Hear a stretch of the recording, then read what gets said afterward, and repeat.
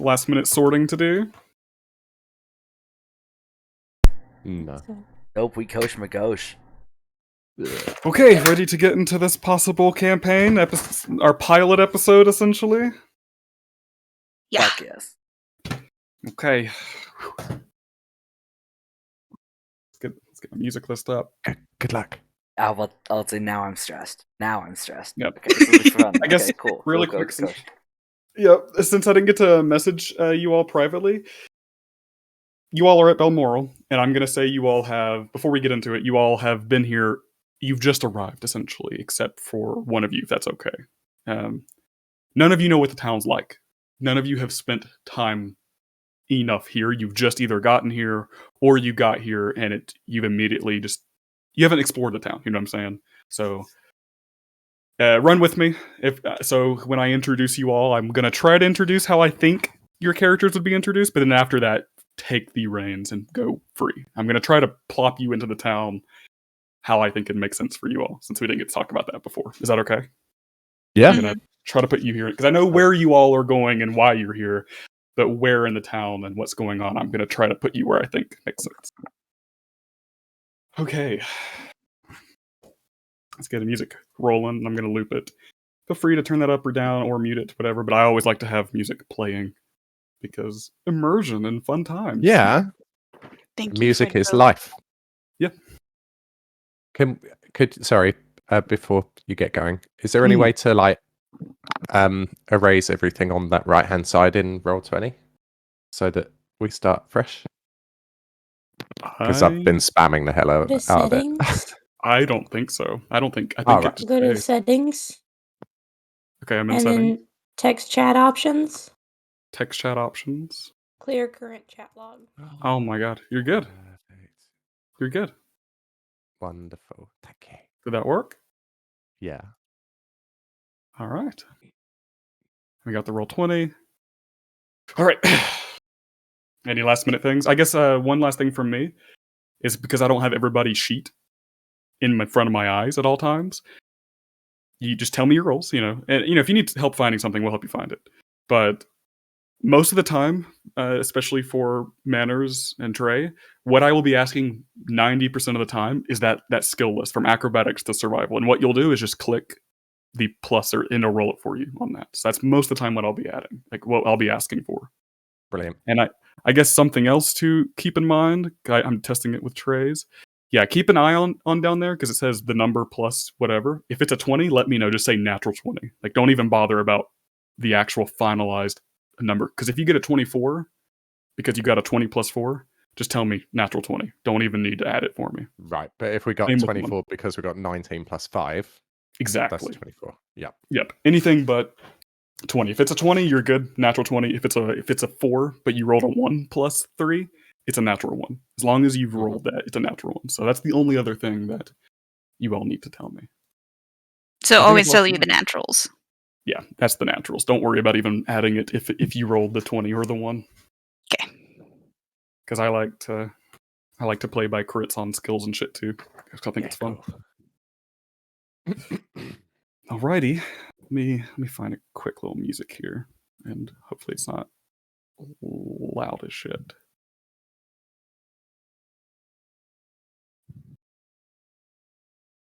I'll just have this running for a bit. And I'll try to change it up when I can. Let me just get one up and ready right at the start.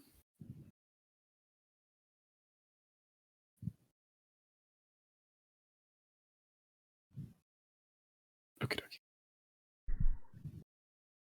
What do you want to eat, baby? Like what? Don't break. Let's get that one out of here. That's how what you we'll introduce have. us. But no matter what, baby. Hopefully that should be okay. Alrighty. As we begin our new story in Dolores, there's a lot of shit going on everywhere. Popeyes? There is a civil war brewing to the west in the continent of Zadel nearby, which has been leaking into Ashal very subtly and slowly. There is new things happening with the broom, which is essentially Raw magic that 300 years ago, raw potent magic that has scarred places, rare places on the earth. 300 years later, and society has adapted and has built a way. But things are brewing subtly there as well. Secret organizations and political matters feud always, but we kind of hone in the simple town of Balmoral, where several of you have come here for different reasons, either by purpose, accident, or just somewhere to go because it's somewhere on the map. It's not where you were before, and it's somewhere new. Simple as that. And this Balmoral, each of you have just arrived, not enough to really get a sense of the town. What you have found is that it lays on a river. The top northern side and the southern side are separated. There is, on either side of the river, is cobblestone pavement, making a boardwalk, essentially, called the River Boulevard. And it's essentially Main Street. You have bridges that go across the river, but on either side of this cobblestone pavement is a line, two lines of buildings forming a main street of shops and important town buildings. And on the northern and southern side of those buildings is just residential. It's not a big town. It's not a city by any means. It is very much a medium-sized, simple town on the way to Beaucaster. That is, you all know that is the biggest city in the Tempering Lands region. Many of the people who pass through here are simply just passing through to get to Beaucaster. The town, there's hardly any two-story buildings here. A lot of the buildings on the main street are built right next to each other with tight little alleys. And like I said, beyond that, it's just residential housing galore. The main front buildings is on this main street called the River Boulevard. And that is why we begin, first of all, with Zake. Zake, you have been traveling. It is becoming evening time. Close. Sunset is on the horizon. A lot of the land and the climate here is fields because it is coming in the west. The west is the light-tilled fields, lots of grass, hardly any forests. As we slowly come into this hotter climate of swamps and more grasslands and not as much forestry. You've come in from the south. You're used to the cold. This is very much an unpleasant change. And you're starting to doubt what path and what road you're on. You've been traveling all day. You think you should have arrived in Beaucaster, the big city, by now. And you see on the horizon this kind of just medium-sized town. It's not as big as you thought it was.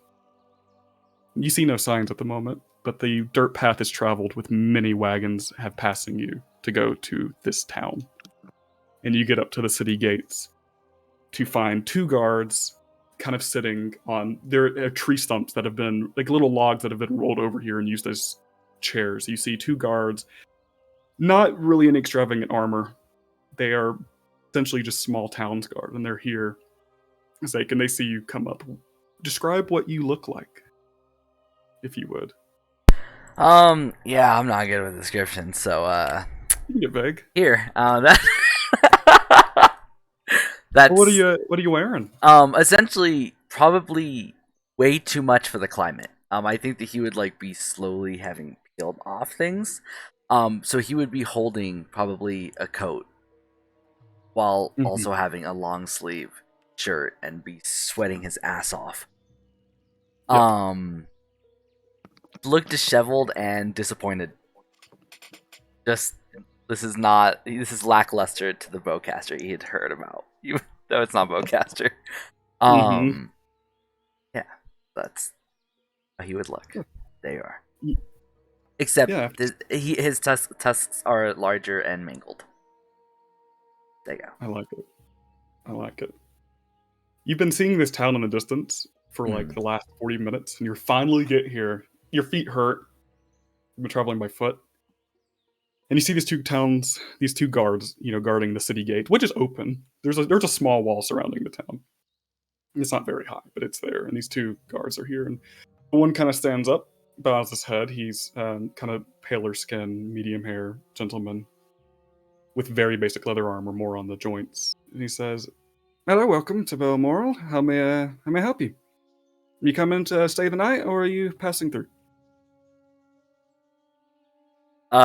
He would pause, look like a flash of anger, and he'd go, "Did you say Beaucaster?" And he'd like lean in towards him and look probably a little bit irritated. You see the other guard who was just messing with his dagger essentially looks up at the other one, and they smirk to each other. Oh fuck! And he says, the one talking to you says, "Oh no, this is Beaucaster. Sorry, Belmore's the other town over. This is Beaucaster.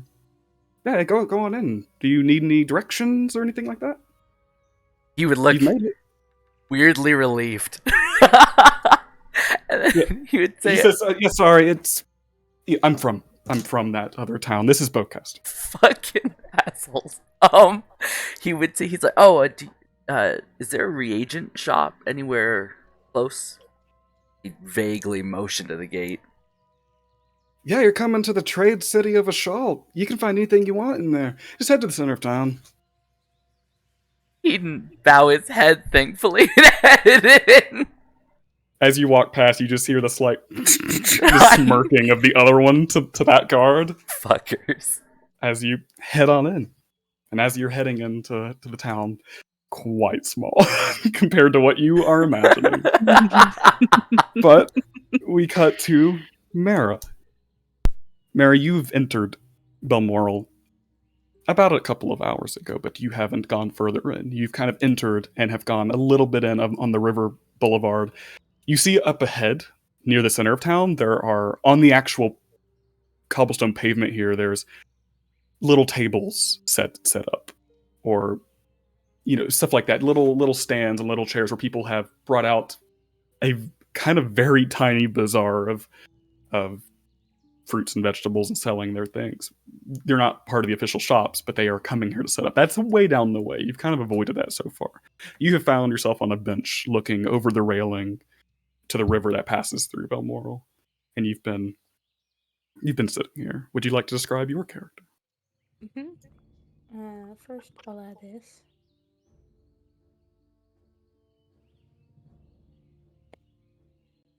So it's long, wavy black hair that comes below about the middle of her back, just kind of like light peach skin. It kind of seems a little flawless. Not really too many freckles or anything like that. Has hazel gold eyes, around 6 feet tall, very straight posture. She's got flowers in her hair that are kind of tucked into it, weaved around a little bit. Just wearing kind of simple clothes, like kind of a flowery corset and just a simple skirt. And then just a forest green cloak, carrying a messenger bag on her side. Just kind of simple looking overall, except for a very extravagant looking necklace. Nice. As you're sitting here on the bench overlooking kind of the river, you hear the pitter-pattering of someone running up. Usually people who've passed you are going in from the entrance to your left and kind of just going further into town. But you hear someone coming in from the right, kind of quick to you, and you just pitter-patter as you turn to see this out-of-breath 9-year-old, maybe dragonborn. It's a dragonborn girl child. She has red scales and these small horns, and she has kind of golden eyes, but also a gold tint to the ends of her. In the sunlight, they turn gold instead of red. It's almost hard to tell what color her scales actually are, but she kind of runs up. She quickly throws her shoulders, standing up on her tiptoes onto the rail, like, and then she's just looking out onto the river. She's been playing and just running by herself, and she turns to you, noticing that you're kind of there, and she says, "You look deep in thought. What's wrong?" She's just leaning onto the rail, and she looks into the water. I'm gonna stare at her, like a little startled that she spoke to me at first, and just be like, nothing's wrong. I'm just sitting. You're sitting away from everybody. Do you not like people? Um, And she quickly throws herself off and puts out her hand to you. Says, "My name's Vinny. Now you're not have to be scared of anything here. We're friends now." Yeah, Mira. I'm gonna just take her hand a little bit and shake it. That's a hard one to You look remember. like you've been running a lot. Mm-hmm. Yep, I'm playing. I'm catching bugs. Oh, that's a nice sport. Yep, I gotta go. And she just turns and All right. just runs back in, just playing along. She goes back into like to join the street of people down there. Oh no! Have we found the first NPC? Oh no! It's just a baby dragonborn. They got So parents, cute. baby. But she pitter patters away. Do you kind of just sit there? Yeah. Okay. Gonna kind of wipe my hand on my screen It a is little a bit. very sweaty, scaled hand. That, yeah. All right. And then we cut further into the town. The camera, we kind of pan in down the street, essentially, into the more crowded area. It's not a city, so it's not too crowded, but like I said, people have set up vending stands here. People are coming out from the buildings on the right of this main street line. People are crossing the bridges over into to the other side to get to other shops. And you see this one building that is essentially a church, it looks like. There's a big bell at the top. But there's the scent of good food and ale, and the evening time tavern dinners are starting to be made, as the inside is actually a tavern. And then we go through the crowded people who are just coming in after work. The rustling, bustling evening people haven't come in yet, but the people coming in after work are, because the sunset is beginning to happen. And we go up the stairs and into one of the inn rooms, where we find Pengelly. As Pengelly, you have stayed the night here. You quickly got into town and just got a room and immediately went to sleep. You were dead tired after a days of travel. Is that okay with you? Yeah. And you begin to slowly wake as you had taken a nap. You've slept a lot of the day, and you feel this little prick on your ankle. As you look, and you hear a voice in kind of the darkness as you hear, "Wake up! Wake up! What are we doing in another town like this?" As you know, that is your friend. Mm-hmm. We're always in another town. Lad, come on, get off me bloody ankle. That stuff hurts. Stop doing it. I've told you loads of times. Bugger off. Kind of shoved a little creature, and you see it scuttle under the blankets. And you hear it, as it's moving, you hear it fall off the other side of the bed, and it goes over to the door in the darkness, and you hear the scratching on it, and it says, "At a town like this, there's nothing happening. Nothing's moving. It's the same thing all over again." It's always the same thing, lad. Stuff will find us. You keep saying that. Let's go down and get some food. Oh, for God's sake. All right, if it'll stop you whinging. Would you like to describe your character, Pengelly? Yeah, he's not got any clothes on at the moment. Nope. He's in bed. But once he gets out of bed and dresses in his very ordinary leather armor, I'm trying to get the picture to work, but it won't paste in. Give it to us. So he is ordinary is a great word to describe Pengelly. He's just shy of 6 foot tall. He's wiry and athletic, but leanly muscled. His clothing is not flashy in the slightest, but it is well made or well chosen, and relatively well looked after. He has got close cropped hair, doesn't take too much care with his appearance, but his beard is sort of trimmed. He looks completely comfortable at home in this setting, in a town of this size. He's very assured of himself and relaxed. He looks like he has seen it all and is quite difficult to ruffle.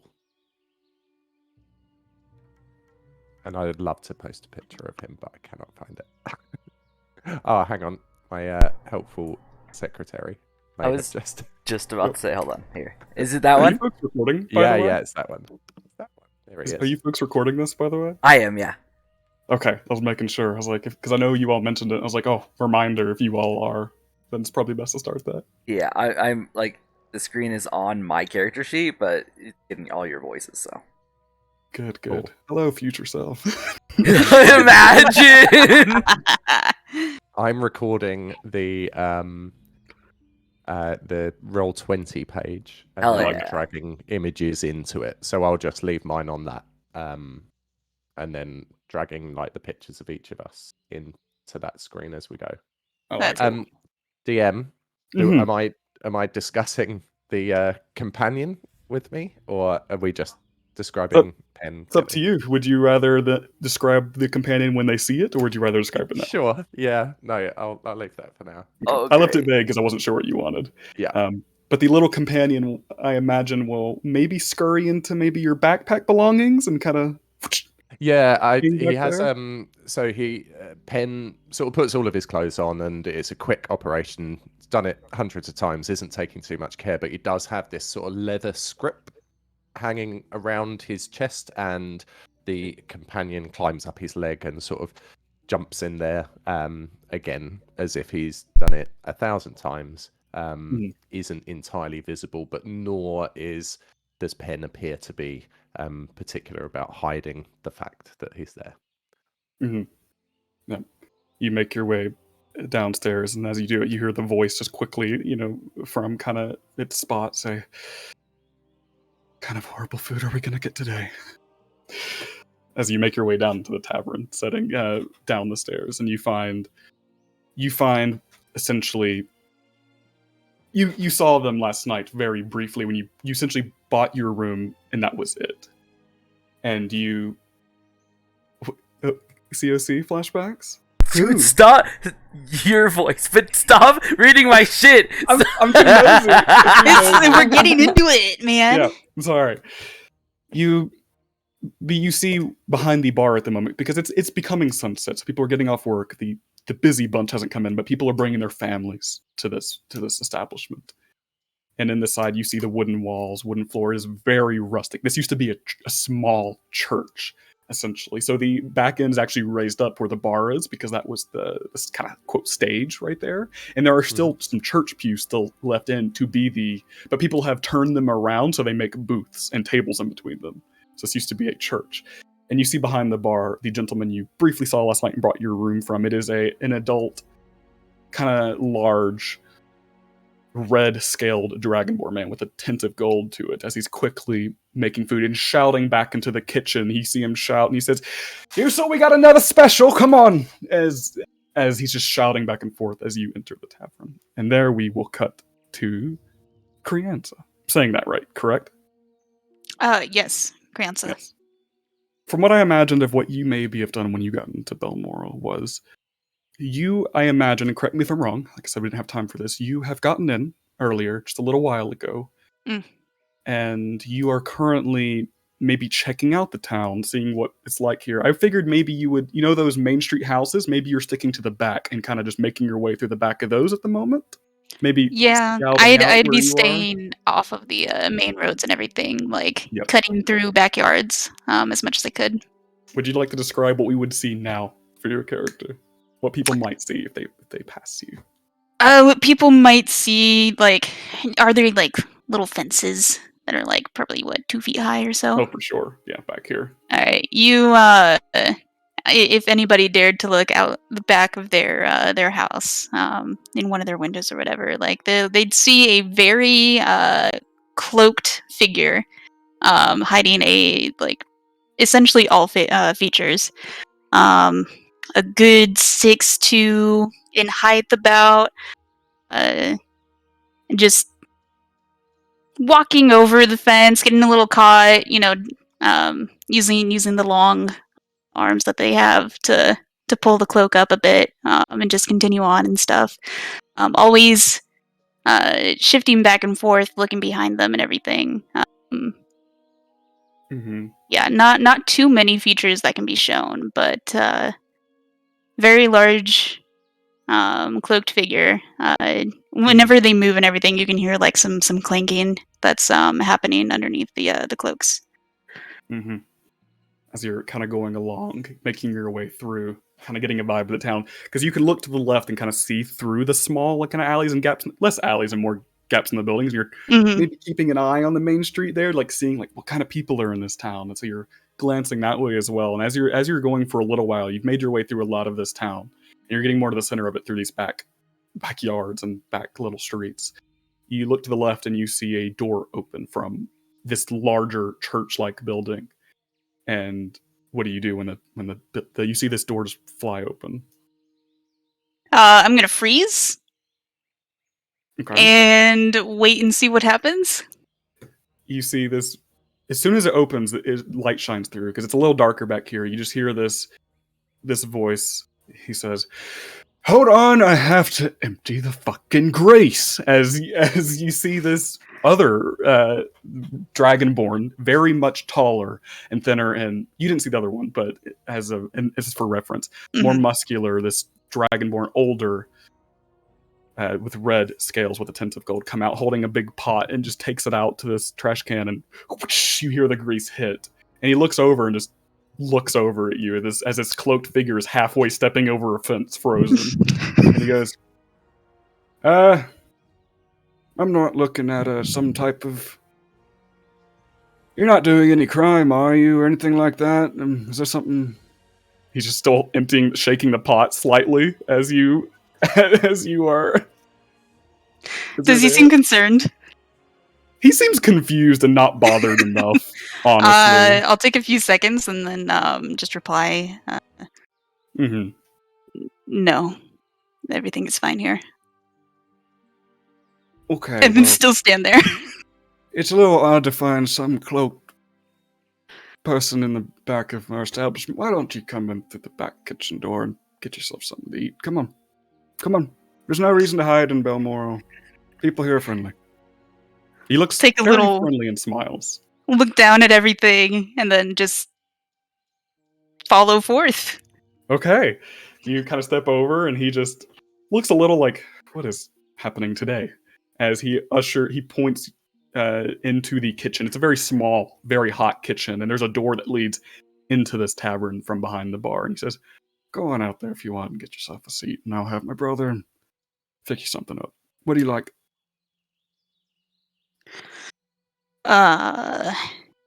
Nothing too large. Anything would suffice.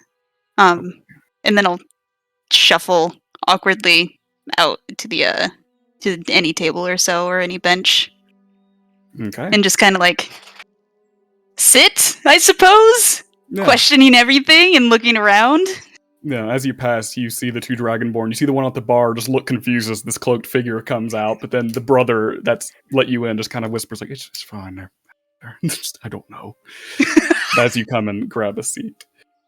And we cut back to Zake, who, as you are walking into town, you've made a little ways in, and you come across this black-haired woman sitting on a bench, and Mara, you see Zake as well, as you are the only two back here, and it's getting darker. I'm What do you gonna do? look anywhere but at them. I'm gonna preface Visibly awkward. Mm-hmm. I'm gonna be 5'8" because everyone's so fucking tall. I think it's funny as shit to be the half fucking tiny. Like it? He would literally see and make a fucking beeline. If she's one of the only ones around, literally not reading any of the social cues, walking over and goes, reagent shop, and he just makes a general point out and about. And looking at her expectantly. Like side eye a little bit. And then like look back at this guy and look back and be like, I don't know. I don't know this place. I don't know where that is. I'm sorry. He would look visibly annoyed. Sorry. I don't know what to tell you. I just got here a little bit ago. He'd probably let out a sigh, but less irritated, more defeated. Go. You know where a guard is? The front gate?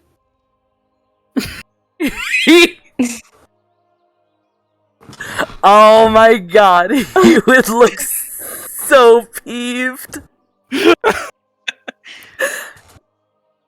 He'd probably rub his temples, bow his head, and he'd probably walk away deeper to get lost into town. So you're going straight down the boulevard? Oh yeah, into town? just straight into town. Okay, Mara, what are you doing? So it's getting later, isn't it? Yeah, sunset is definitely upon us.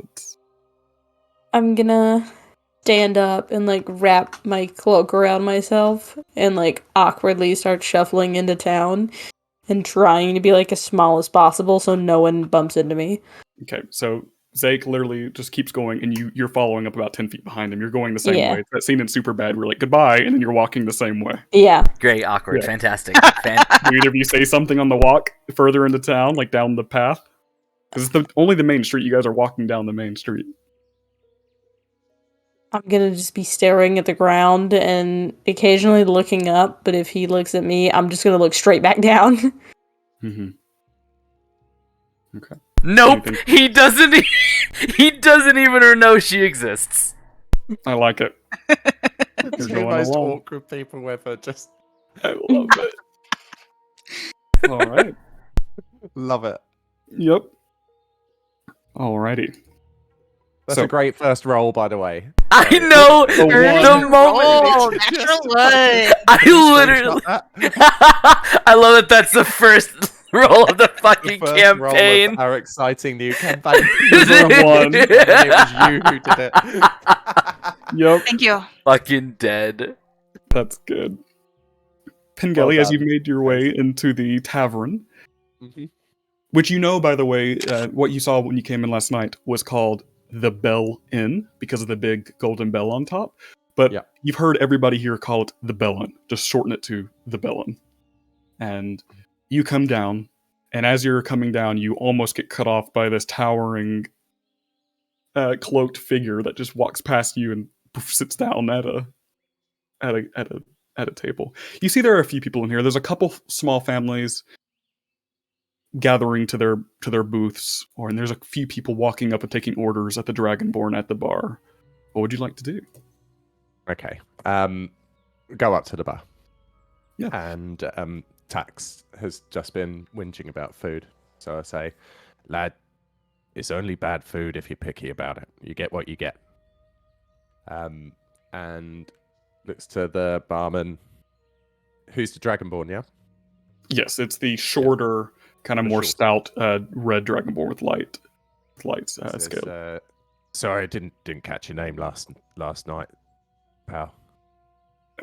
You can call me Sadorm, but my Sadorm. first name is Destad. Back there as usual. So what am I calling you, Sidorm or Destad? Let's do Destad, since my brother is also Sadorm. He's useful, so I'll go by Destad. What's yours? Destad. Good stuff. Well, name's Pengelly, but you can call me Pen. What's on the stove, pal? I'm bloody starving. Right now we have a little bit of evening bacon with some gravy and biscuits. Yeah, nice one. All right, I'll take a couple of plates of that, and whatever you pour in there. Actually, it looks nice. Yep, he's got some ale, some water, and some milk as well. He's like, all right. And you hear him just absolutely shout, "You show another special, please!" As you just hear from the back a muffled, "I'm fucking going!" Just from the back, as they are very much brothers and get a little stressed. This is a daily thing. As after a moment, the Dragonborn in the back, Yusul, comes out holding these hot plates, this messy looking slop of food on top of another one, as the Stod quickly pours you an ale and will slide it forward. And he will say, "That'll be 3 silver." And I hand over the silver. It's early in the morning. I'm tired. I'm just going through the motions. Cheers, lad. And put it down on the bar and then turn around and go to the nearest chair. You happen to be sitting at a table over. Are you going at the bar? I've turned from the bar. He's path of least resistance. I've just gone for the nearest place to sit down without any consideration. Not really looking around either. Gotcha. Just You're at trying an to empty fuel. two-table chair. Yeah. To your front and to your left, at the other table nearest to you is where this cloaked figure has sat. And at Okay. this time, Destad brings over a plate to you as well at your table. Right. Is the cloaked figure is just sitting there, hasn't ordered, hasn't spoken to anyone, hasn't been given anything yet, right? At this very moment, food is the Dragonborn is dropping a plate of food at their table. Right. Okay. I tuck in and I put the other plate slightly to my right and go, "Come on, Tax, don't be picky," and just start shoveling food down because it's a process and I'm neither enjoying it nor focusing on it. Mm-hmm. Would you like to describe what Krianza sees, comes out, and starts eating the other plate? Yeah. Bengali? Yeah. What comes out? Sorry. Do I want to describe? That was or... for you. Yeah. Do you want to describe what companion comes out and starts eating the other food off the plate? Oh yeah. So these little tiny blue claws sort of reach out of the script and grip the edge of the table, and the claws are just sort of just penetrating the wood on the top of the table, and then this snout with a if a lizard could have a pinched and haughty face, this would be a pinched and haughty faced lizard. And with a crest of, hang on, I'm just trying to find the picture. With two little crests of red going over his eyes, and a sort of graceful, sinuous neck. And it is a tiny little dragon. Very tiny. Buddy! And it just starts eating away, probably, at this it starts just chomping into it, and haughty, pinched and haughty. It's got an attitude, and Penn sort of glances at it to make sure it's eating, despite the fact that it's been bitching about food all the time, but knows it's just going to power through everything that's put in front of it. While it is eating, it is side-eyeing you, Pengelly. It is not happy with this meal. It looks so pissed that it's eating this. Yeah, and Penn just sort of looks at it eating and sort of and grunts at that affirmation before continuing to just power through and fuel himself and get past this point so that he can move on. Food isn't a major for him. Yep. For sure. Do you touch your food, Krianza, as the steaming hot food is coming up at you as you see this? So how visible is this? How visible is Taxis right now, Pengelly? Everybody? His lower half is still in the script, but his claws are on the table. He's visible. His head's bobbing up and down, and he's chowing through a plate of food. So he's not visible as full dragon, but you can see his top half. His wings are maybe the top half of his wings are just tucked over his shoulders. Mm-hmm. You see a kid at a table not too far ago, just wide eyes. It sees this little thing. Is like, "Mommy, there's a monster at that table." And you just see this mother just look over, squint, like, don't look at it. As they just slowly, they're constantly staring at whatever this is coming out and eating this food. Yeah. But yeah, Krianza, the food comes out. It'll come to the table and everything, like hands still in, not moving much. Gives a vague little cloak nod to the Dragonborn, and just has locked the dragon. Not moving too much, but just staring at it essentially. Not doing much else. Yeah, Pengelly, you hear it stop. The Taxis stops for a second and says, "Hey, there's some cloaked baddie over there looking at us. Think they're gonna rob you again? People like that rob you." Not, lad. So Penn notices this, and he hears the little kid say that to his mum, right? Yes. Yeah, and sort of sighs and closes his eyes. And then opens his eyes, pushes his plate aside, and looks straight down the barrel of the hooded person and gives them a big shit-eating grin. Like his most disarming smile. God, I love it. Yeah, and says, "You're right there, friend.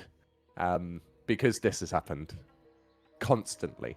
And then he looks down at Tax and goes, "Just keep eating, lad. Come on, finish up, and we can move on." And then he looks back at the hooded person, glances towards the mother and the child, and sort of gives them his second best shit-eating grin, disarming grin, and then looks straight down the barrel of the hood. I'm assuming he can't really make out many features, but he can guess where the head is in there, and he's just smiling and looking and being disarming and neutral body. Yeah, no.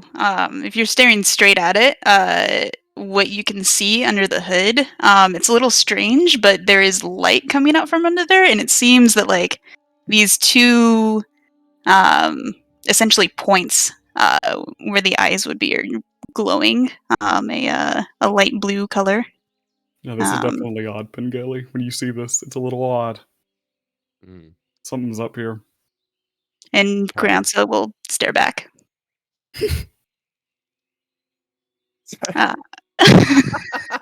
So just staring at each other, and I've got this silly fucking dragons grin on my face. But I have a weird dragon. You have a weird. Yeah. And we're just waiting for something to break the thing. So it will be Pengelly will do it. He will maintain the smile just for a bit longer. Nod, look down at Taxus, and again say, "Come on, hurry up, lad. We need to get moving." And downs the remainder of his ale and starts to sort of try to maneuver Taxus's upper half back into the script. He's definitely takes one last snap at the plate, trying to finish it up as you put him back in. Yep, you stand up. Where are you headed?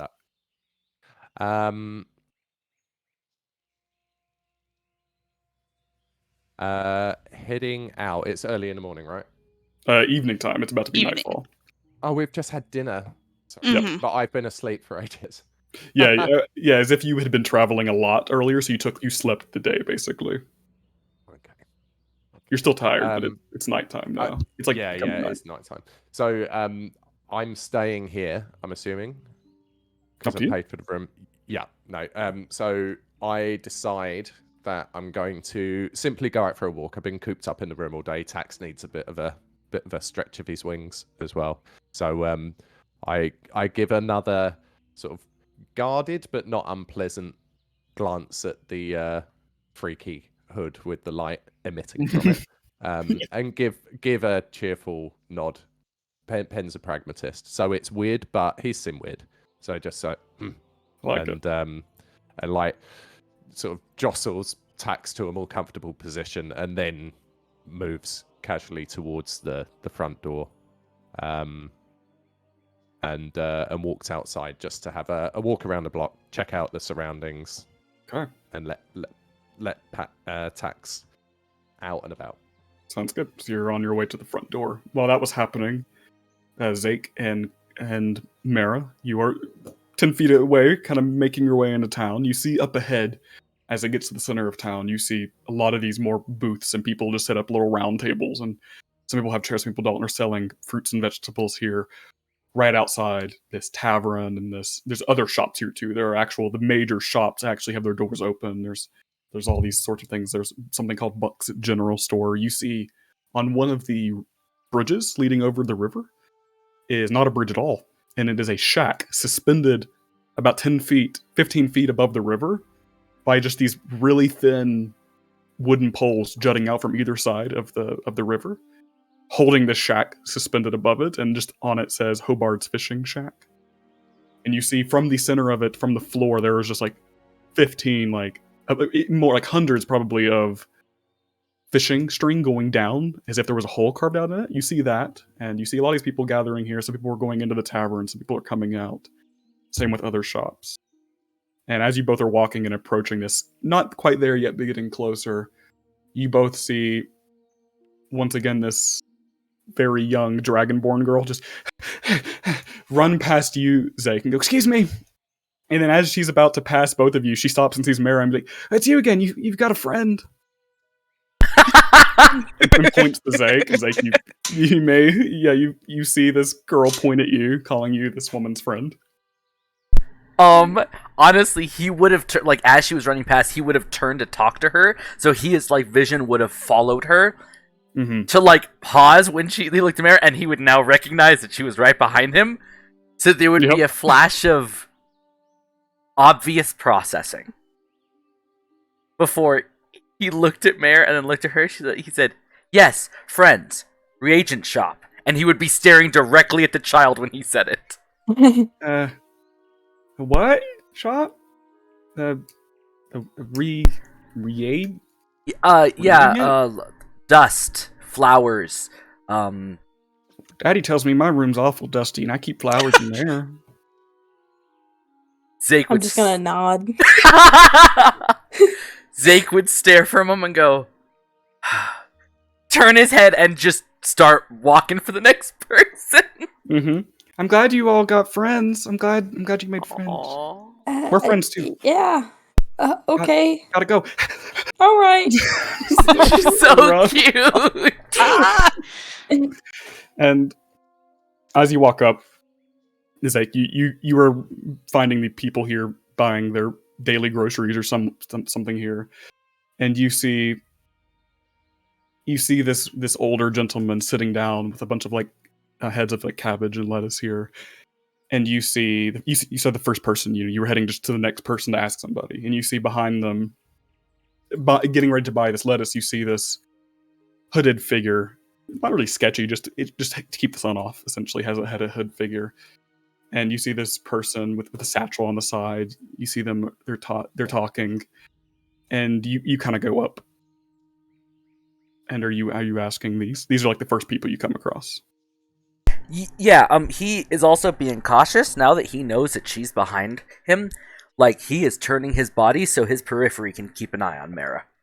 Mara, what are you doing? I'm just walking towards the tavern. Okay, yeah, you're kind of veering off to the other side instead of to the vending stuff. Okay. Oh god, that doesn't settle him. So Zach, are you? Yeah. Oh yeah. No, I'm going straight up to the first person. Yeah, you see this person and buying lettuce at the moment. They're might be talking. You see the man selling the lettuce was talking, and as you get closer, you say, "Are you gonna buy it or what?" You see he's confused at this customer, but these are the first people you come across. What do you do? He would politely pause for the conversation, You see but he would be obviously listening because he's 3 feet from.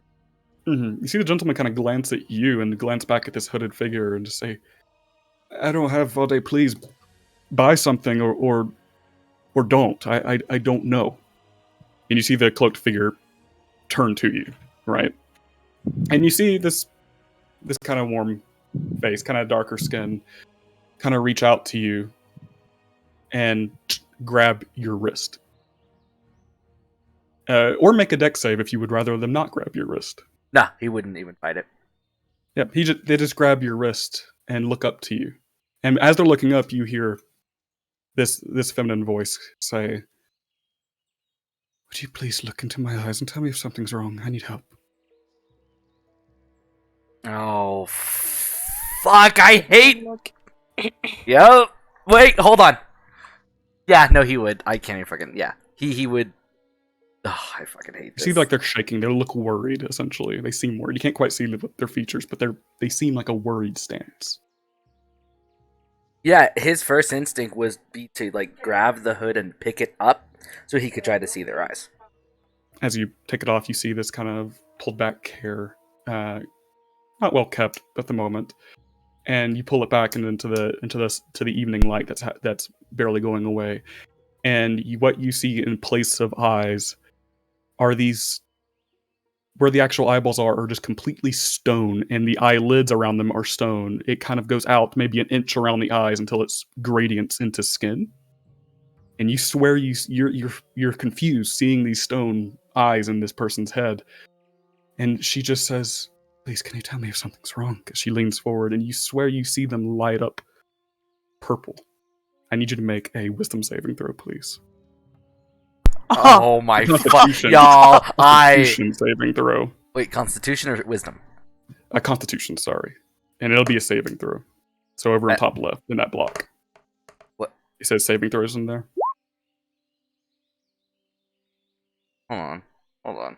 Don't mind me. Where the fuck is No it? worries. It's the very top left. It's that square. It's under the strength, dexterity, and constitution. It says saving throws in that box. Oh! And you will click Constitution.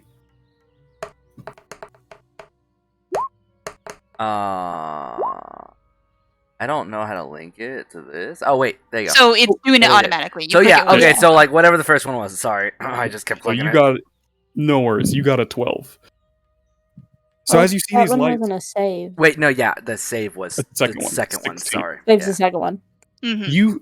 as you're looking in, this just confusion is happening as you see this worried woman, and you swear the eyes light up. You see them go stone, but then they start to light up. And as you're looking at it, you feel your knees start to lock and your elbows start to lock. But then you shake it off and know something's wrong. Yeah, no. Mara, as you're Sorry, go on. passing, you see this happen. Basically, you see out of the corner of your eyes, you're passing by to go, because you were behind, to go to the tavern. You see this person ask Zake, and as he takes off her hood, you see these stone eyes look at him. What do you both do? I'm gonna slow down a bit, and then, he's within 60 feet, isn't he? Yeah, you're like 15 feet away. In his head, I'm just gonna be like, blink if you need help.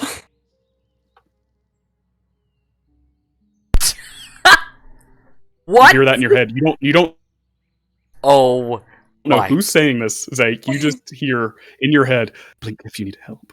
Also, at this time, Pengeli, you are coming out, not aware of this is happening. You just come out and see you come out with Taxis, and you see this is all happening simultaneously. You see a somewhat busy street as you come out and stretch and get some sun evening. Sorry, just to confirm, we're on the river boardwalk, aren't we? Yes, you are coming we're out on of the main drag. Are we on the south or the north? You are all on the south at the moment. The we're tavern on the south. So I've walked outside the tavern that they're heading to. Yes, they're like right in front of it and to the left. Like there's a lot of outside this tavern on this boardwalk here. There's a railing to the river, but along the railing are people just setting up with tables and stuff. People are coming in and buying stuff. And to the left, that's where they are. But you haven't quite noticed that something's wrong here. You just see a bunch of people. I've got out the door, stamping my feet and whatnot. Yep, exactly. Okay. Zake. Yeah, Zake. He'd grab the hood and move it down quickly, like be like, got it. That's why you're hiding. And when he hears the voice, he would look flustered. He would be blinking because he would like be looking around like nervous, and he would move her hold on his wrist to try to grab her hand. Would look at the old man and sorry, go on. No, I'm just saying because you started moving, right? As soon as you start moving, you see her other hand start moving for something behind her back. Mara, you start seeing, because this is all happening simultaneously as you're describing it. You see that other hand she's moving for is for a short sword sheath on the right hip. I'm gonna cast Charm Person. Okay, well, wait, we're gonna roll initiative then. Okay. Yeah, you were, Zake, you were in the middle of moving her wrist and starting to look to the old man, and all this was happening at the same time, essentially, because you cued that reaction there. Fuck my life. Yep. Alrighty, roll initiative. Roll initiative. Whoa! How the fuck do I roll? Shit hits the fan early in this campaign. We all Initiative will be like Yep. mid right top. Next to all your skills. next to armor class. Right next to your armor class. And below proficiency. Did it roll? It's not rolling. Let's say yeah. I don't know if mine rolled in the chat. Yeah, just let me yeah. know what each of you all 20. have. A natural 20 or a regular 20? Regular. For you, Pengeli? No, that was Zeke. No, sorry. Holy Zake, shit! That's cool. You've got a dirty Yeah, 20. I got a dirty 19. Right, 19. What about Crienza and Mara? Trying to roll. 9. If you need to, just roll a d20. 9. Would have been a 10. Okay. Yeah, I'll just roll a d20 then, because mine's not connecting. I got a natural 1 plus 1, 2. Okay, so you got 2. You're really focused on your food. I'm You're staring at it. obliviously eating. 2. Okay. Alrighty. Zake, you're up front. You start seeing this. You start continuing with what you were doing, and you start hearing behind her back, her pulling, start pulling a blade. What do you do? His first reaction was he didn't actually acknowledge that she was pulling the blade until he heard the noise. He's gonna try to push her away from them. He's not even gonna think that he's in danger. He's gonna push her away from the old man. Make an athletics check for me. That's on your skill list. Should be near the top there. 11. You shove her away from this old man and further into the middle of the street, and she stumbles back as you push her. She is now about 10 feet away from both Mara and Zake, and she is away from other people. You start seeing people turn, people who are gathering their groceries, and start looking to see what's happening, because the fight looks like it's breaking out. Anything else? Can I yell? Yeah, for sure. Yeah, his first instinct would be to just scream sword. Like, Okay. no context. Fantastic, but yeah. You start getting people like scared. People are immediately grabbing the people close to them and starting reactionary to get the hell out. So I guess for what you can do on your turn, you have an action, which are most things. Hit with weapon. Most spells are actions, etc. If you look at anything that's any spells, those are usually bonus actions. Or any ability, it'll say bonus action. So you get an action, a bonus action, and you can say a few things. You know what I mean? Okay. You can kind of do that. So an action, a bonus action, and you can say a few things. And most abilities, if you read them, will say, like in your actions and your features and traits, will say action or bonus action. So, and I can let you know too. You can always ask. But that's pretty much what you do. Action, bonus action, and you can usually pick something up free. Stuff like that. You can do minor things as well. And you get to move. Each of you have a speed, 30 feet.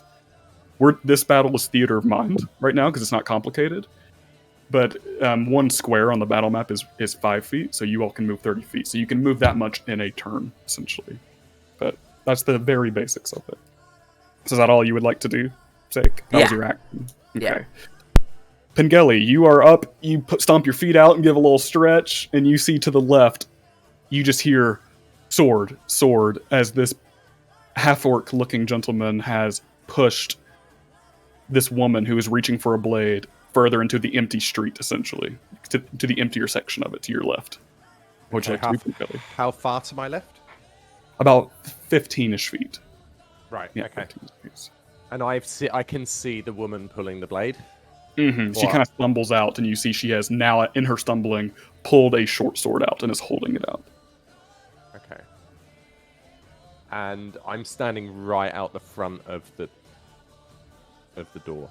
Yes. Hope the music's okay. I can change it as well. No, we're good. It's perfect. I'm just trying to figure out what to do.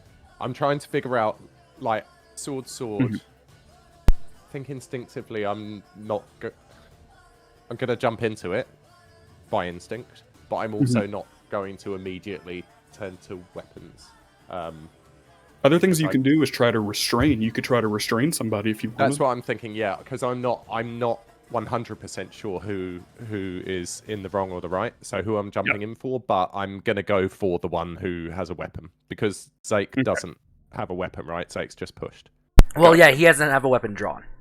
Yeah, not drawn. Exactly, yeah, so he's just pushed. Okay. So what I've seen is a half-orc, a short half-orc push. Yeah. A cloaked figure, but the cloaked figure is drawing, or has drawn a weapon. Yes. So to explain how this will work, you can make an athletics check, and they will contest the roll. So if you win, you will be restraining this person, but just know while you're restraining them, it means that they can still attack you. They can basically swipe up and still try to get you. Are you fine with that? To try to restrain them? I think first I would instinctively like turn out the script and tell Tax to bugger off. Bugger off, lad. Get on the roof. You see Tax go, all right, and just hop down and just scurry up and onto the roof quickly. Yeah. And then I will dash over and try to restrain the weapon hand of that person. Try and restrain them. Go ahead and roll me an athletics check and roll it twice because you're surprising them. They don't know that you're coming out and trying to grab them. Okay. This is all turned very quickly. Okay, the first one is 21. Okay, go ahead and roll again. Just to is 17. Because I'm fucking awesome. Ooh, they actually rolled pretty good. They almost got away. You come up and grab their arms and kind of put them together as much as you can at the back to try to restrain them. And you see this woman just... But as you grab her arms, you see on each of her wrists, there are these weird purple glowing runes tattooed onto her wrist. And you see now, as you've grabbed her, her eyes are just stone. But you have a hold on her now. Okay, that will probably be your turn. Unless you want to say something. And I would just say, easy, come on, put it away, what are you doing? And that I would say that just before I noticed the purple runes, and then just have this sinking feeling of, oh, fucking hell, here we go again. Alrighty. And next is this person's turn. So I need you to make another athletics check, this time just one roll, because they're trying to break free. You see this woman is trying to trying to break free as much as possible. 12? You still hold them. She's stronger than she looks, but she is trying to break free. But as of right now, you hold her down, and that'll be her turn. Mara, you see this all happen. Yeah, I'm gonna cast Charm Person. Okay, you're gonna cast it on this person. I think that'd be they're considering fighting. Yes, they're So, right now. wisdom saving throw with advantage. Yeah. And what's the DC on that? Sorry, I'm still getting used to new stats. 14. With advantage? I rolled my first natural 20. I am so sorry. Wait, Yeah. What does it look like? That's my first one, at least. So, what does that look like when you cast it, at least? I'm gonna kind of like start moving my hands and like symbols, and as I'm doing so, a very thick tome comes out of my bag and like floats around me for a second before landing in front of me. What's the tome look like? It is black with a red cover and like rubies inlaid in the front and like a lot of designs on it. And then it's gonna flip itself open to a page. And then I'm just gonna start muttering the words of it. And black smoke that turns red just slowly comes out and tries to kind of go around them, but just ends up dissipating. Yeah, you see it go, this black and red smoke dance around this person's head. And then the stone eyes glow purple. And your spell dissipates as it unfortunately got a natural 20. Lucky roll, I'm so sorry. Alright, anything else you'd like to do? The book is still floating That's it for around me. you. Okay. And Crianza, you were just staring at your food, looking around, and you just hear the muffled sword like outside, and you start hearing people shriek and people move. People are coming into the tavern. Yeah, out there, by the way, people have started to deplete. Like, it is just you guys now out there because people have come into the tavern or run down the road. People are good at getting the shit out of Dodge. And so, Crianza, you know something's wrong out there. Yeah. I haven't touched the food at all. I've just been staring at it. So at this point, I'm curious. I'll go ahead and stand up and start walking towards the door. Decide who's the bartender just says, "Be careful if you're going out there." Cool. Yep. A worried bartender who just sees, oh, you're the one person going out while everybody else is going in. The hulking thing, yeah, I'm gonna... I don't recognize him or anything. I don't talk to him. But when I get to the door, how far is that from me? I don't know. It'd be about 20 feet to get to the door. 20 feet to get to the door. And then once you get to the door, you'll have about 10 feet of movement out there. Is this It is an action. So you could get to the woman if you wanted to, give or take. Yeah. Oh, okay, we're that close to the door. Yeah, you're pretty close. I'll take a moment and look around. I'm gonna, cause I can. I'm gonna do detect magic. Okay. Yeah, I'm How do gonna you look up and cast it? specifically trying to find the little crazy lizard thing that I have no clue what it is. Okay. So first of all, does it look like anything when you cast it, or does it happen like innately? So yeah, I Right. mean, there We don't see is. much of you at the moment. So that's Yeah, you don't see too much, but the only thing that happens, like, there's a little shuffling with the hands and everything, where like the hand goes across the air, and there's like a glowing that then increases and then fades a little bit while the detect magic goes off. Okay. So you're looking around. I guess first off, you're looking for the little creature, but you do see right in front of you this battle happening, and you see on this woman, you see those runes I mentioned. Most people would miss those. They are blaring to you. They are blaring transmutation magic. Those runes, and you see them actually. No one else has noticed them, but on the woman, there are runes on either side of her neck too, under her, kind of only just peeking out, and they are blaring purple to you and transmutation. All the same. Yeah, all the same. You don't know what that is, but it's transmutation. And you also see. You look up and you just see almost vaguely. It's not magic, but you see this. It's not magic at all, but you see this little lizard head poking off from the edge of the roof right over the door, just looking around at the battle. Very tiny, not magic at all.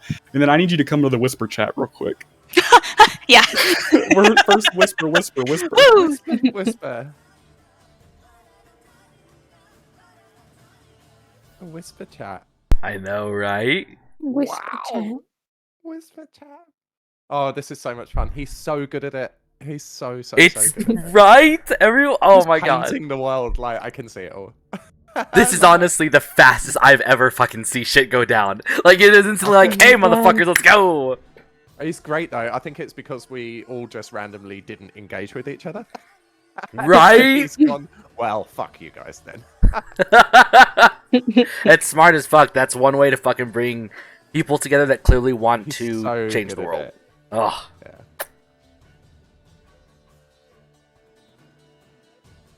God, it gets so intense, like the way he DMs and stuff. Like, there's been times, like there was like the whole city on fire one time, and we were like running through it, fighting as we ran. It was amazing. So we'll be private every once in a while. No worries. Just responding to a message real quick. God, I wonder who that message is. Yep. I'm sorry. Old telegrams Magoo. I'm Over. sorry. I had to ask questions. I don't want to fuck shit up with this story. You said that transmutation was the thing? Transmutation is the one on the woman and her wrists and her neck and her eyes are transmutation. Transmutation glyphs. All right. All right. So you cast that, and what else would you like to do? I mean, shit. What else do I have? Bonus actions. I can't do much. Yeah, I'm gonna stand at that door, make sure like if people are running towards the tavern and everything, they can get past me. So like I'm shuffling out of the way, trying not to let anybody touch me. Okay. Alrighty, then it's back to Zake. You see this woman has been restrained by Bengali.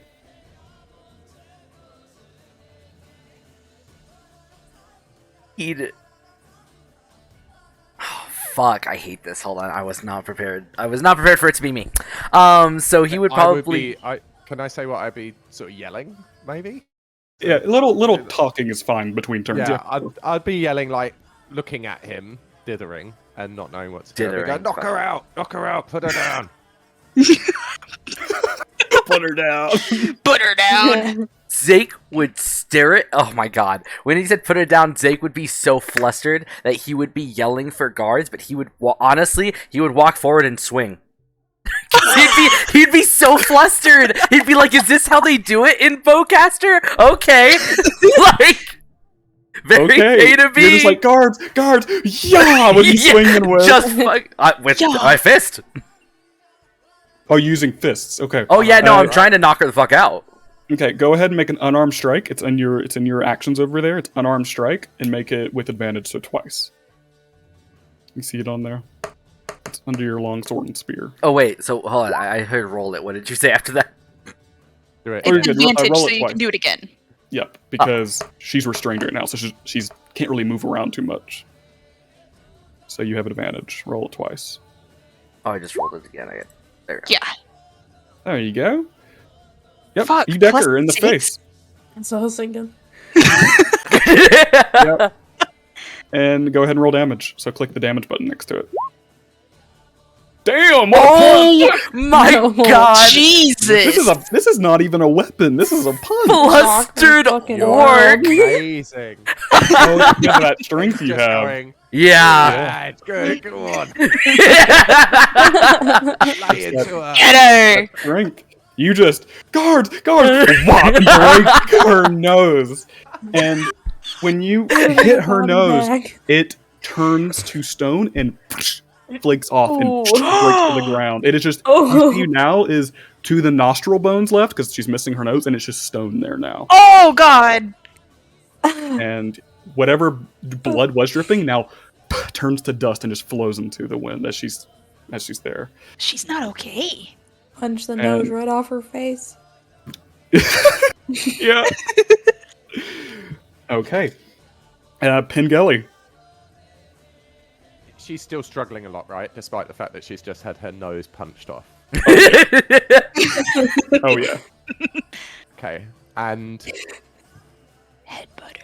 I'm still hanging on to her with both arms, right? So, like, If you want to keep holding, you'd have to make another roll and use that as your yeah, action. because if I tried an unarmed strike, I would actually end up releasing Yes. her. I'm still not convinced I want to actually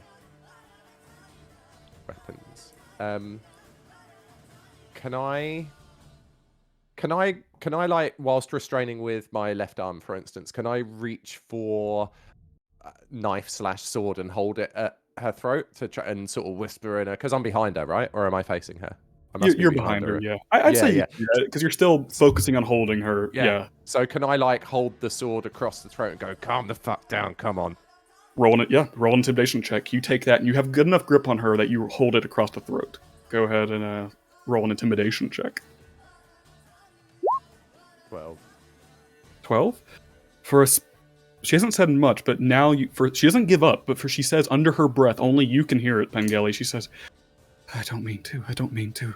And then she says louder, just look me in the eyes and help. And she's still struggling, trying to go with her blade. Okay. That was your action. But you got that sentence out of her. It's her turn. She's not going to try to escape. She's just going to try to bring the scimitar up and hit you. So you feel her arm getting very strong at the moment as she, checking out your AC, which is 14. Yep.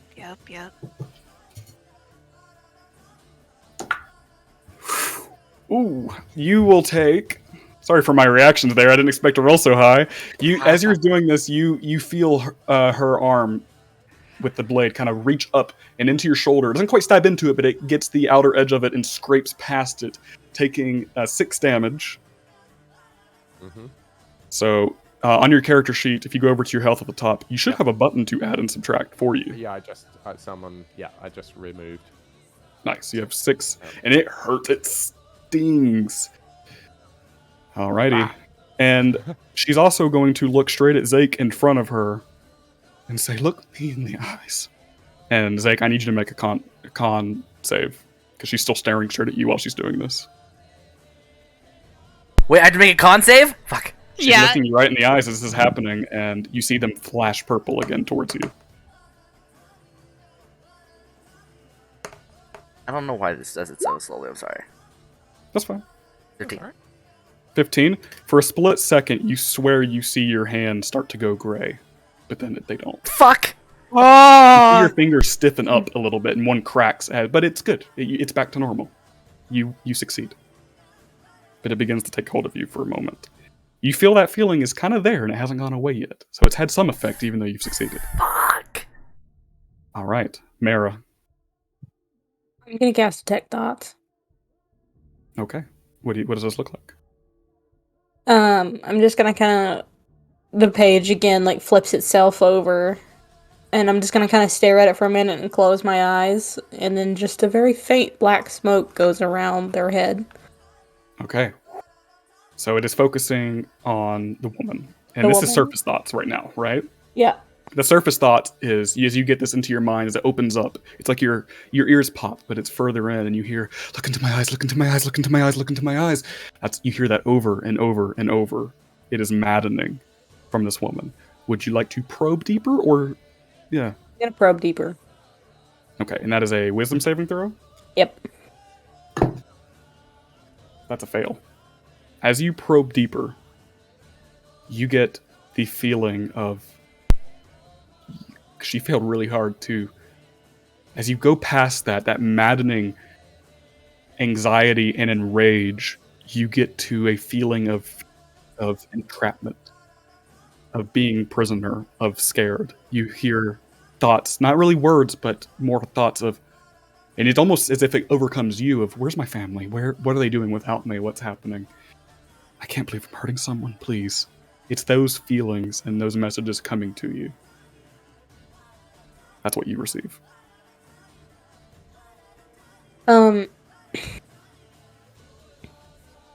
As I hear that, I'm gonna focus on it for a second, and then just kind of yell out towards them and be like, "It's not her. Something's making her do that. Try not to hurt her." Okay. Crianza. With the take on deck. yeah. She's actively aggressive and everything, so I'm going to go ahead and walk forth. And if they're still struggling and everything, if there's room, I'm gonna go ahead and get in melee range and go ahead and like touch her shoulder, her arm, or something, anything, and go ahead and do shocking grasp. Okay. Roll to hit. 19 to hit. Yes. What does this spell look like? So for the two that are closest right now, you can see the hand pokes out and everything, and it is of a darker skin complexion and everything. If you pay close enough attention, it seems a little too perfect. Like, it's not as wrinkly. You don't see veins or anything. But from that, like a crackling of electricity and everything, kind of like shoots out, and the lightning goes into the that person there, the lady, and is going to do 2 damage. And I'm trying to paralyze her, essentially, not to kill her. Yep. Gotcha. Yep, you see the electricity dance through her, like kind of up her arm, and where it does go, you see that skin turns to stone and begins to crack on her forearm. But you were trying. So 2 damage on her. Alrighty, is that your turn? And then I'm gonna back up. She cannot take reactions Cannot take reactions. until the Noted. start of their next turn. Okay. Noted. Zake with Pengelly on deck. Doesn't that mean? Yeah, you're next after Zake. Yeah. I'm just Right, letting you know to get ready. Yeah. Zake, Pingeli, start thinking about what you're gonna do. I know, right? Zake seeing her, slice at Pengelly, and then hearing Mira. Honestly, this is all chaotic for him. But his first reaction was to look at her skin begin to turn to stone wind. Crisanza, how do you say your name? I'm so sorry. Crianza. Did that attack? He would reach for her arm and try to snap it. Damn! She's a fucking. If he's gonna be a gargoyle and not bleed, he's like, cool. I'll just take off Love every that. limb. Mara's like, it's not her, don't worry about it. And he's like, Arm I'm gonna snap. break her fucking arms. Ah, Okay, that arm is currently turned to stone, so I would say make an attack roll. Do you want to basically use your hands, or do you want to use a weapon? To No, cut it yeah, off? he doesn't have weapons right now. It just makes sense that he would try to snap it with his hands. Okay. Yeah, you can pull one out. Just to let you all know, you can if you want to. Don't think you're restricted that you can't pull out weapons. But yeah, you can use your hands. Make an unarmed strike to essentially try to crack this arm. who uses weapons? Oh, that's not going. Oh wait, I thought that was a 1. 13. Yeah, you managed to make contact with it as you're trying to grab it and trying to snap it. Roll damage. Jesus Christ! You're Holy amazing. shit! Yep. With the crack, you see blood begin to spill out, and the blood midair turns to dust Oh! as the cracking. You hear this. It sounds like a statue just going pshing, as it breaks in half, and you have their arm with the sword, because that was the same sword arm. The sword ding ding ding ding falls to the ground as the fingers cracking up, and it's at this time that you're still holding her Pengelly, and you feel that arm, that's lighter over there, but then the shoulder begins to, and then her neck, and then her torso, and the stone effect begins to crawl over her face, and the last thing she says is, "Look into my eyes." She's completely stone, and she is big ol' heavy now, a stone in your arms, Pengelly, as she is now fully stone, and we're out of combat. Are there any thoughts still? The last thoughts you grab is, "I'm sorry," and you hear not really a name, but she's thinking of her daughter. Oh, Of, "I'm sorry, be well," and I'm just a "I'm sorry" feeling as she turns to stone. And we're out of combat. My book's What'd you do? just gonna slowly land in my arms. And I'm gonna tuck it back in my bag. Mm-hmm. I'm holding up this statue now, right? Yeah, you're just holding up this woman's statue, essentially. Her clothes, Okay. everything has turned into this. So I will. So Penn falls to his knees because of the weight of the statue pulling him forward, and also his shoulder hurts like a bastard. So he Mhm. just goes, "Fucking Jesus!" and collapses forwards, sort of leaning on the statue. Mhm. And I don't know how brittle it is, but he falls and thuds it to the ground enough that if it is very brittle, it probably some of it falls off. Yeah, for sure. If it's cracked through, yeah. And so he's like flustered, and his shoulder hurts like a bastard, and there's bits of statue grit in his face, and he's pissed off. He's just a fucking Jesus, and the thing starts to fall apart, Mhm. and he's like yes, cradling his Jesus shoulder. Christ, the hero of a shawl. Yeah, sorry. I love it. I do it too. I make that joke every time someone does it. I love it. Fucking Yeah. deity of your choice. Yeah. I Insert still deity say here. Jesus. Oh. Yeah. you Okay. do, yeah. And that's it. He's holding his shoulder. He's pissed off. You all Uh, are gathered around here, kind of only yourselves in the streets now, as everyone else has gathered away. You see people looking through the tavern windows, just watching. is the magic glyphs still doing their thing? You detect magic. When she turned to stone, they faded out. It seems that before the stone even took place over it, the runes went away, and as soon as they went away, she became stone. Mm-hmm. Because that rune on her right wrist got taken off, and when that Yeah. got taken off, the other ones dimmed, and then she became stone. So there's nothing lit on her right now. Okay. So Penn looks up at Zeke. Zeke? Is it Zeke or Zeke? Yes. Good answer. Yeah. Sure. It's Penn Zeke. looks up at Zeke. Yep. And says, "Bloody good punching, lad. How hard did you hit her? Jesus." Again, I'm going to do that heap, so I apologise. No, do it. Yeah, Um, you're fine. How hard did you hit her? And I'm still sort of moving my shoulder around, and it's very sore. Obviously, very sore. Zeke would look. Zeke. Zeke, I know, right? I'm gonna keep switching to whatever y'all freaking say. He would Zeke. look actually pretty Zeke. upset. He would look down at you and he would say hard. He would Yeah. cautiously drop down to his knees, place his hand, and y'all can talk over, but he would recite, "O gracious mother, look upon the one that mourns. I beg for your presence. I call out to you in your tears. Give me your forgiveness, your understanding, your grief. Judge this soul to your liking." And he would just quietly recite that over and over again, bowing his head. Right. So Penn, at that, being faced with that response, sort of stumbles to his feet, puts his left hand on Zake's shoulder and pats it, and goes, "All right, lad." And then he turns around and starts looking at the rooftops, trying to locate something. Up Trying to there. see tags. Yeah, he's above. He's above on the roof, above the door of the bar.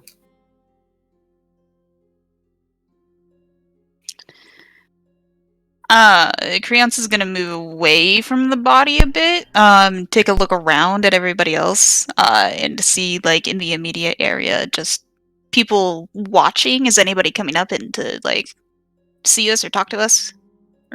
At the moment, everyone's hiding in the bar, but you do see from the right down in the way, you do see what looks like about 2 people, actually 3 people running this way. They're quite a bit in distance right now. Probably guards, honestly. You know, this all happened, for reference, for those of you who don't know, a round in D&D, like a whole round is like 6 seconds. It's all happening Mhm. very, very quickly. So you did yell for guards, and it looks like they did hear, and they're still on their way. Yeah, Over I'll back up a bit and quietly to myself mutter. Uh, yeah, I'm gonna mutter and talk to Caxion, which I haven't told you. That's the that's the thing. And I'm going to do a healing light on Pengelly. And if anybody's paying attention, it's again this light glows and fades a little bit, and I can give you a d6 of healing. Let me see if I can roll that. Yep. Yeah. 5 So you points get 5 back.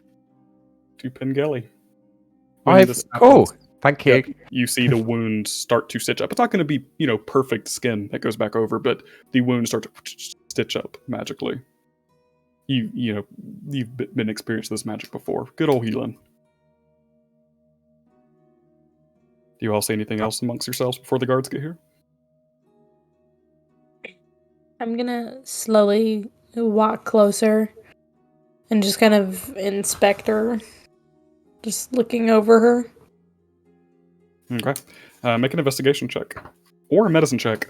Both, honestly, if you would like, because that's really 2 different types of checking.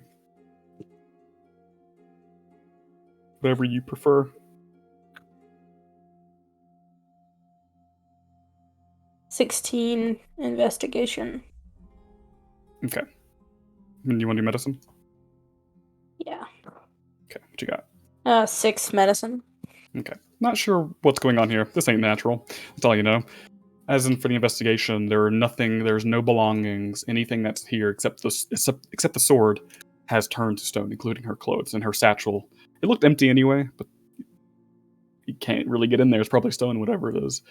You don't see anything except the only difference in her skin here is the runes on her wrist and on the either side of her neck are now engraved in. They are a slightly toned deeper into her skin. Still stone. That's about all you find here.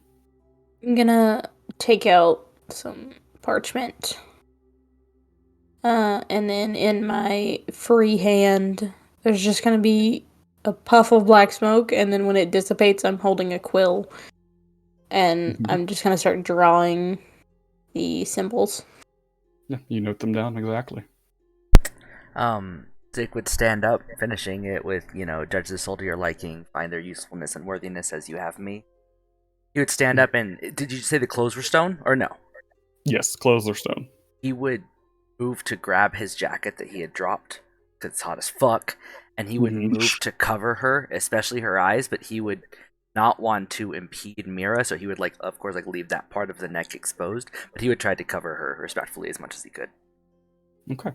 Roll for respect. I like it. I like it. Yeah, you do so. It's about this time you hear the two guards kind of roll up, and two guards and one other person. You see these two guards kind of come up looking. It's not the people at the gate. It's other ones. They're kind of wearing more leather armor on the shoulders and on the joints, more than actual proper armor, and they have short swords drawn. These guards in this town are very much not officially trained. They are people who have volunteered to take up the job, essentially.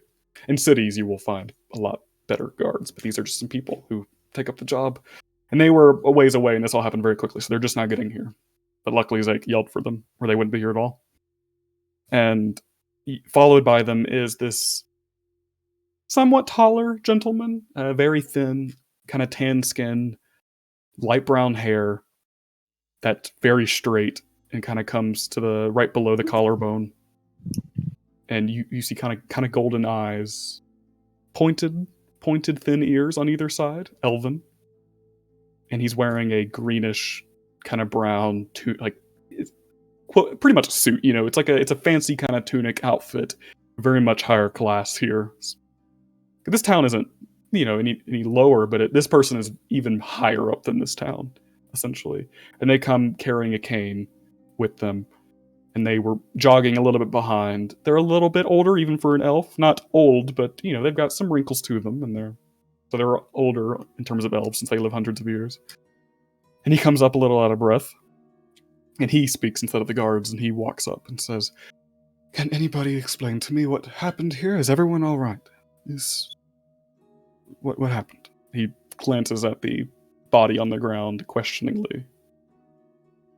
The mouth is thin, but lips are kind of together now, studying and looking confused at this corpse on the ground. But he looks to all of you. Zake would look at Mira and Pengelly.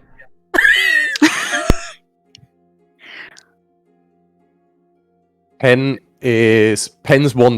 walked away a little bit after tapping Zake on the shoulder, and because he's obviously zeroed in on where Tax is. So I feel like he's probably not the center of focus, and he's more interested in looking up and sort of and clicking and just getting Tax to discreetly, in a well-practiced familiar move, to discreetly just hop into the script so that he's not super visible and noticeable. Yep. Hops down and into it. Yeah. Yep. So, Mara, would you like to respond then? As he looks at me, I'm just gonna look back at him and then kind of awkwardly shuffle, and the quill just disappears from my hand.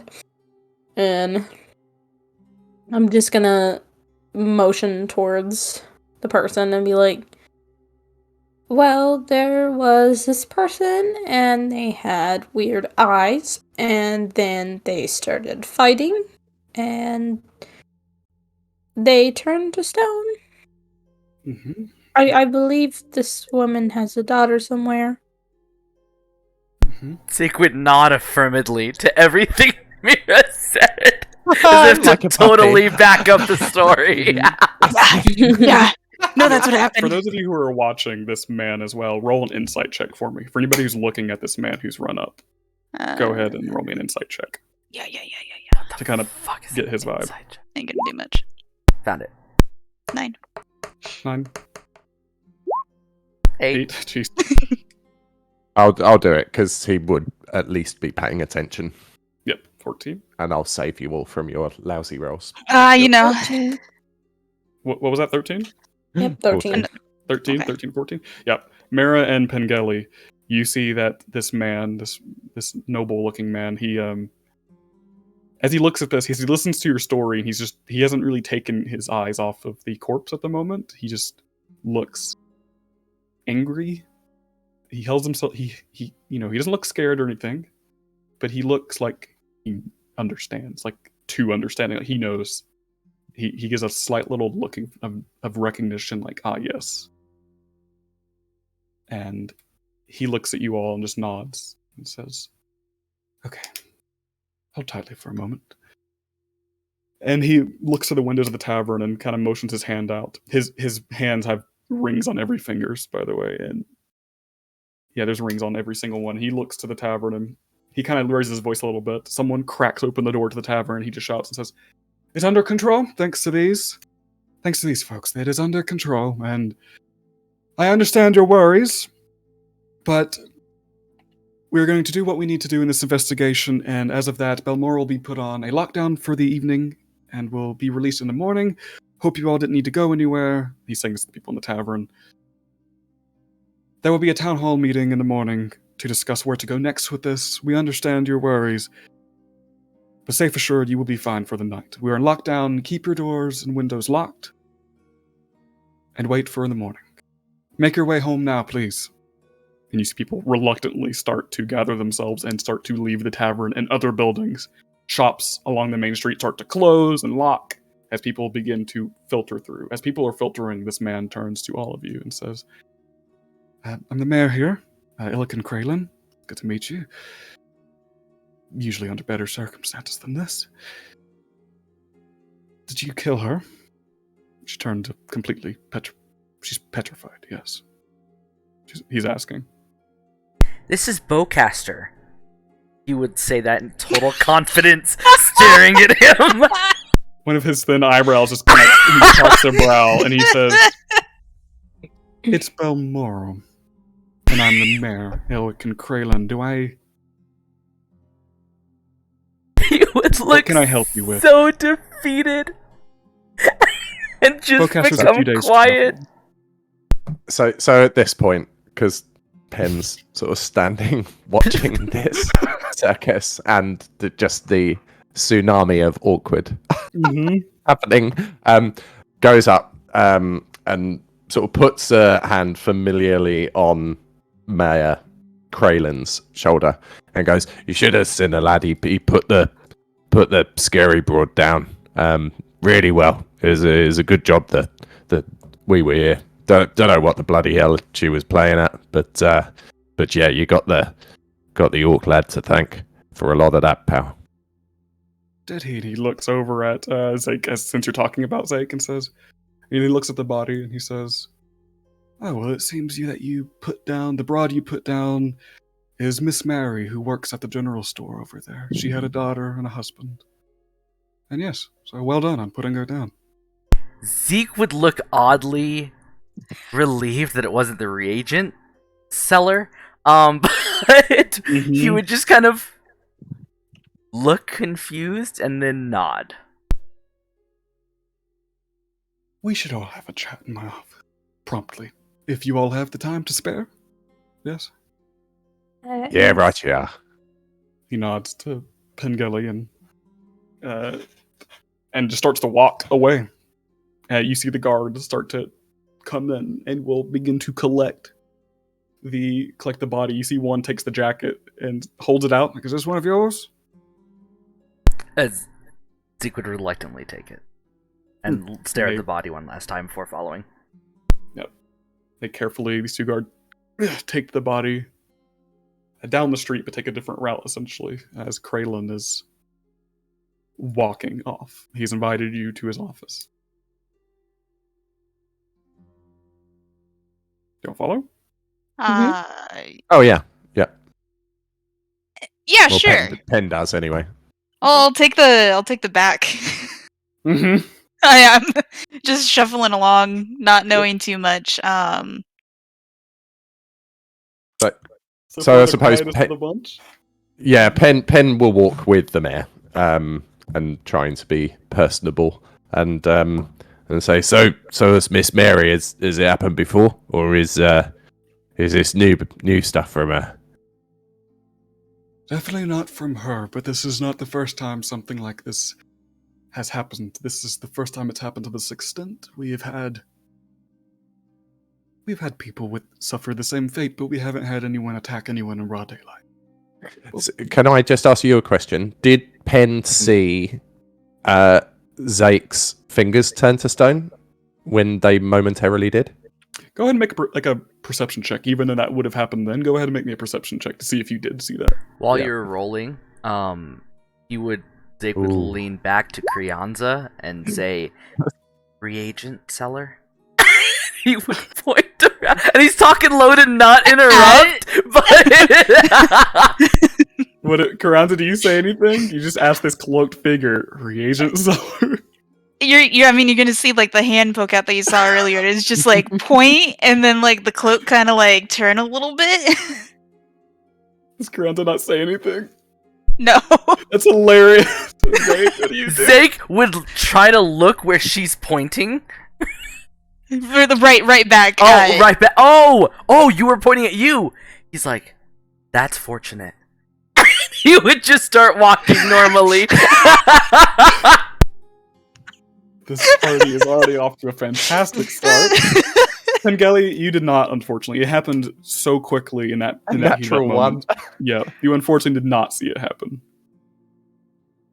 But yeah. I think off the back of that, then Pen just go, "All right, well, you can fill us in on what's going on then."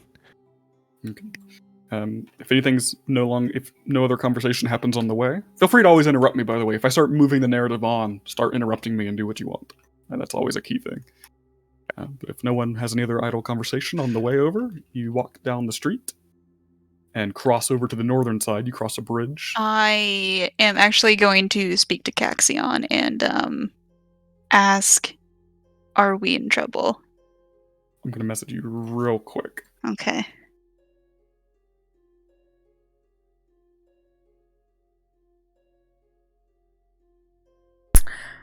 Zeke would lean, because, funny enough, like, the awkward walk, he would lean over to Mira and go, "Can you, could you, bring a bowl like you did your quill? Like, is it, can you see it? Or is it there a little room that you can pick which item?"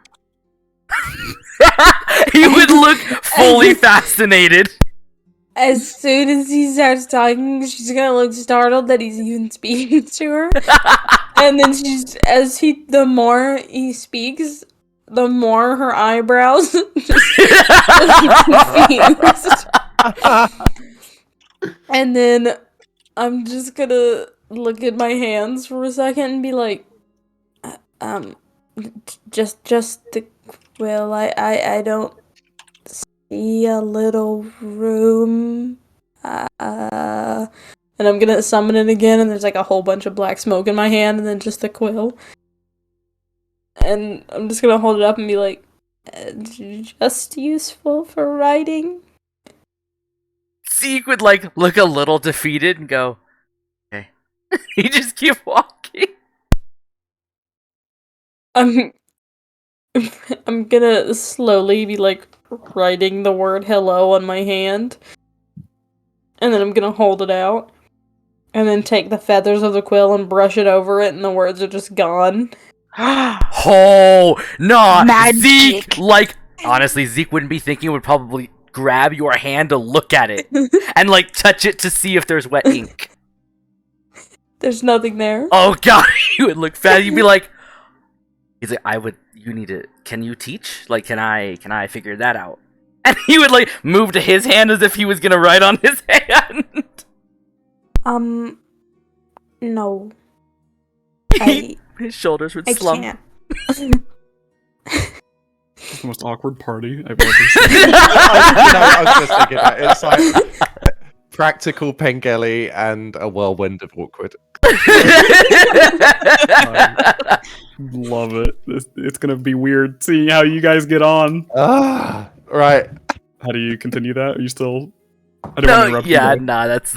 I love it. All right. When I see he's not interested anymore, the quill's just gonna disappear again, and I'm just gonna go back to walking slowly. I love it. All right, Krianza, what did you ask again? Just first one? Are we in trouble? You I'm get a guessing you're not... slight... Alright, oh my I'm god, saying this out loud. Like I said it out loud. Oh, okay. Go on, Okay. sorry. Oh no, sorry. You just get the feeling from within you. You just get feeling of calm, serenity. Okay.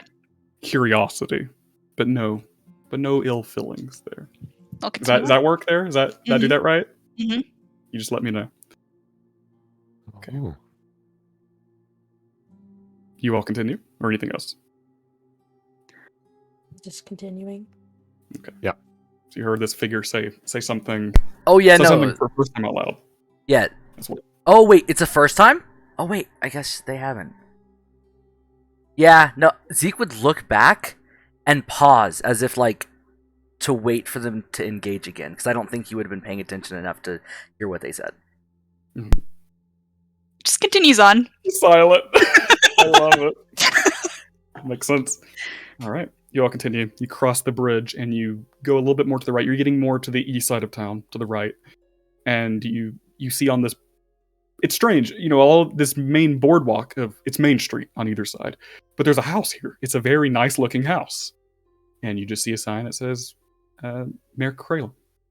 He walks up the front steps through his yard that's here, opens the front door, and swings to the right immediately to a small room with a big window facing out the front.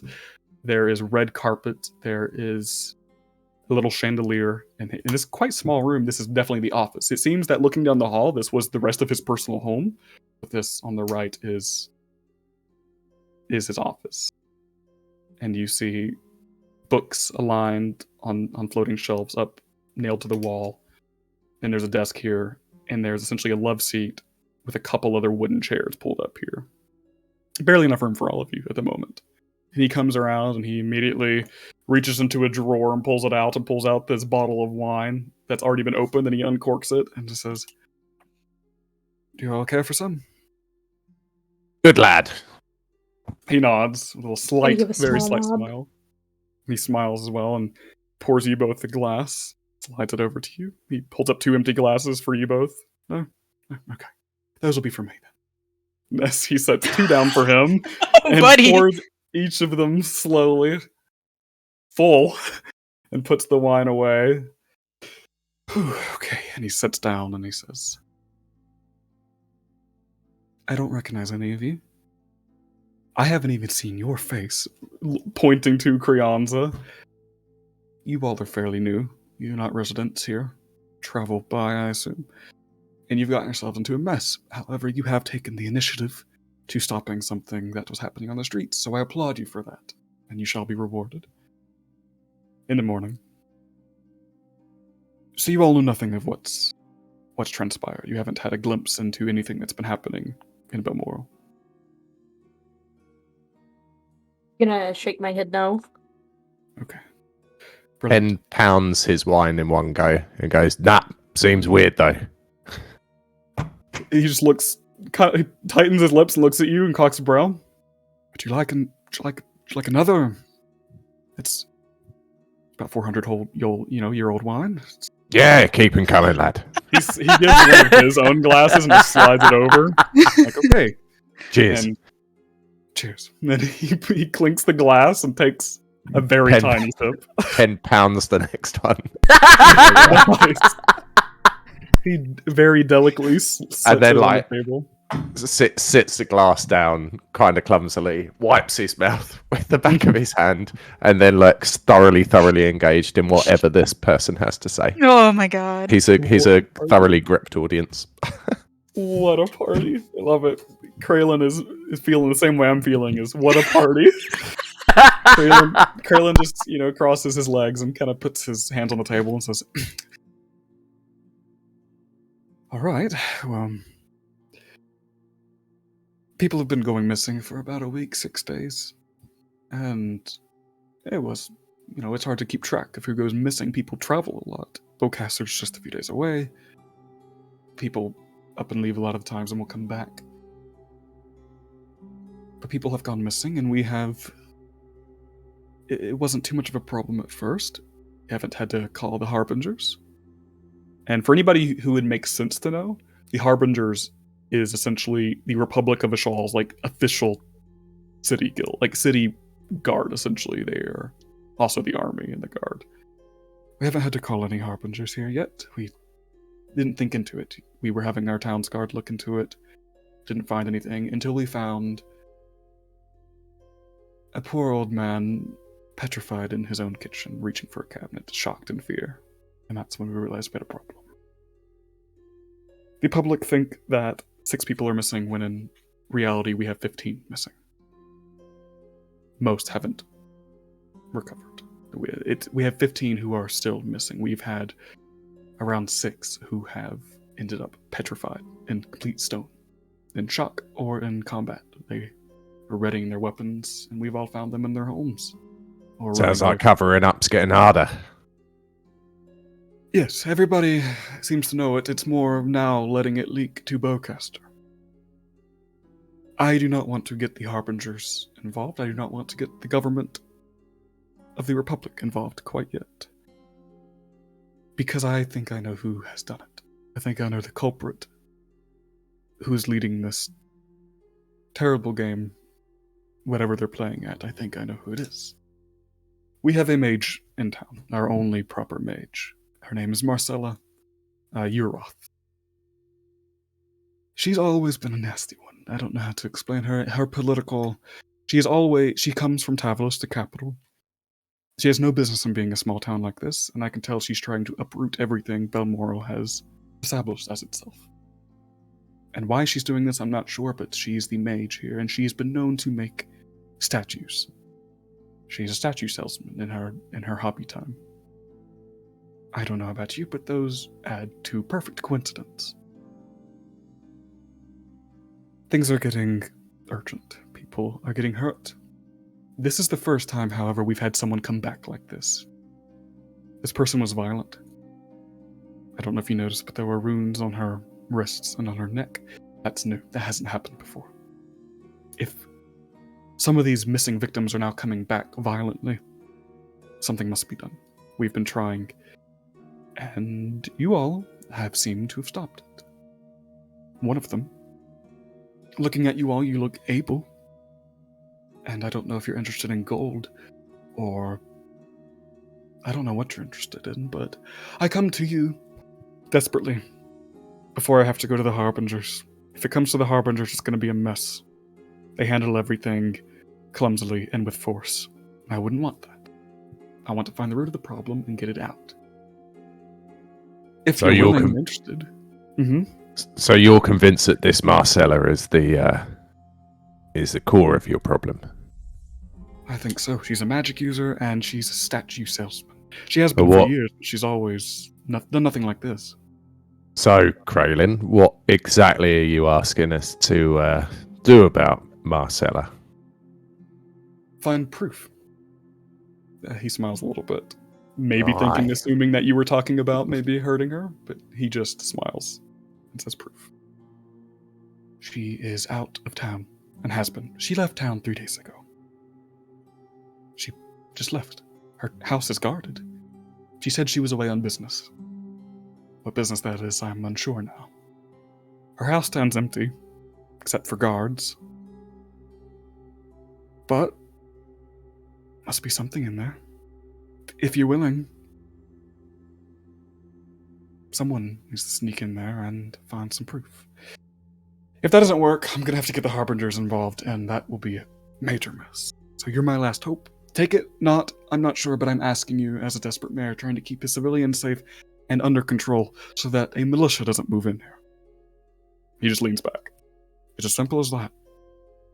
That's all I have to offer. I can offer gold. Ben turns to look at the other three. Creonce is going to ask if those people are dead. The missing ones? Well, we have the no ones idea. that are stone. The ones that are stone, we aren't sure. We have preserved them, as many as we can. That's another problem. We've kept them in case there is a way to unpetrify them. We are trying to reach out subtly to some clerics in Beaucaster to make their way here, but they haven't arrived and they're not here yet. It's going to be some days. We have preserved as many as we can, hoping that they are not dead. However, another problem is the ones that we have kept in holding at the town jail have all gone missing in the night. Mary here, Miss Mary, was one of them. She was stoned, she was found, and her statue form went missing from the jail cell 2 nights ago. And you just found her in the street. How back many in her more are human form. missing? We have a total of 16 missing.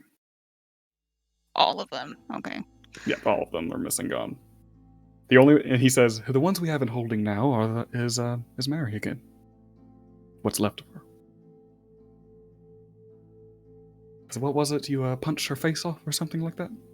Broke her arm in half? Zeke looks uncomfortable. Maybe she is dead, but if she ever gets recovered, well, she's gonna have a nasty way of living now. Zeke looks more guilty. He notices this now. He honestly wasn't noticing. Then he just says, "You did what you had to do. She could have killed others, countless others. We're not a town of fighters." Pen pats Zeke on the shoulder again, sort of trying to reinforce him. Oh. I know this is coming off out of nowhere, but you all handled yourselves that I'm not sure one of my guardsmen could have handled. You came out of nowhere altogether. Do you know each other? Who are you? What are your names? Who are you? I'm Pen. Yes. Pen. The rest of you. Gonna ask out loud. Do we tell them? Oh, okay. Secrecy, that's fine. He would raise. Rolls his eyes. Zeke would raise his hand and he would go, "I'm Zeke." Pleasure. Mira? Mira? I'll wait for the response from Caxion. Yep. Are you waiting on her to see what she thinks? That should Yeah, happen? when I asked, should we tell them? I gotcha. You get a feeling of... It's a weird feeling of... Let's see where this goes. What could hurt? Here.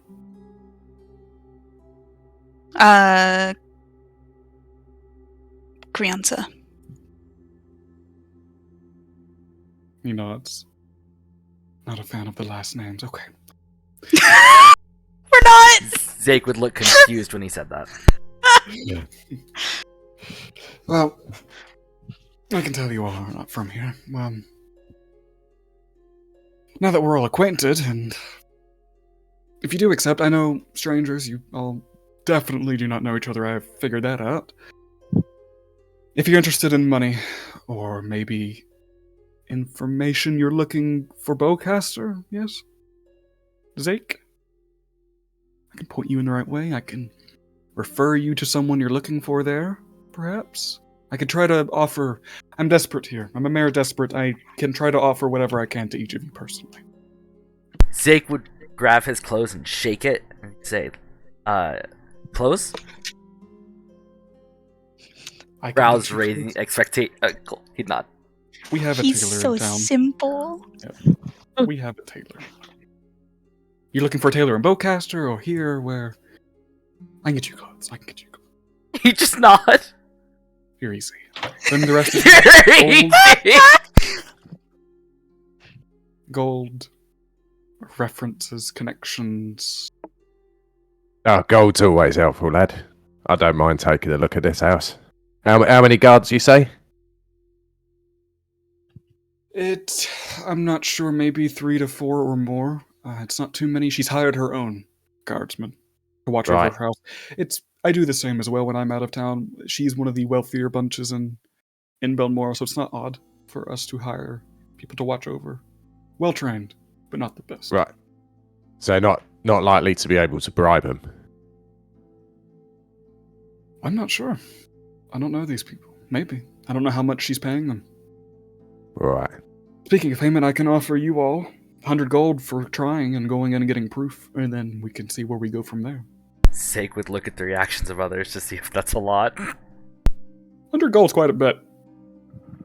Like, 100 gold, especially eh? at this time. Yeah.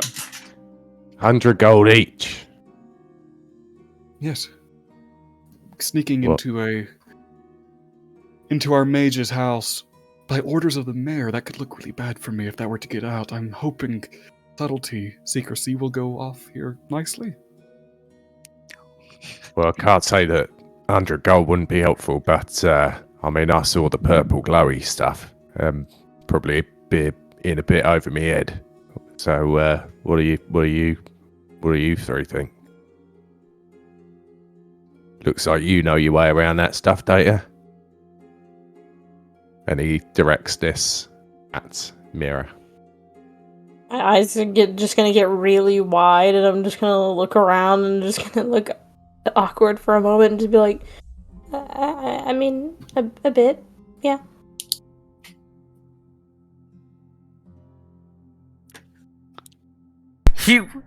Jake would look at everyone and then slam his hand on the table and go, "Yes!" and look excited. Brilliant. Oh, I cannot say whether my confidence or trust has gone up or down after this engagement.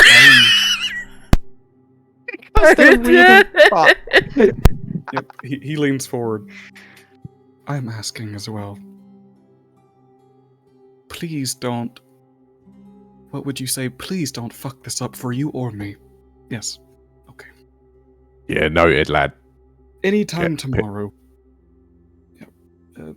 You all are free to stay at the Bell Inn for free tonight, and food and accommodations will be made to you. And sometime tomorrow, I recommend evening. Breaking into a house for a heist is something you would want to be discreet about, I imagine.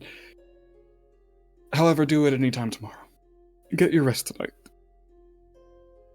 And yes, I will be in touch with all of you. Bring whatever proof you can find to me. Right. Are you gonna drink the rest of that? You know what? I was thinking you might need it, and he slides it to you. Yeah, nice one. Pen just pounds that as well. Yep. All right, we'll get you your proof. Don't you worry. I certainly hope so. Come on, you three. how fucking skunked are you gonna get? Starting You've to hit had a a little drink bit. at the This is bar. good You've wine. had 3 glasses of wine. Yep, it's starting to feel it. You're about to take a rest. That's you'll sleep it off. Yeah, he's got a good tolerance. Yeah. He motions for the door. Zeke's the first fucking one out. Like, motioning the door, he's throwing it open. Locking the fuck out. Mhm. Yeah, if he doesn't see like he's gonna say anything else, I'm just gonna walk out. Walk back in, and be like, where is the evening bell? It's the tavern Bellin. that you all defeated Miss Mary in front of. Right. You can smell a lot of food coming from there. It's a big church steeple with a golden bell at the top. 180s. Continues back out. Yeah. He nods. You all can't see it, but if the camera stayed, he rolls his eyes and just puts his head into his hand after all of that engagement. After you all leave. I'm gonna kind of give a small bow, kinda look weird about it, stand back up. Awkward curtsy. Haven't touched my drinks, just set it awkwardly on the counter of the table, Oh my and then god. step out. Oh. What are you doing, Ben? Ben hears that just as he's passing through the door to the office and looks around and says, are you not going to drink that? I'm just gonna shake my head. he reaches out, grabs it, pounds it, puts it down, wipes his mouth again, turns around and goes, "Oi, what, Kraylin, where's Yes. this Marcella bird? Where's she live? Where's her house?" Here. And he just very set up, pulls out a piece of paper and a quill and just scrawls down an address and just slides it slowly across the desk, still his hand in his face, and just slides it to you. You'll find the house. Pen just like grabs the paper, scrunching it, shoves it in his pocket and goes, "Gotcha, nice one." And he turns around and carries on walking out. Oh, fuck. Oh my Mr. Penn? Mr. Penn? Yeah, That's what lad. he's calling you. you kind of poke your head back in, and he just slowly opens the drawer, pulls out the bottle of wine, and just without looking, just holds it up slowly. Just take it. That's what I'm talking about, son. Grabs it, tucks it in the script, hanging around his shoulder. All right, we'll sort it out tomorrow. Nice one. He just nods. By the way, And like canonically, stumbles a little as he's walking out. yep, that is So I guess for reference, by the way, it took you just a few silver pieces to stay here, and farmers don't see like 50 gold in their entire lifetime. That bottle of wine is 40 gold that you just drank. Holy shit! One of the most expensive wine companies in a shawl you just downed. Well, I still have half of it left. Yeah, you got Noted. Yep, you got like you got about a third left there. Oh, There I you go. love it. Oh. And you stumble outside. If any bathroom breaks need to be taken, or if we want to keep going or stop here, this is a good time to figure out what we're Fucking doing. stop! None of y'all better say stop. I don't want to stop. I will say no. I'd like to go and make a cup of tea. Great time. Do it. I do want to. So as we go outside and Penn's just sort of stretching and it's night and he's out of the stuffy room and he's half cut. He turns around and goes, "Which one of you healed me? By the way, I know one of you did." I'm gonna shake my head and kind You of step fucking- away from him in case he throws on it. Zake would just generally shrug. Yeah, and so Penn narrows down that it is probably Creanza. What was your name? Creanza. This is gonna like stop and just like look around a little bit. And Penn awkwardly just pats Creanza's massive hooded form on the shoulder and goes, "Good on ya, appreciate it," and then turns around and keeps walking back towards the bellin. I I have a question You- for you. touch something Yeah. very hard. Yeah, that's what I was about to ask. Oh right, When you pat down, it's not like squishy, like it's not squishy. It's hard. It's like a rock, right? Oh yeah, Not not necessarily rock like hard. Yeah, not terribly surprised. Doesn't appear phased, but definitely notices. Like pats once, and then pats twice again in quick succession to make sure. Shoulder. Pat. Yeah, yeah. Holds his look at the hood for a little bit longer, and then sort of goes. Blue just stares back. His head cannon there is fucking whatever, and turns around and keeps walking. Yep. I think Pingelli's the most normal of this bunch. What? You know how I've been saying for weeks I think we got spooky and then normal? We got weird and normal. We got weird, Weird, awkward, and normal. Yeah. What a weird party dynamic. I'm so excited to see how this goes. He's the with one that who bond. properly asked where our job is. Yep. Perfect. You all having fun? I love it. Oh, I'm having a blast. Yeah. I'm glad. How about It's you, not Ethan? terribly boring. Oh, I'm having a blast. Okay. Well, you all said you're having fun, so now I'm having fun. There we Oh, go. Like, no. it all- I hate That's it. how it works. Yeah, I mean, how it it's a pile on until like people acknowledge it's a good thing for the DM. yeah, It's like so I'm good. I'm generally having fun, but if people tell me it's bad or good, that's when I decide. Oh yeah, I- it was bad, or oh yes, it is good. I would say, I'm having a wonderful time. yeah, Milky and I will fully say have been in IMs, just gushing. So no, So like glad. yeah, having a blast. My pen exploded already. Oh, so, no. Oh. yeah, it's just on the. I'm gonna go and make a cup of tea. I will say I'm mindful of talking too much or taking charge. So like when we were talking to him, to Kraylin. So just call me on it, or I don't think a lot of us want to talk as I the was- characters. that's the You're weird one, right? Like I kind of Yes. felt like you were okay with me doing it, but Mhm. that's why he got drunk. He was nervous. No, honestly, I think that it works out funny enough. Like leaving that, I'm like, okay, so Penn is going to be the leader. Because he's charismatic, he's boisterous, he's loud. That's a good thing, especially with 3 characters that aren't.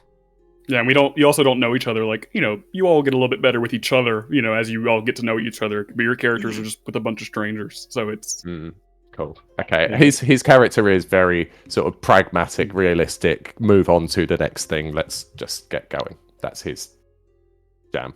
Yep, Perfect. So I hope it doesn't interfere. that's good. All right, Cuppa. that's so much fun. I fucking love it. I'm gonna go make a Well, cuppa. glad. Yep, I'm gonna go use the restroom and I'll be back. Go get a drink as well. I'll leave this music playing. Ground music. So pumped. I got a whisper. Hell yes. I know something that you don't. So much fun. So much interest already. That is a good note to make, though.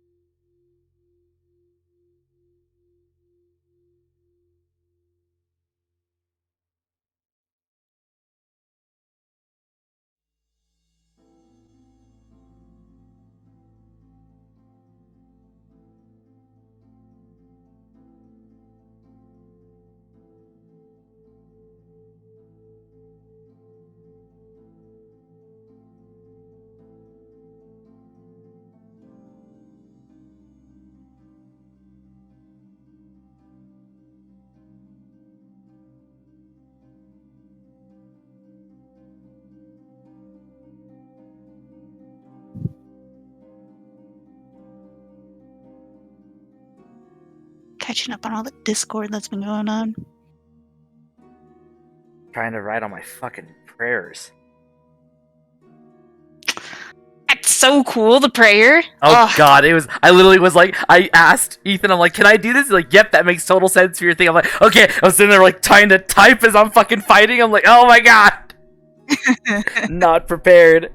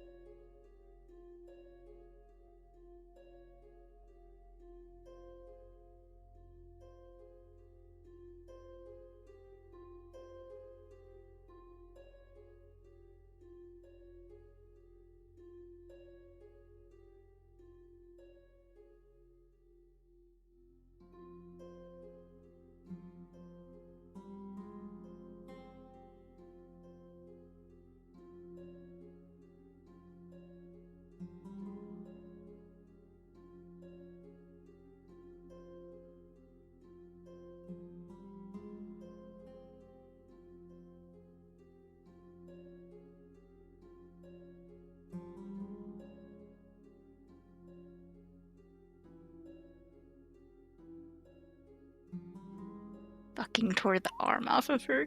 Jesus. Oh my god, this world is so confusing to him. Oh. If it's not gonna ruin anything, what is your guy's intelligence or something? His int is -1. Nice. Yeah, what? He's so simple. I love him. He is very straightforward. That's for damn sure. This sneaking thing is not going to go well. Oh yeah, no. When he said sneak, I'm like, so Mm-mm. Zake is not going. The large 6'2" cloak is going to do so well. I was just about to say, yeah, there's no one below 5'8" in our group. There's no sneaking going on. It's a shroud of tall people.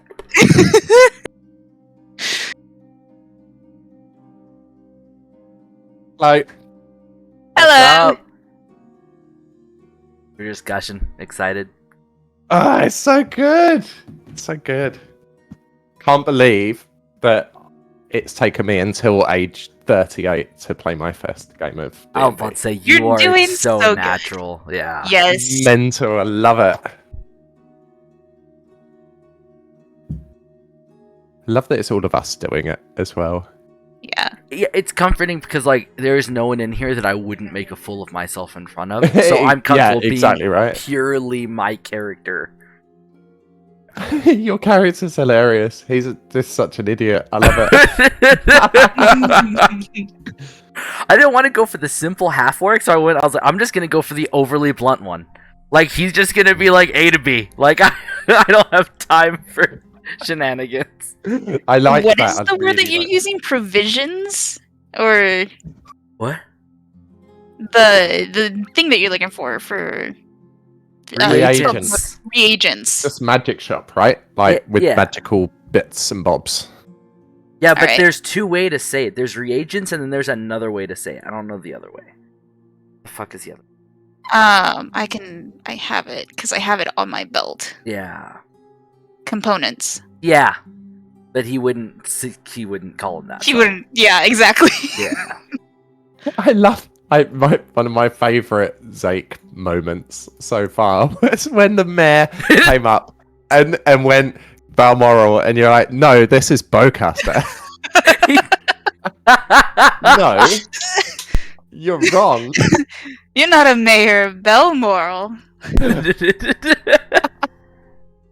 Oh my god. What did you honestly think about the prayer?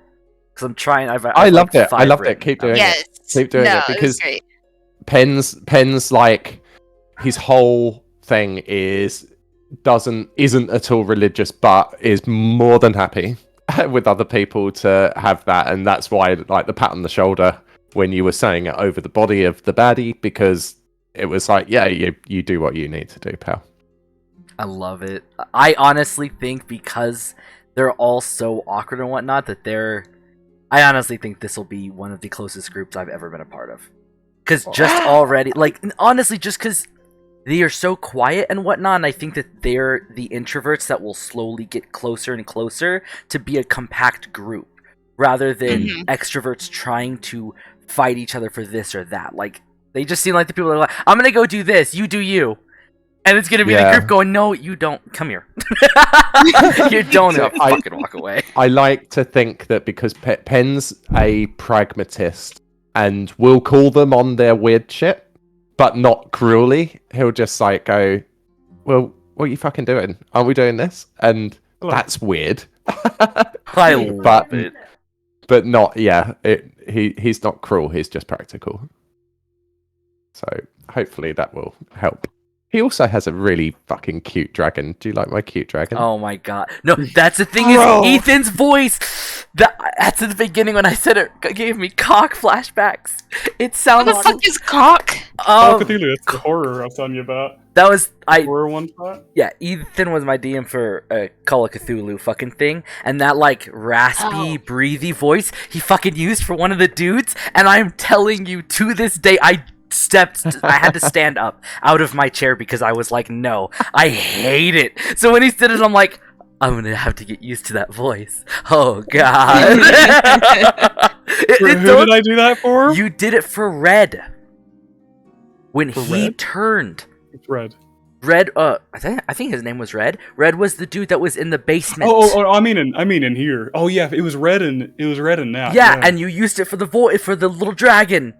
Did I? Yeah, is Taxus's voice okay? Like I don't. I love like it. It's so good. He's kind of an asshole, and I was trying to get him to be a snippy asshole. Taxus is cranky and just hoity-toity, haughty. I love it. I love. I'm not good at voices, so I don't know what the variety will be. You are good at voices. Even the picture you chose for him is perfect because he just looks haughty. He's like, you people are idiots. That's his facial expression there. I love it. And I like that Crianza immediately came out, despite there being a big old fight and lots of noise and people running all over the place, and was like, "What's that little fucking thing? where's that lizard?" Never seen a lizard. Never seen it. Yep. Wanted to know what the fuck it was. That was when you got your whisper. Yeah. Yeah, because you did something I didn't think of. I learned something that you don't know. Yep. Got a little. Most things I'll disclose, but that was definitely needed. That's a lot. Little secret. I can't wait until I get a whisper. It's so excited. Little whispers. Maybe what do y'all think of the have plot? detect magic on demand, so. Yeah. What are we thinking of? What do you think of the plot so far? Like, Love what do you it. think about what's happening? Love Is it. interesting enough? 15 people are missing, and he's hiding something. He's trying to disguise it and not bring the actual Interpol/police in. Mm-hmm. I love it. And I love in this town. so many GMs dodge paralysis. What is it? It's not paralysis. Petrification. It's petrification. Thank you. They always dodge it, or they go after very typical things. So the fact that you did it first fucking thing, I'm like, I am so excited because it's one of my favorite fucking concepts. So no, perfect as always. I hope I do it right now. No. Just the biggest. Bro, thing is, you almost got petrified. No, that's my thing. Is now he's freaking the fuck out, and I'm like, that is. I am freaking out about that. How to deal with that? Your fingers are still stiff, by the way. Oh no, yeah, no. You can move them, but they're stiff. Yeah, I'm keeping in the back of my head that he is very much measuring the way that he walks with his knees, because you said at the beginning that your knees kind of buckled and tightened, and I'm like, he's freaking out. He is in his mind, he's stressed. Yep. Oh, so good. Sorry, before we jump back in, can I just ask one question? Because I have seen it done before. So when we're talking, we were talking to Kraylin, and obviously Pen was getting drunker and drunker, but is there a thing where you can roll to see if you believe what they're saying, or is that only if you have some sort of telepathic or telekinesis where you can? Yep. So if you believe what he's saying, if you think he's lying or whatever, you can always ask for an insight check. That's the one roll that you can just ask for and be like, do I think he's lying to me? I want to roll an insight check. You can say that at any point. Right, okay. And you can also just choose to be like, my character would believe this shit, or my character just definitely wouldn't. You can also choose that. But if you're generally wondering and trying to read him and look for cues to see if he's lying to you, insight check is what you'd ask. So, and we can insight check each other, right? Yep. And deceive each other. Yep, and are encouraged to do so by the sounds of it. Yep. Cool. Sneaky. Okay. Yeah, it's the one roll that you can always ask to roll for is insight check. Pretty cool. You can also use insight check to be like, how's that guy look? Is he looking nervous? What little things? And you might be able to use insight check that way. It's very much a psychology, general role in a lot of other systems. It's just getting a read on somebody. Yeah, it's the juju button, right? Yep. You just get the general juju of pretty much stuff. Okay. We want to play more. What time are we thinking of going to, so I can be mindful of my end of just knowing? I'm easy for whenever. Keep going. I was just about to say, I will continue to play this as long as I fucking can. I have no stoppage. I have stoppage. It is 11 p.m. So your time though, right? Yeah. That's ages away. It is. Okay, so we're good for a little while, essentially. Yeah, I would say my limit, it is 12:30 lunchtime here. My limit will be 3:30, 3 hours from now, because that's when Nady gets home from school. Okay, Cool. 9, 10, 11. So Yeah. about 11. So I'm not saying we have to go for another 3 hours, but yeah, that's my. Yeah, might end when I would- sooner, but about Yeah. 3 hours. Okay, gotcha. That's okay. I'll write that down, just so I can keep an eye on that. Alrighty. So you all are good. You all step out of the mayor's office and back onto the cobblestone streets, and you hear the river gushing through. The streets are quiet as a lockdown has happened. You see, the only things you hear and see are a few guards walking around, making sure people are getting in their homes still. What do you do? We're going back to the inn, aren't we? Because Yeah. it's in The lockdown. Bellin. Yeah. The bell end. Okay. Yep. You walk over, you cross the bridge, and you start heading back to the center of town, to the Bellin. You come up to the church-like building with the golden bell steeple, and you enter, and you see it's actually empty, but Destad, the red dragonborn, the shorter one that was there, he is cleaning up. He's stacking chairs up. You see, he's now brandished with a short sword on his hip in a sheath. After what's gone through today, and he looks at you all, and mostly looks at Pingeli and says, "I was wondering when you were coming back. I have been told you all get rooms up here for free. We do only have 2 rooms available, so you'll have to share." Is one of them the room that I've had for last night as well? It is indeed. Right, alright. If there's anything you need, let me know. I am about to close up shop. If you all need any last-minute dinners, we have leftovers if you all would like something to take up. Otherwise, breakfast will be open at later than usual. It'll be open at 9 a.m. I'm hungry now. I am as well.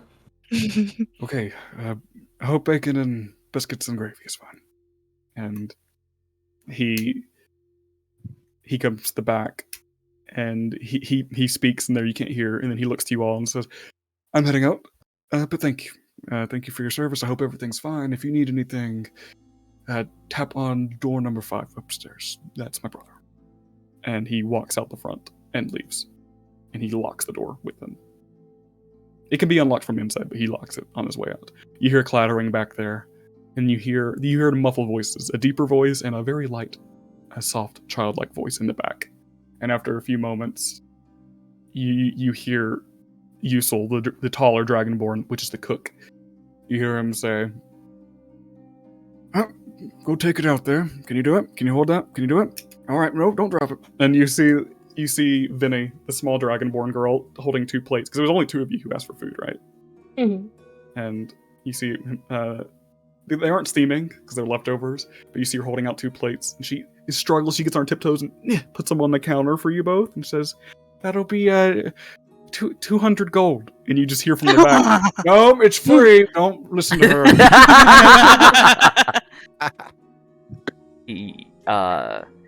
Zake would throw his jacket and he would take off his satchel, put it down. He would throw off his shirt and put it down. Take off everything. And he would sit down and just nod to her and bring the food over. Okay. She just smiles, and she doesn't leave. She just stands in the doorway of the kitchen in the back of the bar and just kind of bounces back and forth between the heel and the toe and her toes and just watches you all as you all are gathering yourselves. Penn sits down and puts the script with Taxus on the bench beside him, and gets out his cobbler's tools, unclips his leather epaulet from his shoulder, and gets to sewing it and repairing it because of the sword gash in it. Nice. Yeah. Go ahead and roll me a general sleight of hand check. Just see how well you do. Just for fun. What? Hey, it's not the best job you've done, but it's there. I'm pissed.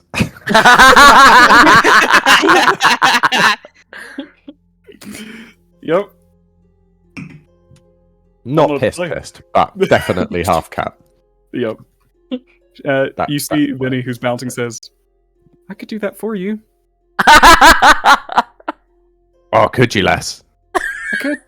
Oh, that'd be great. Here you go. And flicks her a silver along with the leather epaulette and the needle in the thread. Struggles to catch it, and it ting ting ting ting, and she grabs it. That's 7 silver off your list. We'll subtract that in a bit. But Is it 7 now? I've taken 4 off for the. Oh, was it 4 food. earlier? I forgot the number. I can't remember. I'll take 7. Yeah, 4, 5, 6, 7. I've been doing it. Something like that. Yeah. Yep. And you're not taking off gold, are you? No. I traded. I don't know if it's the done thing. I traded 2 of my 150 gold for 20 silver, and I've just been reducing the silver. No, that's absolutely fine. That's something I realized is I forgot to give you all silver and copper.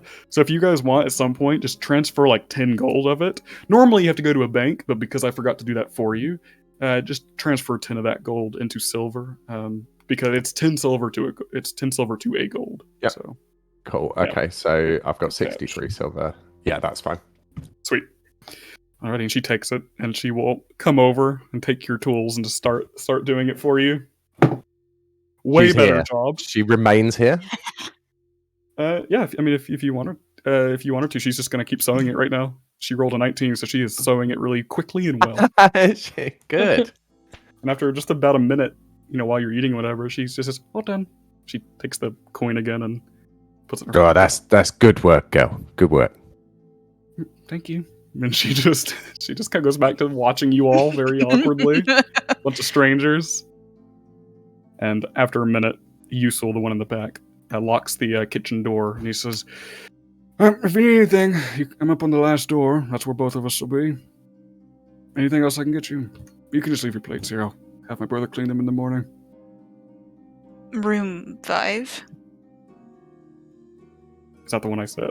I Yes. forgot so. out of character. Yes. Okay. Out of character, I forgot. Room 5. So that'll be the last one. That's the last door, yes. Mhm. And he says, and you all will have rooms 2 and 3. So one of you's got to tell me what are we dealing with here? I mean, people turn into stone or going missing. Like I said to that Kraglin fella, it's a little bit over my head. What are we looking at here? You're asking Yusul that? Has he left I'm yet? asking.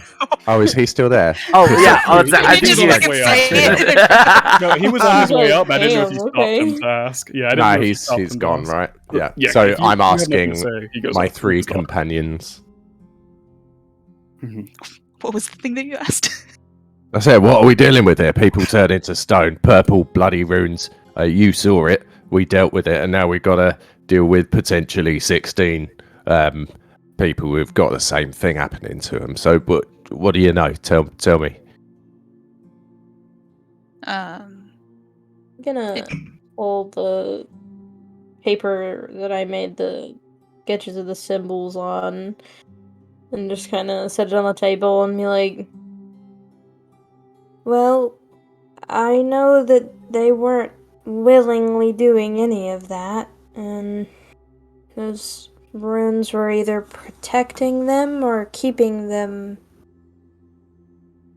human, it seemed, unpetrified. That's really all I know at the moment. So, could they, for instance, could people put runes on themselves, or is it something that they you do to someone else? Well, not you specifically. I mean, that someone would do to someone else. I mean, I guess it depends on the magic, really. It depends on what you're trying to do. All right. Can Well- I, DM, make an Arcana check and Mhm. see if I know if the glyphs were there to cause the petrification or if it gave them power? Is that like a... Yep. Go ahead and roll Arcana as you're trying to deduce Um, what it may be for. I was wanting to do the same as well. Yeah, go for it. Makes sense for both of you.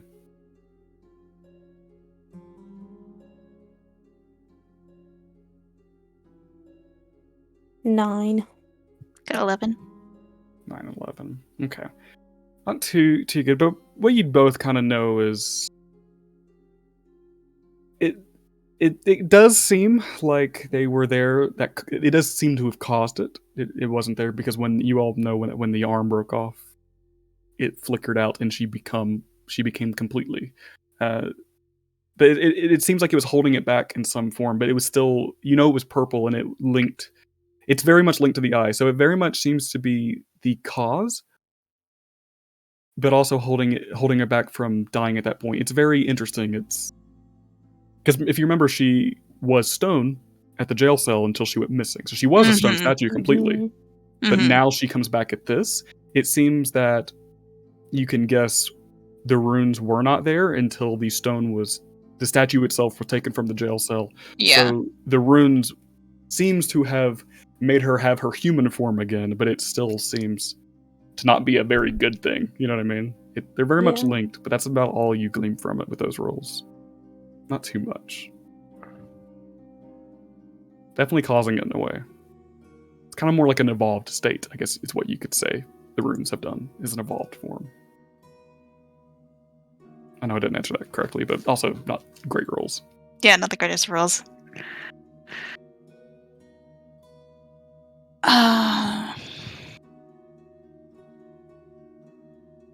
Zake, having pushed around his food and swallowed like 2 bites of it, would go,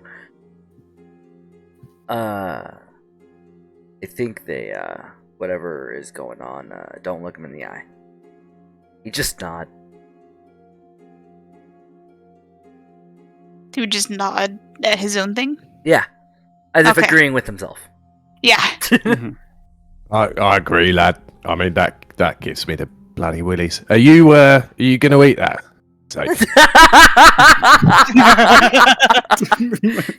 He would look down and go, yeah. All right, good on you, lad. It's just this bugger here. He's just hungry all the pissing time, and I forgot to grab him and something. You always forget. You hear this voice. All of you just hear weird hissing and chomping noise from the back. None of you understand, but you hear it. It just says, "Look what you've got us into, and you won't even feed me." Oh, just wait a moment. You only ate an hour ago. Look, I got bloody busted in the shoulder. Fucking relax, pal. You and I both know I need quite a big meal, bigger than this. You can tell it's looking at you from where it is. It's eyeing you. He would just be staring in total confusion. And he would just look look at the other two as if like, am I going insane too? Are you? There's a shrug of the cloak. So Penn like nudges the script aside and just like shrugs his shoulders and resets himself and looks at the other three. We're sitting around a table, right? Yeah. So looks at the other three and just says, "Look, the way I see it, you two," and he indicates Mira and Krianza, "you two definitely seem like you're better suited to dealing with this stuff. I mean, you'll notice that me and the lad Zake, neither of us wanted to draw steel straight away. We were trying to bloody knock that crazy bitch out, but I don't want to be turned to stone. So I think that we need to figure out what we bloody do. If one of these things comes at us again, are we like, if you're saying they're trapped in there, are we chopping straight into them with our eyes closed, or are we trying to subdue them? Or, I mean, anyone got any ideas?" They're not doing it by themselves. Someone else.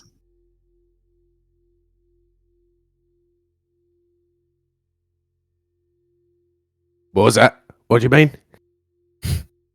What did he say?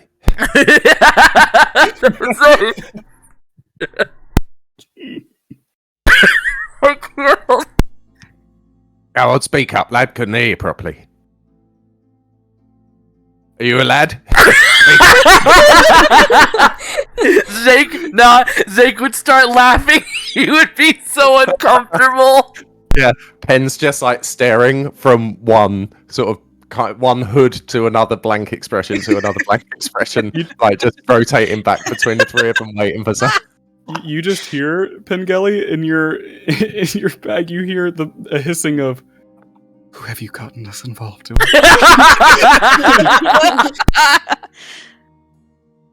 If they're not of their own mind, why hurt them? Well, if they that's it. That's what I'm asking. If they're coming at you, that one pulled his bloody sword out. Apparently, it was a grocer. You ever seen a grocer pull a bloody what was it? A scimitar out? What? How do I deal with that? I mean, I could close my eyes and start swinging my swords around and hope that I catch something. But if you're saying that they're trapped in, is there anything else we can do to? I mean, you don't realise how strong that bloody thing was when I was hanging on to it. I pinned it down and its arms were still pushing me arms out. Those glyphs gave it strength, gave her strength.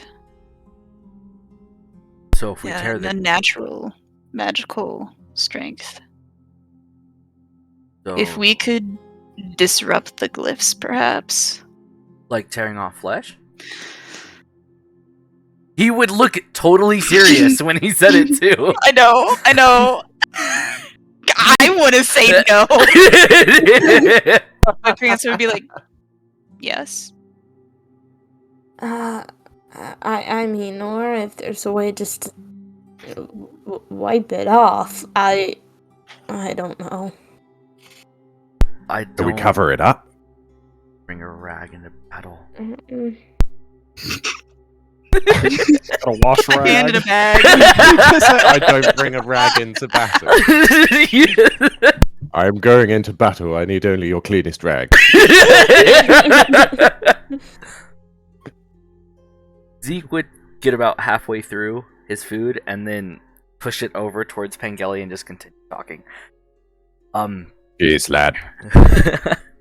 Say, Pen pushes it to the side and the little claws pop up on the table.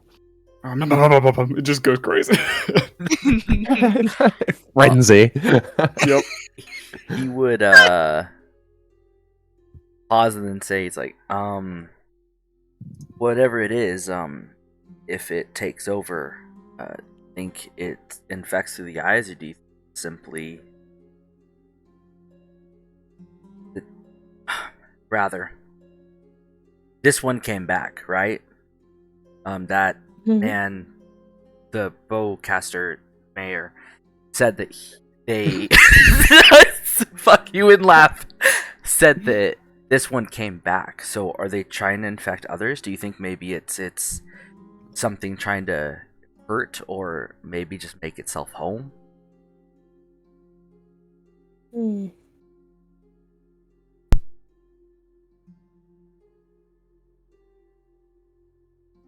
I didn't hear any of it.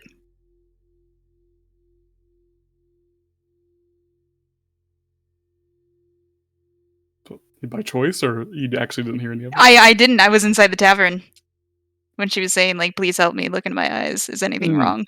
Yep. I was able to read its thoughts at first, and honestly, just it's what it was initially thinking, not what was buried inside, was just kind of maddening. Just trying to get more, I think. So these are normal people, but something, and according to this Kraylin geezer, some Marcella Weirath or whatever her name is what would you call it? What this Marcella person's done to these poor bastards? What are we calling it? Cursed. Cursed them. So do we know if? I mean, even if, let's say that we tie one up and it can't get out and we've subdued it, can we like, do you think we can cure it, or can we actually subdue them? I mean, this thing was strong.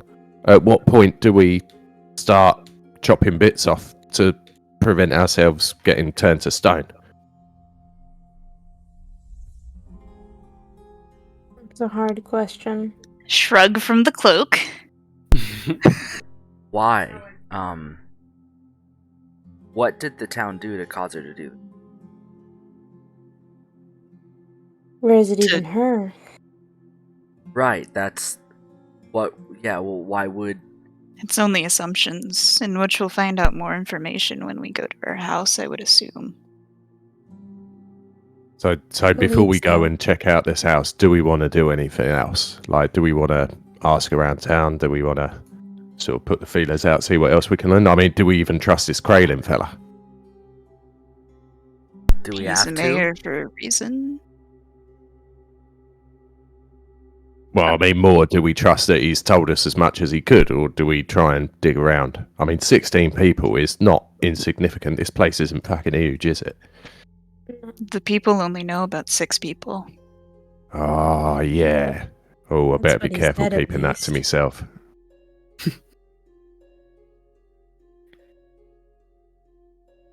Is Vin still there?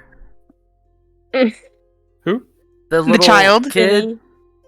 Mm-mm. She went Oh, up with her. thank Okay. with her God! father. I was about to say Zank was just about to turn and look at her like, oh fuck. No, her and her. We are her quite Esau alone. went up. Yeah, you're alone. As far as you can tell, you're alone. Comfy. Thank you for that. Yep. 10 out of 10. We can probably figure out when this all started. When people started going missing, when Marcella had left, if it was before. Well, they said she left 3 days ago. hmm Zank would. Pax, fucking calm down. You're not eating the plate as well. Zank Yep, this is going crazy. would stretch and go. Where were they putting the bodies? Where were they moving them to? Which direction? They said in the jail cells, I believe. Mm-hmm. So That's where they were keeping The them. jailhouse, yeah. Jailhouse. why don't we go to the jailhouse? How many are there? See if there's. They said none. The They're only all one left stolen. was the lady missing an arm now. And Wait, Pen so reaches what into do a they- pocket, and pulls out the paper, and just smooths it on the table, which is the bit of paper that Kraylin gave him with, I can't remember whether it was an address or a map. Address. Yeah, it's an address. Yep. She lives in town. Is it like the middle of town or? It's closer to Main Street because, as the houses go back, on either side, north and south, as they go further back to the walls, they get a little bit run down more. So she's more towards Main Street, but not quite. She's also on the north side. So more towards the center, but further back a little bit. So more at the top of the map, if you could envision that. Mm-hmm. He'd pause and he'd turn to Mira and go, "Are you good bait?" What?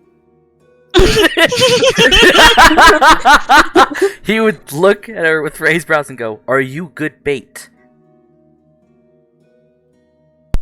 Be eaten? Or as trap? Trap. I mean, what are you looking for in terms of bait? He would lean over and point to the address. Say, if I go here, say, I want tall woman, beautiful with long black hair, and someone comes after her, then it's her.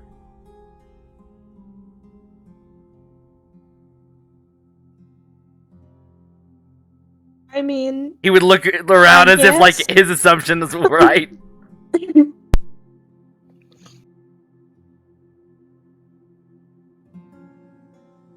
you kind of look around at everyone else. That the sounds he'd be like, no. Do you Cab- want a Have distraction? again, pal.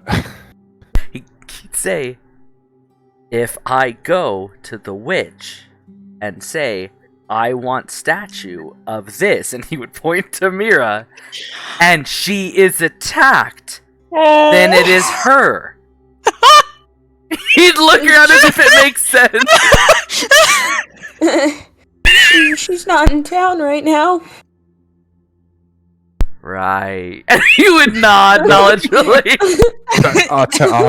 I'll tell you what, Zake, though, it's not a bad idea. Instead of like sneaking in straight away, we could just go there as if we're interested in a statue, maybe. I don't know if I'll be able to get away with that con, but surely we could just. It's a statue shop, right? So we go and have a look at the shop. It's her house. It's just her house. There's no shop there, but she sells them out of her house essentially when she's home. It's like a hobby. So side hobby for we her. just go up and knock on the door and go, "Hey, we're after a statue."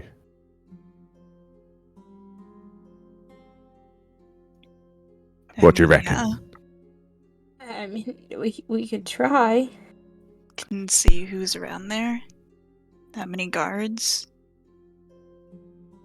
Why does she have guards? Because she's She a witch said and she was rich.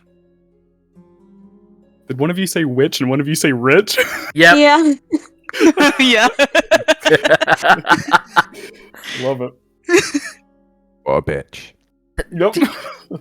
He'd say, from the way that the mayor is reacting, he's reacting how most people react to witches. Which makes me assume that something has happened here to cause her to do this. He'd look a little steadfast in that. He'd clap his hands together loudly. Say, Cheer for revenge. why put revenge on a city? What did the city do? I do it in the town you live in. They're bound to find out. He would slap the table and point to Mira, and he's like, yes! When we were, I probably should have taken a note. So tell me if I can't get this, but did he say how long the witch has been living here, quote unquote? Witch. How living here? Yeah. No, but there was talk of, because he says, oh, she's been like political dealings of, for a few years. So he used the word few years. Now. Okay. Not really quite on how long she's lived here. That's unsure.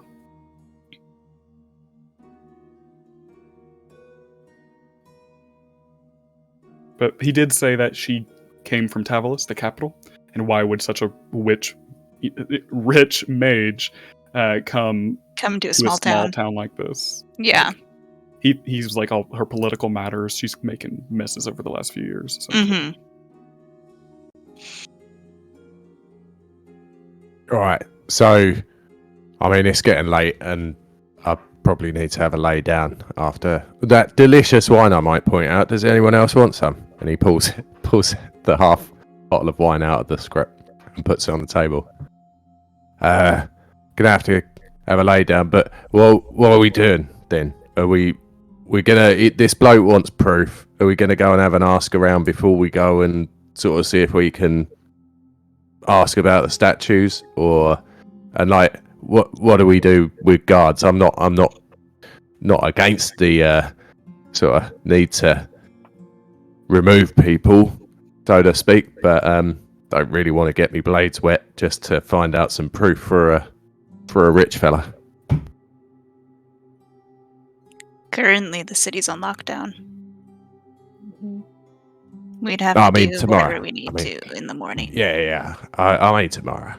Once everyone gets up and about. We can go and investigate the house, ask questions, see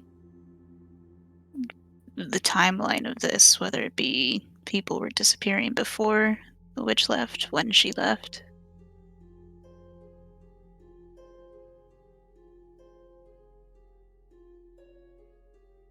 Yeah, I think it's the best idea we have at the moment. So what do you want to do? You want to go and do something now, or do you want to go over there and take a look? Tomorrow. Leave it till I tomorrow. think. What about you, lad? Looks at Zake. He'd take a breath and go, tomorrow. All right. Well, it's all the same to you then. I'm gonna go and have a snooze. And he picks up the script with tax in it, puts it over his shoulder, turns to walk away, turns back, leans over, swipes the remainder of the wine bottle off the table, and sort of tips it at them and goes, "See you in the morning. Don't care which one of you sleeps in my room. It's number 7. No, it's not, because the other bloke was in 7, wasn't he? He was in 2 or 5. 3. We're in 3 and 2. Yep. I Don't was care which one of you ends up in my room. And he stumbles off. Okay. Who wants what room?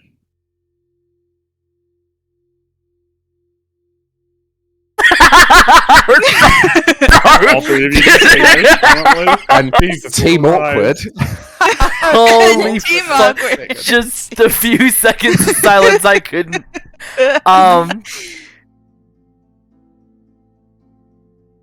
He would just look between and be like, I snore. I'm a heavy sleeper. He would look at Krianzi, he's like, you're with the lizard.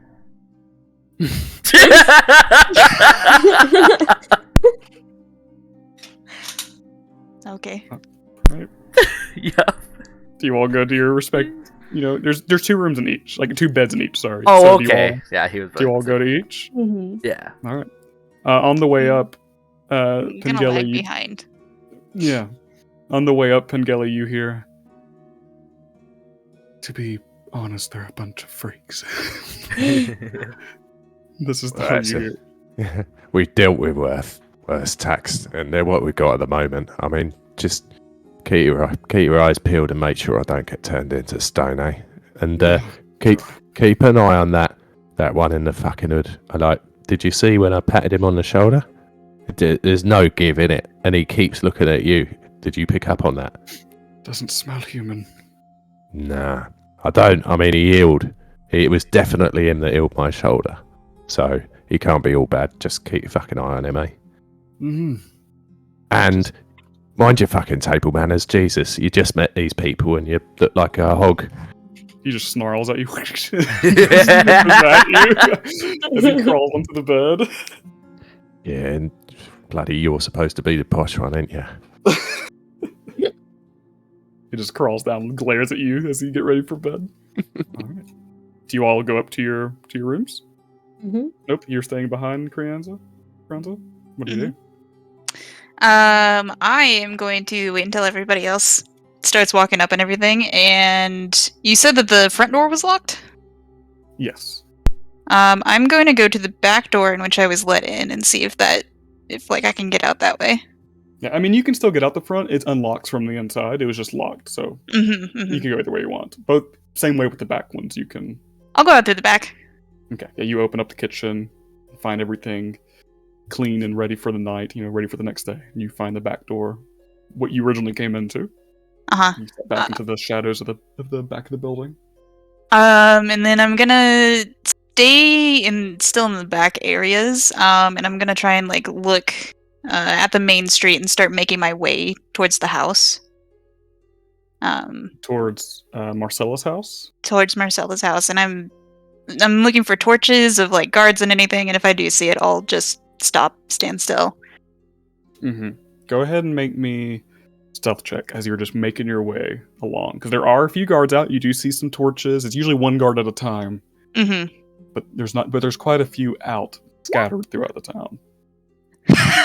Oh. That's a natural one. Okay. You're going along. And you're going along. Playing a trumpet. Yep. And, yep. You cross the bridge over to the northern side and you're going along. Because you have to cross that bridge. And as you're crossing that bridge, you just find a guard come out from a space between buildings that you didn't see. And he is holding a lantern out. And he just looks at you and sees this cloaked figure. And he just looks at you without saying anything, just pulls his blade out very slowly, watching your movement. He's on the lookout for weird people stabbing people. Uh-huh. So he pulls it out and just holds it slowly, watching your movement now. What would you like to do? I'm going. Well, he's taking out stuff, so I'm gonna put my hands up. Mm-hmm. He says, as soon as you put your hands up, he says, Stop right there. Stopped. Identify yourself, please. Oh. He's like a good, He's nowhere. He's like 30 feet, 20-ish feet away from you. He's having to shout a little bit because he's a ways away from you. You were just out in the moonlight, basically. He came out, so you're a little ways away from him down the street. Yeah. You're on the bridge. State yourself. This town is on lockdown tonight. Return to your homes. I was coming from the tavern. Mhm. Bellin? Yes, you may want to return there. What How was your long? name? Crianza. Derek.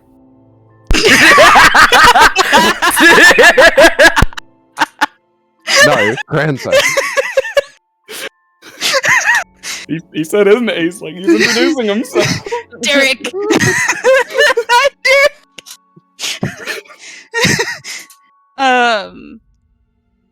How long is this lockdown for? No, 9 in the morning. Yep. Thank you. There was an incident today. Yeah. Turns around. Oh goes back. God! I'm sorry, that not one. No, I know. That's fine. I thought As- I'd try something. As you go, you can try again. But as you go, you just see him very in the distance, trailing you, like watching you. Yeah, no, I'll go back to the tavern You and go enter back through the in. back way. He looks very. You see him in the distance, just look very peculiar. He's like, "Have a good night." Bye, Derek. He sees that you're talking more, so he's like, "Maybe not a threat." Like this. Yeah. You're totally you close robbing the the door? place and just came in the back door, and he's just Yeah. like, "It's okay." He's one guy, and he's quite shorter than you, and you've got a cloak on, and he's I like, know. let's not engage too closely. He's a little scared. But you close the door. Would you like to wait a little while and try again? No. You sure? Oh, I'm so I'm sorry. gonna fucking That's run the into one. Derek again. No, that's fine. I guess we'll have to wait for information. I will go up to the room, into Penn's room, and I'm assuming there's just one bed, so like a chair somewhere. You currently find Mara and in one bed and Pengelly in the other bed. You enter in. I was in. Did you go to the other room? Yeah, no, Yeah. yeah, she's with me. Yeah, heavy sleeper and snorer. Gotcha. Okay, yeah, you go in and the bed's empty, and you see a little lump under the covers, like at the very foot of the bed, that's just breathing. That you can imagine's the lizard. Is there anywhere else to sleep? Yeah, there's 2 beds. Yeah, the empty bed. He's in the other bed. Yeah, Is there a chair? there's 2. There is a wooden chair and a bedside table. I'll go sit at the chair Yep. and just start writing in a journal for however long, and I'll be there for the night. Yep. And you all. Really quick. Mhm. Yeah, go for Mara, because you're in the room with me. Mhm. Before he goes to bed, he gets down on his hands and knees like he did before. But this one he actually lowers his whole body to the ground. And he does it like, I guess, like not hiding from you. In fact, he's like in a really uncomfortable place. It's between your 2 beds. So unless you're in bed, he's blocking you. But he goes, "O hearthful mother, look upon the one that withers. I beg of your presence. I call out to you for nurture. Give me your lullabies, your compassion, your comfort. Allow me more time to do your bidding." He would curl up in bed and he would continue to recite that quietly until he passes out.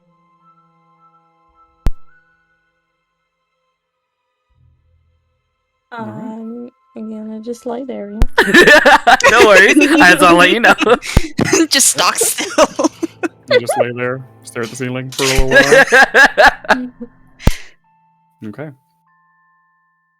Alrighty, this is alright. You all want to continue to the next morning? You want to keep going for a little while, or you want to stop here?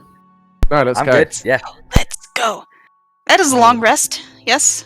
Yep, long rest. So if you've used any spells, you get all that back. All your health What back. happens with health? Oh, you get your health back? Yep. There should be all a of it. button on there.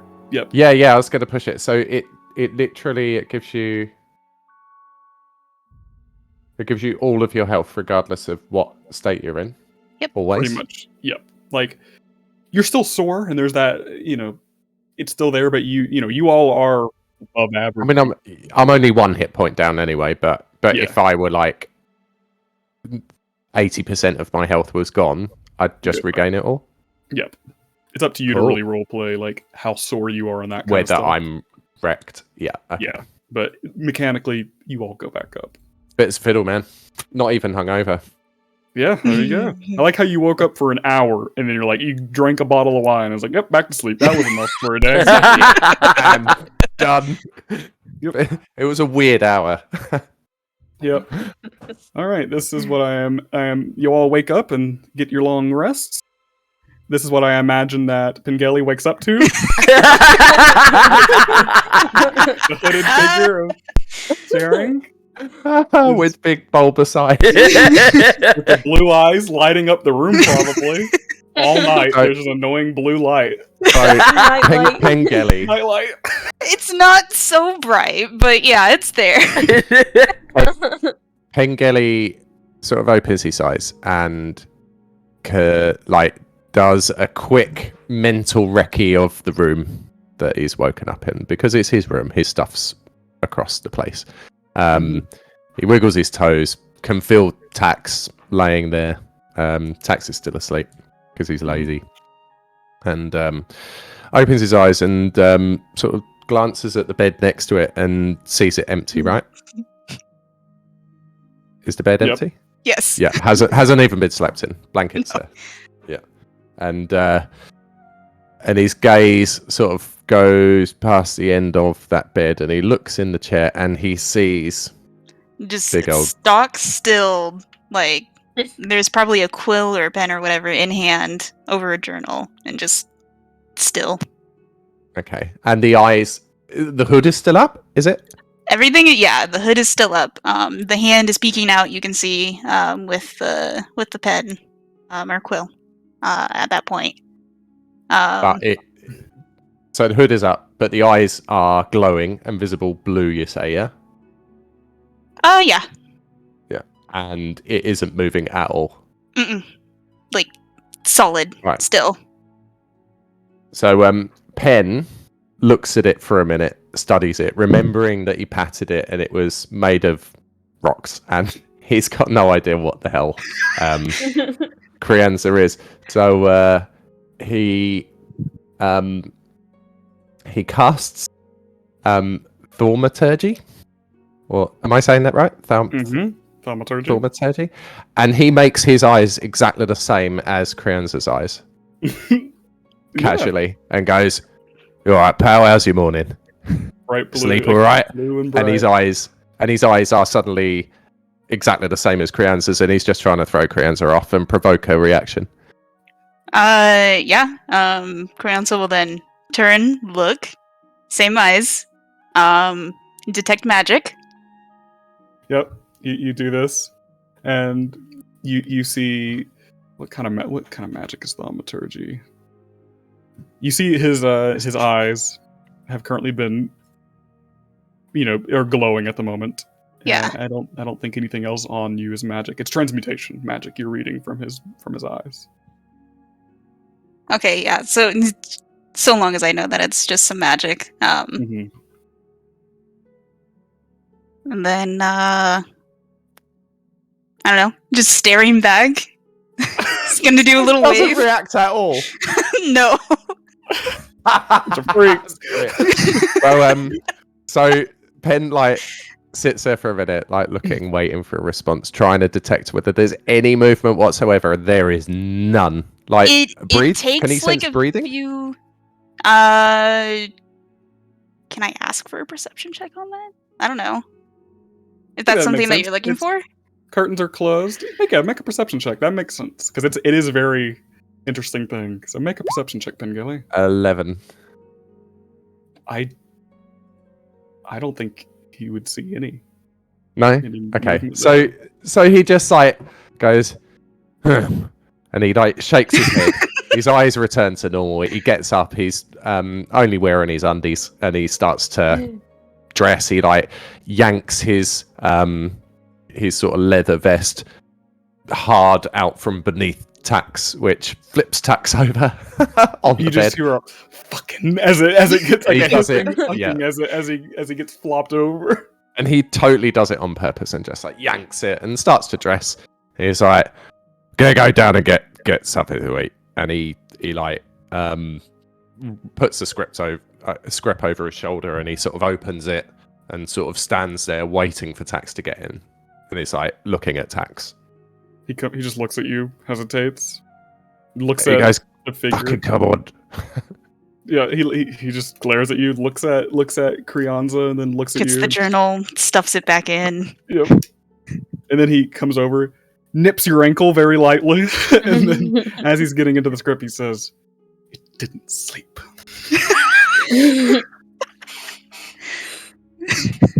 All right, whatever. And he like tucks him in the script, flips him round so that he's more comfortable, looks at his boot, which has started to fall apart. And the top layer of Is his it from boot. bites? So, yeah, from bites and just yeah. It just the he like shakes his foot because of where Tax just bit, and the rim around the top and the top section that sort of goes halfway down to his heel and covers his ankles just like flops away. And he like stamps it, puts his other foot on that, yanks the other foot away from it, rips it off. The laces are sort of flapping around and he just trumps out of the room. Not terribly pleased. I love it. Okay. You going down, Krianza, after you put your stuff away? Yeah, I'll follow. You just chilling? Alright. Zake and Mara, are you all awake? What all do you heading down? What are you doing? I'm just gonna be laying in bed. Just same way that I went to sleep, just absolutely still, just sitting there. Staring at And the I'm ceiling? gonna wait for Zane to do something first. Staring awake? Waiting for Zake to wake up? Zake wakes up almost violently, but like he scared himself awake in his snore. Wipes the drill from his face, kind of perks up and looks around, trying to assess where the fuck he is before it all clicks. He'd get out of bed and is trying to be quiet because he recognizes that Mira might be sleeping, but he hasn't even looked at Mira to see if she's awake. So he's like, he'll like stand up and he's like, oh, I gotta be quiet. And the next step will be heavier because he's trying to be quiet, but like, nah, like he's a clusterfuck. But he like begins to situate himself. He doesn't put on a shirt, but he does sling his fucking sword and shield over his back. And as he opens the door to leave it, he like clanks it against it. So if there's Yeah, you anyone carved not a piece of wood awake, out. yeah, in this tavern, they are now. Mm-hmm. Yeah, and he begin to head down, not even, like, he can't even see straight. He's still blinking while he's trying to go down for food. But he does grab his satchel. I think you just described me in real life. Honestly, that's exactly. I'm just like, how do I wake up? Yeah, his would be like that. Okay, you head downstairs. Mary, you're just still sitting in bed. Yeah, Staring. I'm in bed completely cloaked as well. You even get under the blankets. Yeah. You did? Yeah. So I'm just gonna get out from under the blankets and just walk downstairs. That's a full Put it Kardashian. upstairs. Mhm. That gift is so good. You all head downstairs. You find the tavern to be lively. People are here for breakfast. The lockdown has been lifted. People are coming in. People are, even though they only got one night of basically lockdown, you can tell the tavern is better than usual because people thought, oh god, that could have lasted a few more days. And the tavern is busy. The Dragonborns are back at it. You see Vinny, the child, is coming in, like, taking plates clumsily to people. The Stod is out bartending and taking people's orders, and the door is open as Usul is cooking it in the back and trading it off and whatnot. And you all head down. So Penn's the first one down, is he? Yes. Alright, so he gets to the bottom of the stairs, nods to Dustad, familiar nod, and says, 2 breakfasts and milk. Cheers to start. And goes to the furthest corner table with benches and sits down. Puts the script on the side of the bench next to him, grabs his cobbling tools again out of his bag and pulls the boot off, grabs the bit of leather that he ripped away and starts to get to work to fix the boot. Nice. Alrighty. While you're doing that, he says, "Come right up." He says, "Do you want to try? You haven't been here much, but do you want to try our signature drink, the Aegis Ale?" Yeah, go for it. You see on the menu it does say Aegis Ale, and because now that you all have been the night here, you all can actually take time to explore the town today, if you'd like. While you're at least out and about, you'll see more. And yep, he starts getting that ready for you as he yells back to his brother. That'll be probably, what is my pricing here? But it's free. I forgot. You all get accommodations because of Graylin, so it's free. Oh, good lad. Yeah. He flicks him a silver anyway. He nods. Thank you very much. And Vinny kind of comes over. She sets down a plate. You need me to fix that too? I don't know how it's going at the moment. Hang on, let me check. You wanna make a roll for it? For fun? Yeah, what roll? Sleight of hand? Sleight of hand again, or what was it? Yeah, let's do sleight of hand for that. Seems about right. 17. It's going well. Tell you what, I'm doing all right. Cheers. What's your name, kid? Vinny. Vin. All right, Vin. No, it's going all right. But if I have any problems, I'll give you a yell. Eh? My mom called me Vin before she died. Oh. I'm Are just you right with me calling you Vin? She just ignores you and keeps going. She says, "Just kidding," and Wait. leaves. Oi, you toe rag. Oh, you Torak! She just goes and skips off into the kitchen. Bloody hell. She lives here, so she has a lot of time talking to lots of strangers and messing with them. You can stop fucking laughing as well, you little toe rag. And he like gently elbows the script. Yeah. Oh, God. He's just in there. He's ready for food. He's just wanting food desperately. Yeah, just like always. And he finishes mending his boot. Nice, yeah, it's all good. All sealed up. You all can come down, ask for whatever foods you would like. It's all free and on the house. If any of you try the Aegis Ale, the signature drink here, it tastes of honey and carrots, which is weird, but it works. And that's our signature drink. And people come in and out. Families come in for breakfast. People before work. People are getting a later start to usual.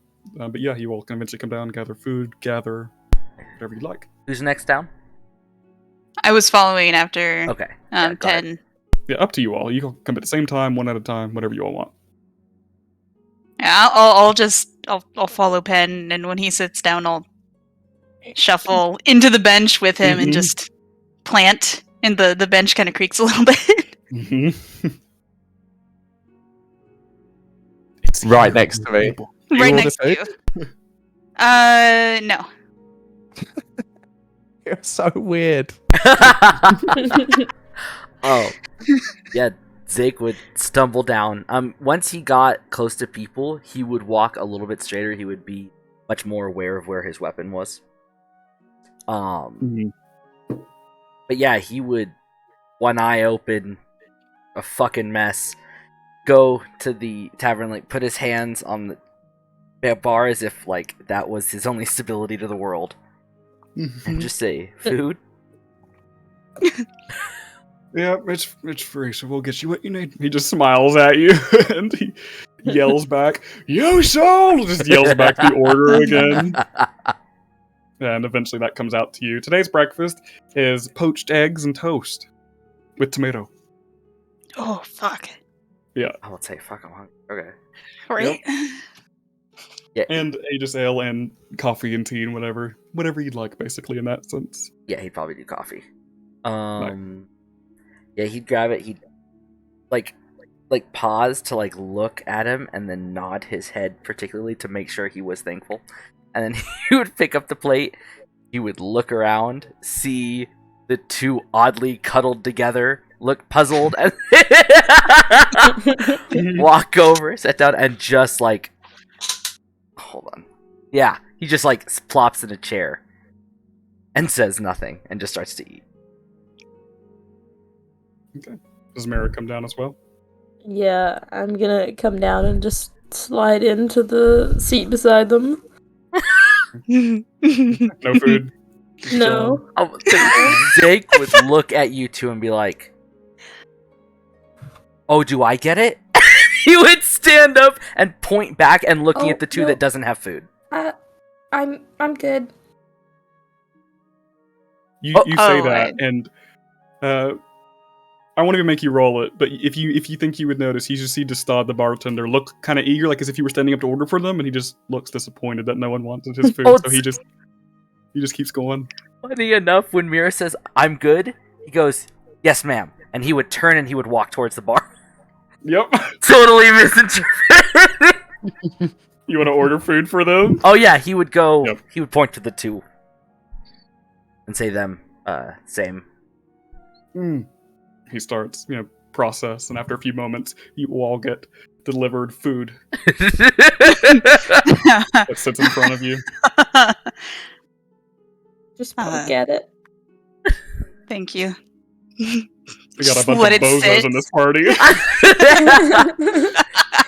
After a minute, as soon as this happens, Vinny comes back because she helped give you your food, and she comes over, and she has 4 envelopes in her hand, and there's something scrawled on each of them in beautiful handwriting. These are for you, I think. I think. Here you go. Just popped it down, Think. and she holds out her hand. I'm gonna take them from her. Pen flips her a silver. Thank you. She catches this one. Thank you, and she goes. As she is going, Come Zake- back here. I will say Zake would actually reach out and try to grab her. Not hard, just essentially, hey. Yeah, you grab her, and she's, He goes, mushrooms. My daddy tells me not to eat those. I tried one time and I threw up. He goes, he'd pause. He'd look confused. And then he would tap Silver. He's like, I'll give you more if you have someone back. And she goes immediately into the back, sprinting. Oh, wait. No. She's quick. Zake turns and goes, oh, were you not grabbing mushrooms too? No, you had the mushrooms, pal. And Pen just grumpily eats and slides a plate over to next to him where the 2 claws pop up on the table. And he says, please, just mind your manners, Tax. And Tax. As he starts. yeah, Tax just obliterates the plate and just goes mental. For sure. I'm just gonna move the plate that it was placed in front of me over. I'm gonna do the same. Yep.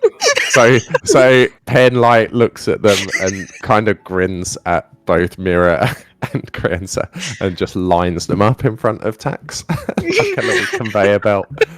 He now has 3 plates in front of him. As he's eating, you all hear slobbered hisses because he's eating, but you understand, Pengelly. He said, first of all, does anybody know Draconic? I don't believe so. No. Just I me. didn't think about what I have, yeah. Yep. You hear him say, they're weird, but they're not too bad. Just go. Buy favors with the lizard. The letters in front of you, by the way, what they say scrawled on each of them in beautiful handwriting. One of them says, to the one that took a wrong turn. And one says, to the gentleman and his curious friend. The other one says, to the fancy new thing on the streets. And one says, to she who lies with her face.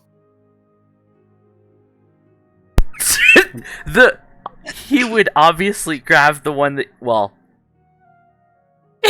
he would reach for the fancy new thing and then pause and look at everyone else.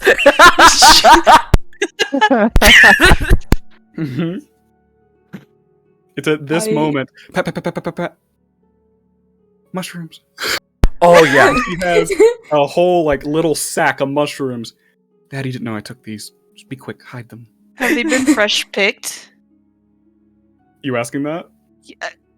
Or you No, asking me I'm to asking them? you. They're in the bag, but as they open up, they look pretty fresh. Like, probably bought yesterday at least.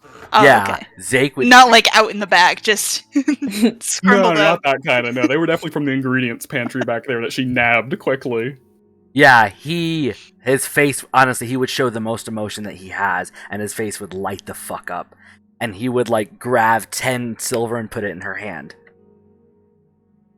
And he would, like, move the mushrooms and, like, pile his, like... Oh, fuck, what does he have on him? He would look around for something to hide it under. You can stick it under the table. Yeah, nah, just That's Hide the kinda good mushrooms enough. under? Yeah. grab a handful, throw it in his food, just start eating while he watches y'all. Yeah, just normal edible mushrooms. You see her just go, thank you. As she runs back, she drops a few coins and some strangers help her pick them up. Oi, oh, She turns around. Huh? What? oi, What'd she say? so can I call you Vid or what? Sure. And how's your mum? In Tavalis. Not dead. Ah, right. So you were taking a piss. All right. Good girl. Sod off. Were you raising your hand, Krianta? No, I was fixing my Oh, okay. camera from being. Yeah. And she runs off again very quickly. She's She a- drops some of the coins and has strangers help her pick them up. She's She a just cheeky had- bugger, that girl. Helpful though. Krianza will move to go and grab the new thing on the street. Gonna be looking back and forth between that one and the other one, and then I'm just gonna slowly take the lies one and hide it under the table real quick. And Pen sort of sniffs.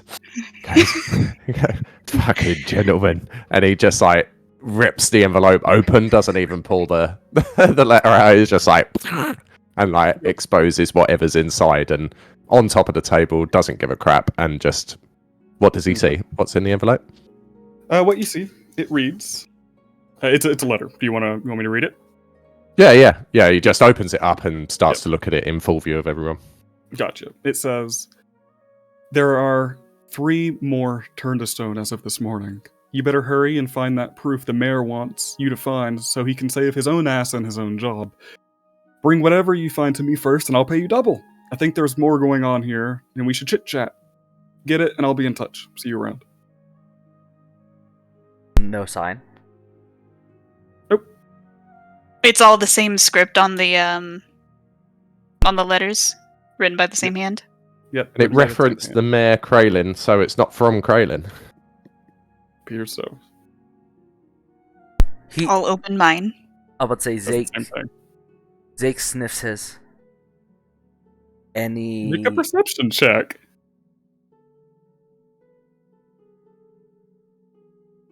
Oh, where the fuck is perception? Oh wait, hold on.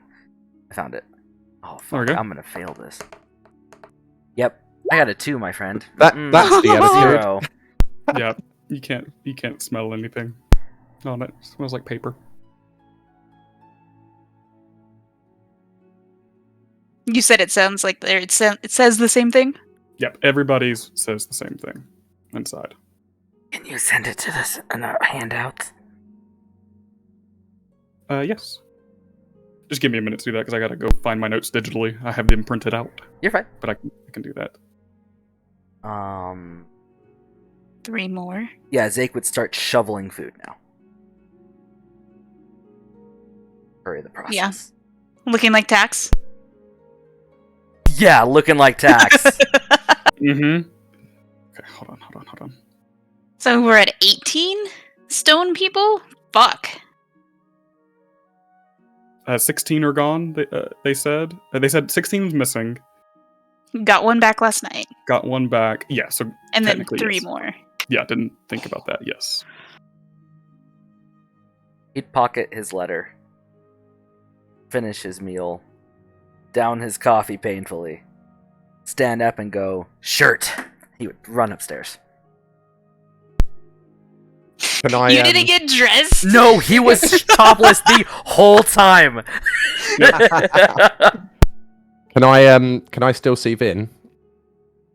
She's in and out. Yeah, she's like she's always Yeah, can we flag her down? bringing plates to people. So yeah, you can definitely flag her down. Okay, so Penn gets up, leaves Tax at the table with the others, because he's probably onto his third plate. Goes over to the bar, puts his cup down, and is it Dustard or Usol at the bar? Dustard's at the bar. Usel's in the back cooking. Goes so he says, "Oi, Dustard, let's have another one of those Aegis ales.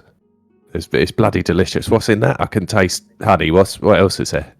There's honey. There's carrots, and there's a few. God, it's weird.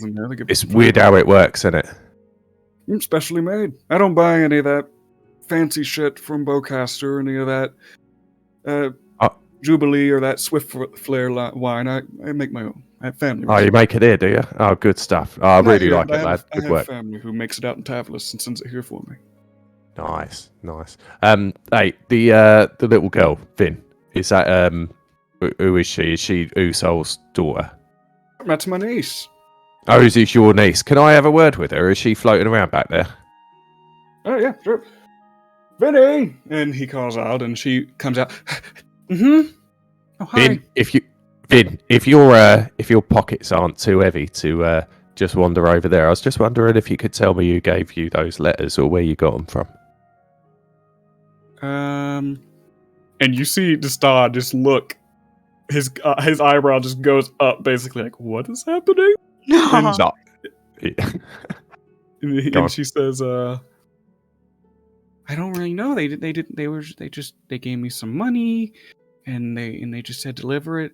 That just the people that's in here, and they described each of you. They were like the one with the blanket on their head, and the one with the little lizard, and the weird one who's always in thought, and the other one, the greenish blue one." Right. So where was this? Was that in here? And Penn deliberately looks at Dustard to encourage him in this line of inquisition with a young girl who clearly is hiding something, and he's trying to recruit him to the interrogation. Yep, easy enough. He immediately kind of kneels down, and he kind of puts a hand on his shoulder and like, "Who pays you to deliver some letters? Like, you could have asked me or your father first." And she says, "I don't know. He didn't seem. It seemed like nice. The letters looked nice. I don't know who it was. Like, they weren't. They had a blanket on their head too. They were in here just a little bit ago." Penn stands up, looks around. He said, "Are they still in here? Can you see him?" Vin? She gets on her tippity toes, and she says, "Mm-mm. They weren't in here long. They didn't even order anything." All right. And Penn looks at Dustard and says, "Given what's going on around here, I think it might be a good idea if you keep Vinny indoors, eh?" I think you're right. I'm going to talk to her father about this too and see if he knows anything about this. Yeah. You guys have a chat, have a talk with Vin. Make sure Vin. Listen, Vin. You know that it's dangerous out there. All right, you got to stay indoors. All right, just for today. Don't go running off. Don't go talking to people. Go and talk to your dad with your uncle Dustard here. I'm going to go and sit down. Dustard, just come over and have a word once you've dealt with that, eh? She just nods, kind of feeling the worry of the situation. He says, he nods and says, "I'll be right back." Then he goes, "Good lad." You can hear them talking in the back. Oh, wait, no, but Dustard, pour me the bloody ale first. Just cry. Come on. Oh yes. And he quickly just believes you the bottle. He leaves you the bottle as he goes. Good lad. And he swipes it and goes back to sit down with them. Mm-hmm. With his team. Yep. So I have a question. Mm-hmm. Can I smell? Are we smelling the letters again? Yes, it's so smart. Yes, yeah. Make a perception test. So I can?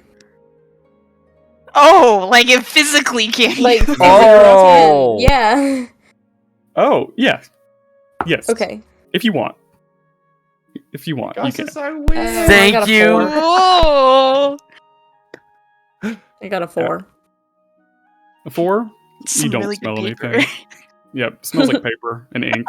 Well, Can I try and smell the envelope? Yeah, you see the other two sniffing, so yeah, smell it. Go ahead, roll a perception check. We're sniffing paper. Zake is walking downstairs, by the way. Yeah, I'm gonna see everybody literally doing this, and I'm gonna I'm gonna ask, should we smell the paper? I mean, we can give it a shot. I love Caxion. this. I know. For 1 second, Pengelly, you get a whiff of perfume for a second. Somebody smell a harder. Pen takes the envelope away from his nose and sort of closes his eyes and he says, I can smell something, perfume. And he holds it out to his right hand side in front of Tax, and he looks at Tax and he looks at Tax and pointedly goes, and Tax just eats it. Yeah, did you want him to smell it before he eats it too? Pardon? He can smell it while he eats it too. Yeah, but I don't think he gives a shit. That's fair. He That's just totally eats fair. it. He He's eats an it. asshole. Yep. Yeah. It falls in And Pen pulls his Sure. fingers back before they get chomped by Yeah. Dragon and just glumly tucks into his Aegisail. For sure. I would like to make a note though, also. Mm-hmm. For you, Ethan, when I typically ask something and I say "we" in it, that's me asking Caxion, I got you. as well as saying it out loud for everybody. Okay, I got you. Noted. I'll tax and cax, eh? So you were asking. I You was were asking, should we? should we Yes. smell the paper? I got you now. I'm learning to pick up on that. You That I just might tell you. You feel the feeling, like a warm feeling, kind of goes up into your nose, indicating, yeah. Time to smell. All right, make a 15. perception check. 15. Yeah, I'll bring it up Sniff and 'em just out. Yep. I'll breathe in. That's it. Smells like. Will you be able to detect a smell? Like, yeah, it's up to you. Because I don't know if anybody, even Pengelly, could be like, "Oh, I burnt my nose. I can't smell anything." Yes. Okay. I'd say that I'd be able to smell. It smells like lilies. Lilies. Lily perfume. Hmm. With a hint of. Because he got a 15. Lilies with a hint of bourbon. Okay. All right. Zake would walk over, grab, now that he's, well, semi-clothed, walk over, grab his bag of mushrooms, attach it to the hip, and go, okay? He'd put up his thumbs and then pause to see if anyone's going to say anything, but looks like he's about to leave. You get a thumbs back, and then Crianza will stand up. Okay. So if you all are heading up, right before you all head out, Decide will come back to Pengelly. Nothing that we know of, but we're keeping an eye out on the bar for today. We'll let you know what we see. Right, good lad. Just if you could get Finn talking and you find out anything about who gave him these letters, and Pen sort of waves the letter in front of the star to show that it's not dangerous, but it's weird, and Distard should understand that it's weird. To go, if you know who gave her the letters, just try and get that out of him, lad, and just take care of her. We certainly will. You see her in the back. She's standing in the kitchen. You can tell she's not allowed to come out right now. Right. Certainly. Pen gives her a wink and a shit-eating grin. Yep, she just laughs as she goes further into the kitchen. And he follows the others out. Oh, he grabs Tax. Pull him away Grabs the from script. eating his food. Yeah. Yeah. Pulls a plate out of Tax's mouth, places it carefully on the table, swings the script over his shoulder, and follows the others out. Yep. All right, you all head out.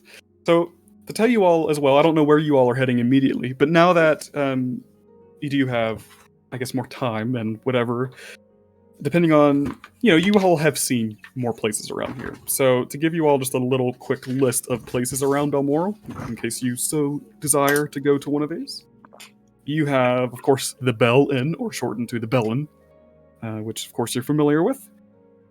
There's people selling groceries and the vendors back today. There is something you've heard whispers of, especially you, Pengelly, because you were here the night before, but everyone's heard little whispers over morning and whatever, and you all have actually seen it. At the very end of the boulevard in the distance, you have seen this very large... It stands out. It doesn't look like it should be here. It's a temple, it looks like. It is a kind of a white and golden and gray building in octagonal shape, and it has a large stained glass dome on the top of it. It completely looks like it stands out from the rest of the building and architecture here. It seems to be some type of very fancy church here. It's very different. And near that is called the Hall of Aegis, which you can guess is what the Aegis Ale is named after. If anybody wants to roll a history check, if it would make sense for you, if you would like to roll a history check on if you've heard of this place. Anybody? 11. 11. Okay. Anybody else? Mara or Krianza? No. Okay. For both of you, don't know too much, but what you know, it is a temple to Helm. And what you all know is Helm is not a god. Helm is a lesser idol. He was essentially... You don't know much of the story, unless you want to make a religion check, but essentially he was the human champion to Bahamut, the god of justice and dragons. And I'm going to make that religion check based on who Sure. Penn knows. I would say, Sure. funny enough, I'm going to do it because, with the Coven and whatnot, he would have tried to research everyone because Yeah. he would want to know who Okay. to beat out against for the witch. Yeah, I got a 15, and it's basically that cursory knowledge of most things, religion. Yep. All right. Yeah. So what you both know is Helm is very much he was the human mortal champion to Bahamut. When the gods walked Dalaran, he became the human champion. Because at that time, champions were often chosen for each god, if not multiple of them, and Helm was that. So when the gods left, because they are banished they've banished themselves, essentially. Years and years and years ago. Helm is still around. He's a lesser idol. He might as well be a god to a human, He can still flick you to death, but they don't have much influence over the world. They are very much hidden in the legend at this point. But Helm, since he served the god of justice, Helm is known as the Great Protector. He is the protector of humanity, a mortal who became powerful to a god. He's known as the Protector to this day. And you all rolled decently well with those combinations. So what you'd know about this place is there's a big bell there. Your history checks are a little lacking. You would know that there's a big bell here called Helm's Bell. And it was built by Moradin, the god of craft. But the bell does something. It's a tourist spot, too. That's why people come through this town, is to see the Hall of Ages. There's something about that bell. There's a whole history lesson there, but you all lacking a little bit in history there. But it's all to Helm, the lesser idol. Unless you all have any other questions, that's that place and what you'd know. Oh. Do you remember that shack I told you that is suspended above the river in an arch? There's basically little poles that aren't coming from the water, but on the other side of the river, on the rock walls there, it's just suspending this rickety shack in place above it. And what that is, you all saw that in passing, it's Hobard's fish place. Hobard's, I'm gonna mess up the word, Felictus fish? Bad at words. And yeah, it's a fish shop. And you've seen people go in there with their own fishing poles, so they can do fishing in there, because if you remember, there's a hole carved out where hundreds of lines are shoved down into the river. For other things you've seen is Mayor Kralen's house. You've passed a general blacksmithing, Balmoral blacksmithing. You've passed what you thought was a school. You definitely see people going to that now. You saw Buck's General, where you heard that Mary worked. General store. Goods. Yeah, just general store. Sells all your odds and ends and equipment. Mhm. And yeah, you've heard of the town jail. That's about. There's nothing too interesting here. Honestly, the Hall of Ages completely stands out and should not be here, but it is. That's the main thing in this town. How's Can, that? can I do a general? We're outside now, right? Yes. Can I do a general perception check as I'm telling the others about the person with a rug over his head who handed these letters to Vin, who has been around here in the last, 10 minutes? What's the duration there? Yeah, she said in the last 30 minutes is when he arrived. In the last half hour? Right. So Yeah. I'll just do a general sort of look around, see if there's anyone who's got sort of head I covered. would like to help in that. Okay, so both of you make separate rolls since perception. And I tell the team this is what Vin said. Nice. Yeah, that's a good point that Staj brings up as well, or at least what made me remind me of it. A lot of the times when you do checks, you can help each other and give advantage to one person. Like either both people make separate rolls, or one person does it with advantage, which means you roll it twice and take the highest. But with a thing like looking around, you can't help aid someone look really, so that's really a thing. Yeah, just general. Mhm. Yeah. Okay, cool. But if you all are like working on sewing something together, they could give one person advantage, stuff like that. Just a note. I got an 11. 8 and 11. Yeah, you keep an eye out. There's vendors going on. You're scanning the vendors, and you don't see anybody that fits that description. No hooded or blanketed people at the moment. But you're keeping an eye out, Mhm. and I'm noting that. What'd you like to do? He casts. Sorry, say that again. Zake looks puzzled at what they're doing, even when Bengali says it in. He'd pause and go, "Does it matter?" They want to talk to us. No, they want to talk to us when we have information. We don't have information.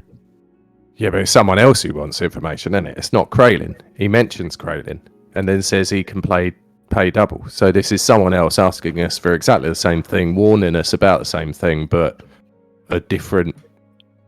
Is that what you take from it? What's your understanding? Say, it's like, hey, if you grow a third arm, come talk to me. Why would you worry about them until you have the third arm? How will they know that we have the third arm? Right, but there's no reason to ask that question until we have the third arm. And he would motion towards the jail cells.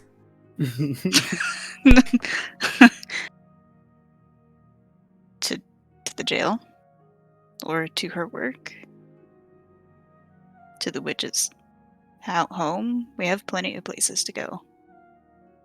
Is anyone else worried about the fact that someone has clearly been paying attention to us and we haven't seen them paying attention to us?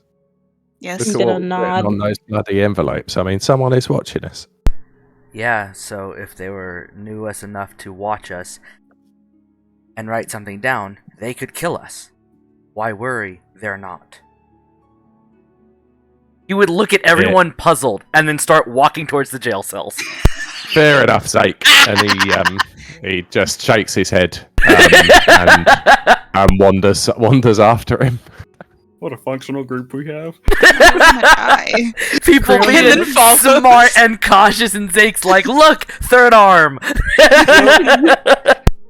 Krianza, what's your passive perception so I can write it down on my table? It is 10, so my active one was better. But it is shit. Gotcha. What is your health? I have a table with everybody's stuff in there, and I forgot. My health? Yes. 29. 29. What's your AC? 13. 13. And your spell DC? Spell DC. Is it 14? 14. Noted. Thank you. What's spell DC? When they rolls. Yeah, so if somebody needs to make a save against our spell, so...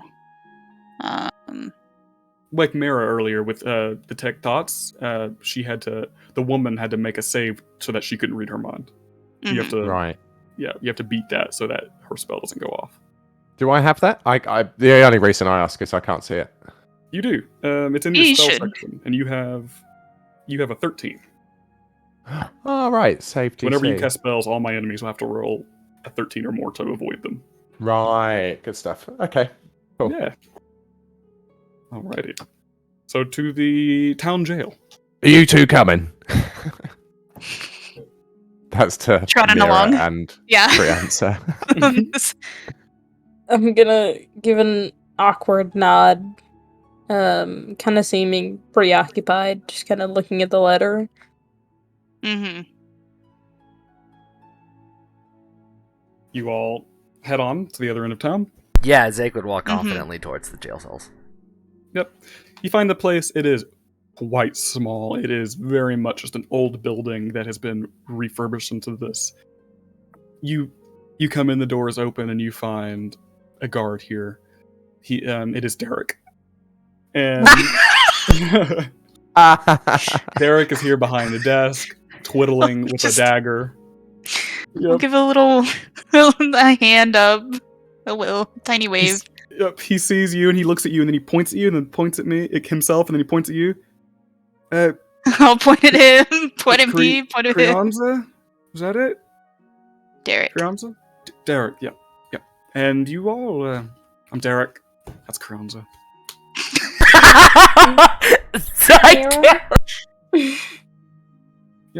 You see there are only 2 cells in here, by the way, and they're sturdy enough, but they're quite small. You see there's a back door. And he just looks and says, "You all here to inspect the statues, corpses? I don't really know how to put it. You all can go back." He just quickly goes over and unlocks, and takes the door and opens it and shows you all to a back room, which is fairly empty. There's another room, there's another door that goes on, which you can guess is probably the armory, but this room is just a basic, pretty much empty room for what they need. And what you find immediately is four. Yeah, because I said three showed up in the letter, right? Yes. Trying to keep track of all my stuff. Yeah, 3 showed up, so there's 4, including Mary, and they are different people. There is a dwarven man, and then 2 humans, and then Mary, and the dwarf is male, and one of the other ones it's feminine, and they are all frozen in shock. You see the woman has her hands together as if she was wielding something, but there's nothing there anymore. How does Frozen in fear. my fingers and knees feel? Roll a medicine check. I'm not gonna fucking get that one. Not bad. 15. It's like Better. major arthritis. Yep. After the night's sleep, you seem to have gotten rid of and shaken off whatever was there. Sake would walk up and go, "Yeah, they're dead." He'd look at the other 3 to confirm. Yeah. Dead?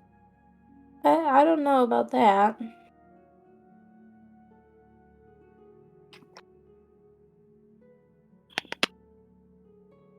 What do you mean, Del?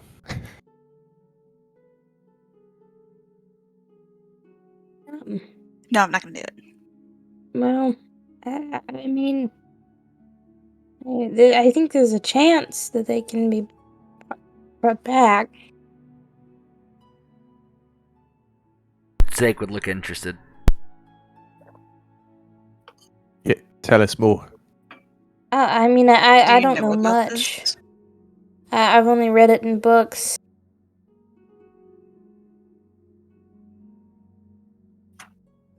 But I mean, he mentioned that clerics were coming. I think that they might be able to do something.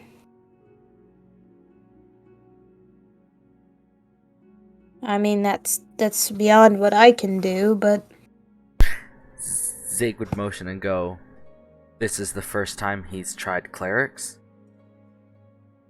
And he would look bewildered at the thought.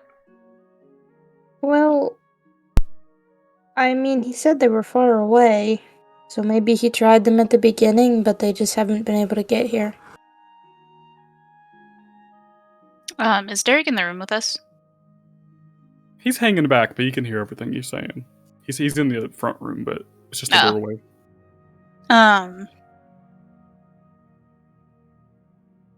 Yeah, I was gonna go and ask him some questions then. Yeah. He's there just waiting at the desk, kind of watching you all through the doorway, curiously of what you all make of it. I'll go shuffle my way into the doorway and ask, how did you lose 15 statues? He says, well, some of them we didn't always have. Some of them they managed, whatever they are, they managed to take immediately. So not all of them were left here the whole time. It was a handful that we've missed, that we're holding here. It was when we realized that people were going more and more missing that when we found they were stone, we held them here while waiting on medical and priests. Were you on guard? No, actually, from what I wasn't me, but it was allies of mine. They actually don't remember it. They were on guard here, and then their guard was interrupted, uninterrupted. They resumed as normal, and by the time morning came, they checked, and it was gone. And then we guarded heavier. We guarded front all the way around. We watched, we frequently checked, and then one time we checked and it was empty. When did these people start going missing? In total, about 6 days ago. Erlen's been trying to deal with it subtly, I think. What do you think's been going on? Strange. Ghosts, I think. If I had to guess. Do you have many of those here? I've never seen a ghost, although sometimes my chair flips over, but I think it's just broken. No, I think it's ghosts, and I think freaky shit's happening here, and it's making people into statues, and it's taking their souls. That's what I think.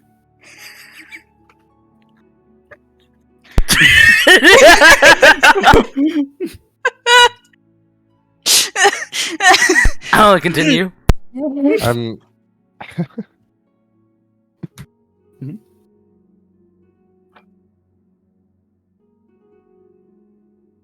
I've forgotten any other question that I had, so if you have anything, go ahead. Well, I don't have anything. I'm just here. I'm just kidding. Fuck you.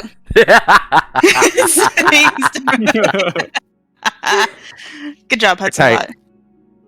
While Crianza is flirting with Derek,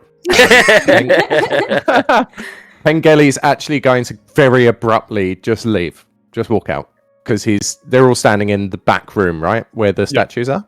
Mm-hmm. So he's just going to very abruptly walk out without making eye contact, and he's going to pound through the front door and stand out there and really have a good old look around, because he's still really mindful that someone's watching them. So he's going to have a good look around, and he's also going to just mention to Taxi, so up on the roof, go and have a look around, pal. And hops out and starts scaling the roof. Yeah. So Tax goes up onto the roof, and Pen walks a few feet away from the front door of the jail and just has a look, checks all of the roofs that he can see, checks all of the nooks and crannies, just really has a good look of the environment. Make a perception check. And should I roll for Taxes, or do you want to roll for him? You can. Okay. While y'all are rolling, he would look at Mira and say, "Are you running from something too?" What? Cute. It's performance. No. Ah, I pushed performance spikes. Can I take it? Because performance is +2 and perception's +5. Gotta re-roll. Oh! Alright. It's okay. The storm out was extra dramatic. One. You slam the door open. Alright, hang on. No, It's time to go. No. I'm luckying this. I'm re-rolling and using one of my luckies. I've got some good. I got some good narration for this. Good. Okay, 14. So much better. Okay, real quick on this. You come out angrily, and when you open the door so angrily, some dust kind of comes down and hits you in the eyes. So you immediately scratch it out, and you see.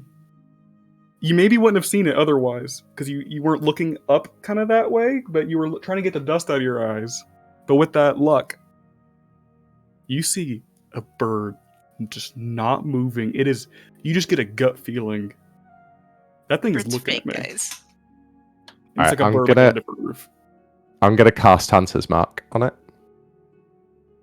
Ooh. Okay, what does it look like when you cast it? It would give some flavor. Everything for Pen is both casual and ordinary and unremarkable and nondescript. So even when he casts, it's a clumsy. It's an incantation one, right? Is there an incantation? I don't know what the V and the S and the Verbal, V, semantic. verbal. Okay. Yeah, so there's right. So he sort of mutters a clumsy incantation, and it doesn't ruin the effectiveness of it. But he's not graceful with his magic, and he sort of, though he doesn't need to, he sort of flicks his fingers at the bird in the direction of the bird, and it like he's trying to maneuver the spell towards the bird. I like it. When And you do that, you have marked it. So, Alright. so just sorry, DM, so that I know what I've just done. I just rolled for damage, but I'm not damaging with Hunter's it. Mark. I'm just tagging it with Mark, right? Yeah, Yeah, cool. you've tagged it. You have to actually attack it to do extra damage. So you've Right. marked it, and as soon as you do so, it flies away. But you've marked it. I've marked it, and now that I've seen that, I'm going to. Are they watching me from inside? I haven't closed the door. No, they were talking, so I was gonna have them while they were talking while you were doing that. All right, I'm gonna. I don't know whether to. Pen's gonna chase the bird. he's gonna look behind him and go Tax, and Tax will rush to him, Okay. flutter down from the top of the roof, jump in the script. With the door because he open. wouldn't want Sorry. doors left open. Yeah, and he chases off after the bird. With You the, all just who are standing there just watch him go. I was about to say, when the moment he yelled Dax and he took off, yeah, Zyke is taking off after him. Okay. What were you all talking about while that was happening? 'Cause that took a few. Sorry, I interrupted. No, it's fine. It's all happening simultaneously. You were doing that first. Mara and Zake. You have a few seconds of while that's happening. I was just like, no, not running from something. 2 then? Just, no, I wouldn't call it that. Are you running from something? He'd move to pat her head and say, "Stop lying, you're bad at it." And he'd walk At that past her. moment, I'm at that not. moment is when he yells for Taxus and he runs. Okay. Are you all following? Yeah. All of you? Yeah. Okay. There's nothing else to learn here, I think. Alrighty. So Taxus, you are Pengelly, you and Taxus are going after the bird. Yeah. You're trying to keep up with it. Make a survival check with advantage because you have hunters marked it. You have advantage on trying to track it. Getting smart with spells. Ooh, 23. Holy 23. shit. Hot damn. Hey, Because you've marked it, you have basically see almost in glowing, like, oh, that's where the bird's talons were on the roof. I can spot that instantly, and you keep going to the other alley, and you see. Most people wouldn't see it, but the little tiny piece of a feather is floating down, but you spot it because you've marked it. And you were going and going. You're running. Are you all running to keep up? Yeah. Yeah. Yeah. Mhm. Zyke You is just on see his ass. Pengelly. Yeah. Big strides, and it is loud when the feet hit the ground. I love it. Doom, doom, doom, doom. What I love is like Creon's is like heavy and whatnot, and fucking, Zyke is running with the planking of fucking shield, and Mira's like, Yeah. like this little silent fucking, the lightest gorgeous thing running after him. I'm dead. All right. Pangeli, you're going, and then you lose track for a second. And then go ahead and make me another survival check with advantage. We're keeping up with it. You are on its trail. You are following it 9. through corners and alleyways. With advantage, so you get to roll again. I get to roll again? Good. Yes. Yep. Advantage. Advantage means that you roll twice. Mm-hmm. 10. You've hunter's marked it, so Nice. you're better at it. All right, not too bad. You're still catching up with it. You lose track for a minute, and you're looking, and you're looking, and you're looking, and you realize the reason you've lost track of it is because it went through basically this grate in a house that leads into a basement, into someone's backyard. So it went into someone's basement. It went through a grate in the wall of a house quite low down. So Yeah. I know it's a basement, right? Yes, it's definitely a basement. It's like 3 little bars that lead into a basement's top of the walls. You know what I mean? Okay. And am I looking at the front door of the house, or the back, or the side, or the This is the back. Yes, back of the house? Okay. this is someone's house in the residential area. All right. You follow the So again, practiced motion because Pengeli tax up on the roof, out of the way, which is generally always going to be the case with these two, to keep Tax away from any potential danger. Somewhat of a lookout, but more just to get him out of the way so that Pen doesn't have to consider him. Mm-hmm. He All right, scurries up. so gets rid of Tax, and the bird went in. Who's directly behind Pen? Sake? Yep. Alright. So he points at the grill. It's like, Sake! He went in there! But Pen keeps on running to get around the front of the house and waits to see who else goes with him before he acts. He's just making sure that Zake's at the back, near the grate where the bird went, and Pen has run to the front of the house, and Tax is up top. He's just making sure that nobody is getting away from the area without him seeing. I like it. Roll up a general perception check for me as you're keeping an eye on things.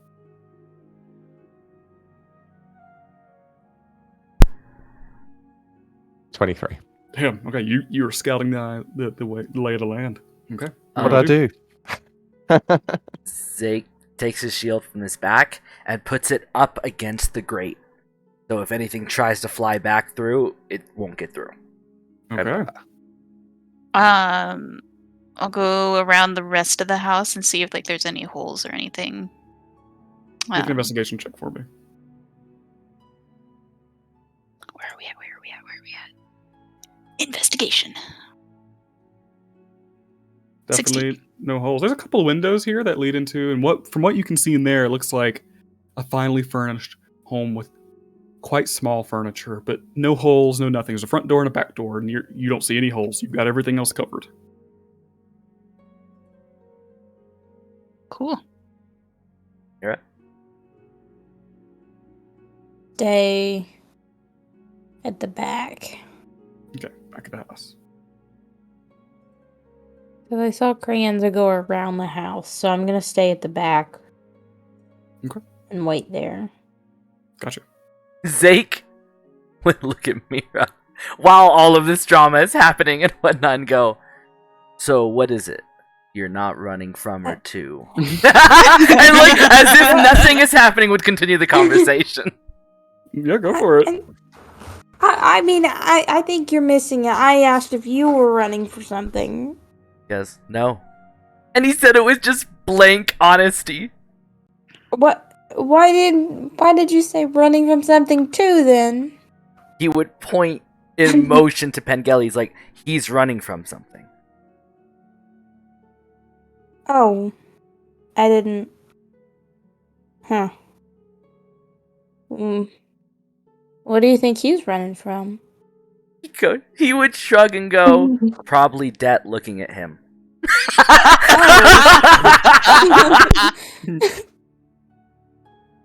I mean, I don't know if I would say that. He'd raise a brow and go, okay. Y'all can continue now. I love it. I love it. I'll finish my wrap around the house and then run up to Penn. Okay. Ben? Cool. Okay. So still moving quite quickly. Pen, is it just a door, or are there steps up to the door, or what? There's a couple steps up to the door on the Alright, front. Yes. So yeah. So Pen looks at Crianza, come around the side, and says, "Follow after me, but keep your eye out, all right?" And he runs up and sort of hammers on the door, but with his fist. But he's ready to sort of shoulder and bust through that door if someone Okay. doesn't come to it quickly. Okay. 5 seconds passed. 10 seconds Alright, passed. All right, so he shoulders through it because Make an he's athletics adamant check. that he doesn't want to lose. 11. 11. Easy enough. This is not a very strong door. You All right. enter into what looks to be a very fine home. There is a... What's that stuff on end tables? The little fabric woven things? Like a doily. That's what it's called. Doilies. There's doilies everywhere. There's Crocheted doilies. there is crocheted quilts on the walls. There's a small couch that would only fit one person, maybe. It's strange. Everything's a little shorter in here. And then as soon as you get the lay of the land, you just see in the kitchen this very small halfling older woman, gray hair, kind of light skin, wrinkled eyes. She's holding a plate with like a bunch of she's holding a bowl and she's mixing it, and she's got looks like mashed potatoes, and she just looks at you with total fear and says, Right, so Penn looks at her and he does a couple of things quite quickly. The first thing he does is cast Thaumaturgy, which makes his voice boom a bit louder, and he looks at her and just yells, "Basement, where?" And it's really loud. Roll an intimidation check. Yeah. And then at the same time, he is still with his hunter's mark. He's searching for the sense of this bird as well. So my intimidation is 11. Jeez, she drops the mashed potatoes and it splatters everywhere. Oh, Make a survival check with advantage. All right. First one is 19. Holy shit. Second one is 14. 19. You're thinking basement, basement, basement, and you're trying to figure it out, and you're good at places like this. You look at the doors. You're like, that one? Bedroom. The way it's laid out, that's totally a bedroom. That right there? Side room. Probably study. Guest bedroom. That door? Basement. Basement, right. So he looks, as he's running towards the door, this is all in one sort of fluid motion. As he's running towards the door, he points to the woman, looking at Crianza, and yells, "Keep her here!" And then he gets to the door, and the first thing he does as he's running up to it is he focuses and casts Thaumaturgy again. But this time he casts it to instantaneously cause an unlocked door or window to fly open. So as he's running towards it, he quickly sort of casts a burst. His hand flicks out open, and he's like, "Open!" Grits through his teeth. He goes, "Open!" and he flicks his hand, hoping that the door isn't locked. Okay. The door is unlocked. It slams open. The halfling woman is just so scared. Carranza, you're like at the doorway. What are the rest of you doing? I'm gonna What's happening? essentially move my way through the doorway if it's a smaller door and just stand It's there. Yeah, it's Arms a little crossed. smaller because it's a halfling home. Yeah. You come in. Are the rest of you staying at the back? I would say when he You all yells, hear this. I would say when Zeke can hear the old woman and then Penn yell, he would turn to Mira and go, "You should probably be the one in there." I'm just gonna. Excuse me. Start walking towards the She's front of the house. so adorable. Yep. Okay, so you go to the front of the house and you make your way in. At the time you make your way in, The door is flown open, and Pengeli, you're heading down. I'm heading down, and I'm mindful that this is a bird, right? So Yes. I'm, and I don't want to. I need to capture it, and I need to maybe I I pull the script that Tax usually sort of sits in, which is a big sort of fabric bag sling thing, and I grab that. And I'm focusing again on Hunter's Mark. Like I know that I've still got this thing's scent, and I'm looking for any sign of it so that I can sort of try and just catch it in the script. Like my only thought is getting hold of that bird and trying not to damage it or kill it. Mm-hmm. I love that we're already to weird party antics. This is fantastic. Pacing of that. Zake would, with anyone, like, now that it's causing, like, a clatter, anyone that's stopping, he would look totally calm and he'd go, "My mom's dove got out, trying to get it." And he just shrugged. He literally try to, like, just make it seem normal and get people moving so there's not a crowd. So you went to the front of the house for sure, right? Oh, no. He's around back still with that shield. He's not He's letting got his whatever shield the fuck over the went grill up. that the bird flew in. Yeah, he doesn't want the right? bird to get Yeah. out. So no, he's just in the back. Just anyone that is hearing this clatter from the back. He's just trying to diffuse. I love it. I haven't checked what's in the basement either. Like you're just getting in. Pins just hurtled down the stairs hoping to catch a bird without really paying attention to anything else. Mira, did you say something? Yeah, when I come into the house, has she already dropped the potatoes? Oh yeah. I'm gonna walk over and I'm just gonna be like, "Hello, hi. There's a bird. That's okay. We're bird catchers here. Here's the potatoes. I'm gonna pick them up and hand them to her. You're just with your hands? No, I'm gonna pick up the bowl. I'm gonna pick up what's left. You're scooping hand it. back to her. I love it. Pengeli storming down the stairs, and it's quite dim, so your eyes are adjusting to the darkness. It's bright outside, and you're kind of coming in. It's dim, at least on this part, because essentially the basement goes down and takes a left, so you can't see into the room yet. You're looking at just a wall at the end until you take a left. So you're going down and you're ready, and then all of a sudden, the bird is coming towards you. Make a dexterity check to try to catch the bird. Is it? You're waiting, you're going down the stairs, you have your thing up, and the bird is coming past your head. Okay, so dexterity I do from the top, right? Yeah, one of the main attributes, yeah. Dexterity check, straight check. Mashed potatoes. 10. 10? I'm gonna say. It goes past you, you miss it, you miss the bird as it flies past you and up the stairs. Alright, and I just yell, "Catch the bloody bird!" It's behind them. Mira would be the closest one. I'm still at the front of the door, like, being all that. Do you have your hands full of potatoes? It's coming at you, Mira. Right, I'm gonna use the potato ball. You're gonna use the ball? Yeah, I'm gonna stick it in front of it. Make a dex check. You have like a gloop trap too, because it's full of mashed potatoes. This poor I have woman. terrible dexterity. It's a 2. You put the bowl and you sling mashed potatoes down the stairs. Pengeli, you are just splat with mashed potatoes that have ended up down the stairs. Yes. So you're just covered in mashed potatoes at the moment. As the bird redirects and starts coming towards the front door to head out into the sunlight. Alright, what am I doing? I'm just gonna try and, like, get as big as I can to cover the door. And then, like, when it gets close, try and go for it. Okay, make a dex check. Oh, fuck.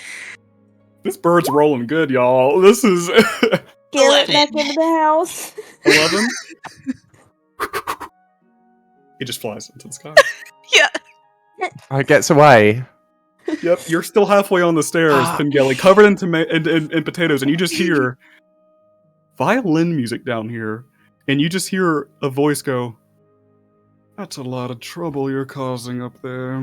You know, I don't live here." You hear that from downstairs into the basement. Oh, Jesus. Do you want to They go say down? don't live there. Oh, okay. Yeah, he's going down. Pen grapes the mashed potato out of his eyes. Yep.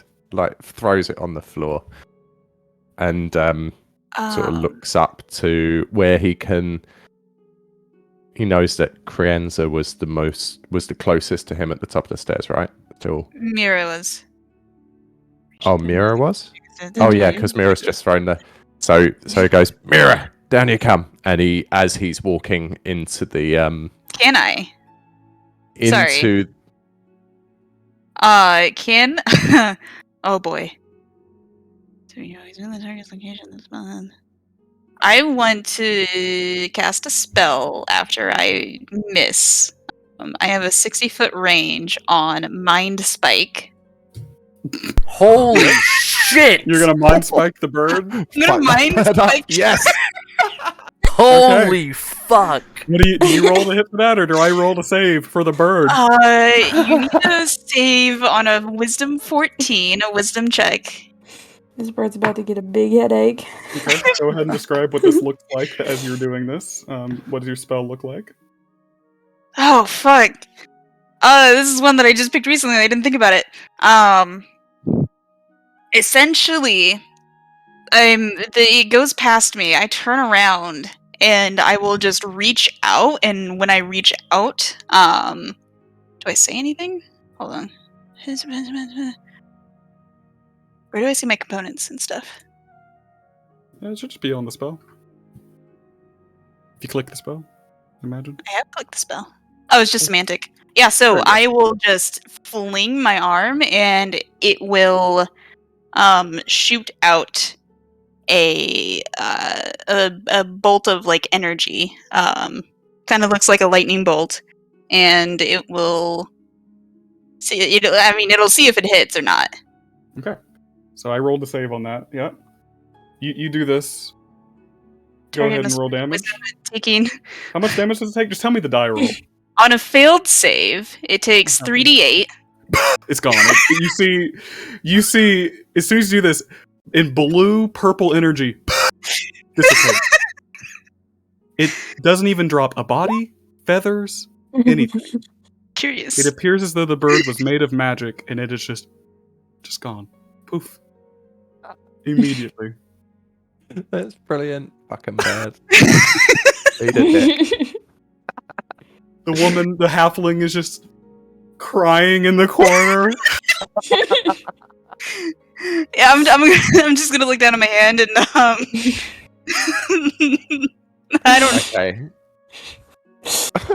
Right, so Pen. The birds. You're done, right? After Bird turning dead. bird into mist. Yeah, is Pen out there or down here? Can you see what No. just happened? Oh, No. Zake from the back probably was like, Zake, what you saw was from the back is the bird flying into the sky. You're probably like, there it is! And then it immediately just dissipates into energy. There's Into the sky. just the quietest. That was the bird and not the lizard, right?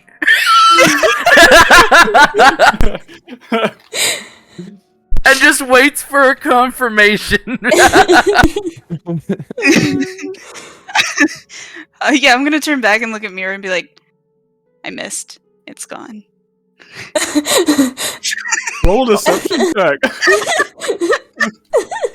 What a liar. 22. You all can roll insight check. Would I recognize the magic? What do you mean? What I recognize? Would I recognize that she had done magic? Well, you're inside the house, aren't you? Yeah, I just Yeah. mean like from her hand motions. Oh, or yeah, I anything. guess, yeah. The Carranza went outside, right? So you wouldn't have necessarily. I did like a little step out the door. I didn't like run out or anything. You probably just saw them fling their arm into the air, and if you saw the electricity, if you would have seen it, then you would have seen it, I guess, if that's where you were standing, Crianza. What's your insight check? Who's inside check? Natural Mira. 20. Nice. This hooded figure is lying. You can just tell. It's like, fucking bolt hit.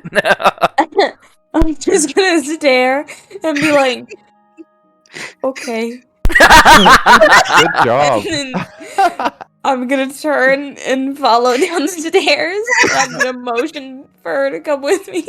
The halfling woman Okay. just says, "You killed the bird." Go on, I'm gonna Pen. look at her and be like, Aw, no, okay. it so- got away. Alright, so I have a question, DM. Yep. What I just did was to help me how I roleplay arriving at the bottom of the stairs and turning left into the thing. So is that all right to like roll what I think it is and then base what happens on that roll? Yeah, I mean, if it's your own flavored roleplay to figure out what you would choose to do anyway, but like if you because normally you would just choose to go down the stairs. If you want to, Well, I'm going to do it. Yeah, it was how successfully I manage it. Right. Yeah. So if you want to add of your that, own roleplay with rolls, then for sure. cool, nice one. Okay, well, because of that natural 20, which I'm really proud of because it's my first one. Yeah. Pen like sees that because he's been running. He's like copped a bunch of potato. He's scraped it out of his eyes. He's still been running down the stairs at that time. He tried to catch the bird. He spun around and he's still sort of moving to the bottom of the stairs. But actually, in one fluid motion, as he sees the wall at the bottom of the stairs approaching him really quickly, he tucks into a roll, uses his foot to kick off of the wall at the bottom, to his left into the thing, and as he rises from that roll, he's actually flipped his bow round, knocked and drawn an arrow, and is holding it, pointing in the direction of the voice that he saw. And he's just like on one knee, breathing quite deeply because of the exertion, but he's fully focused, and he's holding his bow with an arrow pointing at whatever is in front of him. I love it. Okay. So what you see down here, you do this, you're drawing a bow after all that. I love it. And you see, because like I said, you heard violin music. You see on the left, there's a little violin floating and playing itself, essentially. And you just see, in this room, there is a cot to the right with, a very neatly made bed and pillow, even though it's not a full bed. And you see what this looks like is just all basement storage that has been turned into what looks like a living space. You find clothes hanging up on a clothesline to the left near the grate, which you see is, I think, still shielded up. And you see what's laid out in front of you right now is just a table, and you see there's no food on here right now, but you see there are 4 plates, a 5th one actually. There's 5 plates laid out, and there's unlit candles here, and there's chairs pulled up, mix match, but tried to put here. It looks like a small dinner setting has been tried to be put here in this bottom of this basement. And there are those tins that you could reveal the dinner to, but they're empty and unused. And you just see this half-orc gentleman, not too tall. Oh, I got your message. Okay. Yeah, we're going to wrap this up here in a few minutes. You see this half-orc gentleman with kind of darker green skin, and he has black hair that's kind of slicked back, and he has a goatee, very fine, barely graying. His nails are painted black and purple, and he's got jewelry galore on his fingers, and he's got dangly earrings, and on one of his tusks, on the right of his tusk, he's got gold caps on each of them. And on the right one, the gold cap has a small chain jewelry that connects to his earring. He's shirtless. He's got pants on, but they're rolled up. And he's just here, and he just looks at you. It's kind of the music that's playing.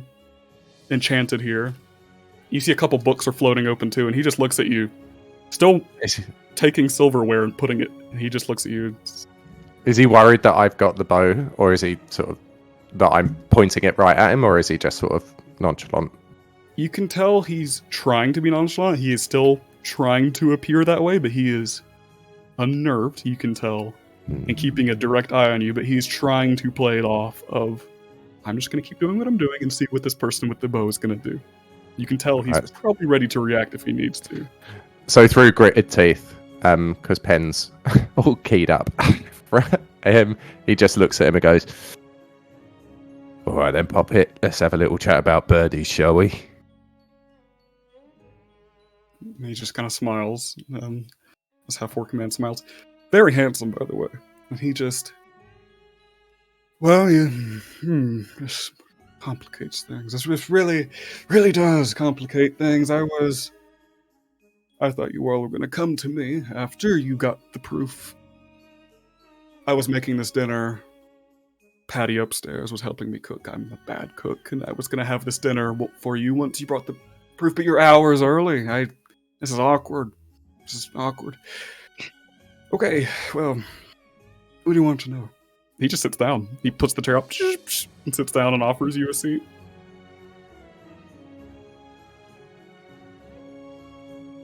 I'm gonna wait until the others come down the stairs. Yeah, I'll go outside, poke my head around the corner, and just like kind of motion for Zake to come on in. Zake was actually holding the shield against a grill into the basement, right? So did he hear that or see it, or has he got any knowledge of what's actually gone on at the front of the house? Check, Zake, since you're at the grate leading into this, like that leads into this room. Yeah. I always want to go up with it. Perception there. 13. You hear this. You hear the muffled this. You hear the violin music playing now, and you hear this conversation. Okay. Yeah, at that point he would unlodge his shield. Funny enough, like as he is going around, he takes a mushroom from the side and kind of wiggles it, and he goes, "Ashfin," trying to see if the lizard's alive, because he still doesn't know if it was the lizard or the crow. He doesn't know how mad Pengelly's about to be. Yeah, what are you messing with? He takes the mushroom from his pocket, and he is waving it on top of the roof, because he heard Pengelly say, "What's his name?" and then roof. So he's trying to see if the little thing's alive. Make a persuasion check, real quick.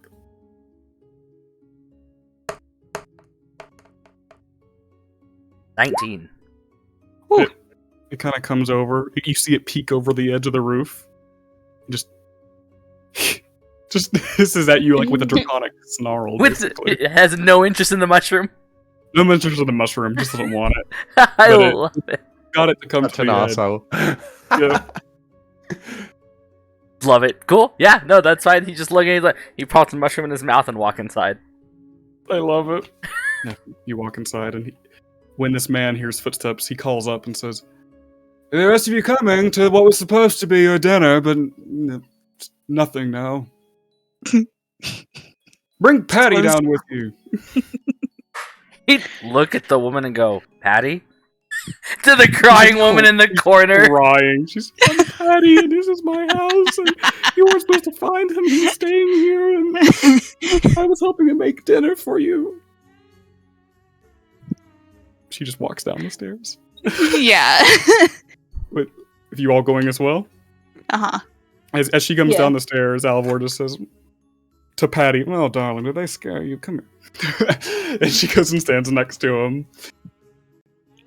"Okay, well, we have an early conversation to talk about. This is unplanned. You all are very rude. My name is Alvor, and it's good to meet you." And that's where we'll end today's session. Hell yeah. Woo! Well Yep. done, Ethan. That was wonderful. Oh my god. You all Experience. enjoy I it? loved it. Perfection. No, it was so great. good. Loved hope it it was so good. much. I'm so So glad. much Would you all fun. be interested in a second session? Oh, Yeah. I know. how dare I don't think you. so. The It's question not- insults me. fucking- I'm so sorry. I gotta ask. Why would we come back? Yeah, I gotta ask. Can we remove Krenz's question marks on the thing yet? No. Or is it still mystery? Never Still saw them. mystery. Because of weird... Oh, right. That's a picture of Caxian. Love it. Yep. I mean, Um, yeah, never saw them. I'm going to at some stage say to Zeke, or Zeke, hey, did you see my roll at the bottom of the stairs through the ground? Did anyone else see that? Kind of love that no one saw it. I was no one saw it. Eleanor saw it. honest to God, when Van Gilly, he's gonna look and go, yes, and put up a thumbs up to him with total Aw. confidence. I love it. What a weird party we have. Oh, and Ah. it actually is working incredibly well. Which this is the first time that I've had a party work this well. Usually, people are butting heads and trying to fight for power, and they're just like, "No, we have a mission. We'll get it the fuck done." Yeah. Yeah, I like it. It's fun and intense and shenaniganing. It's so y'all, 10 out of 10.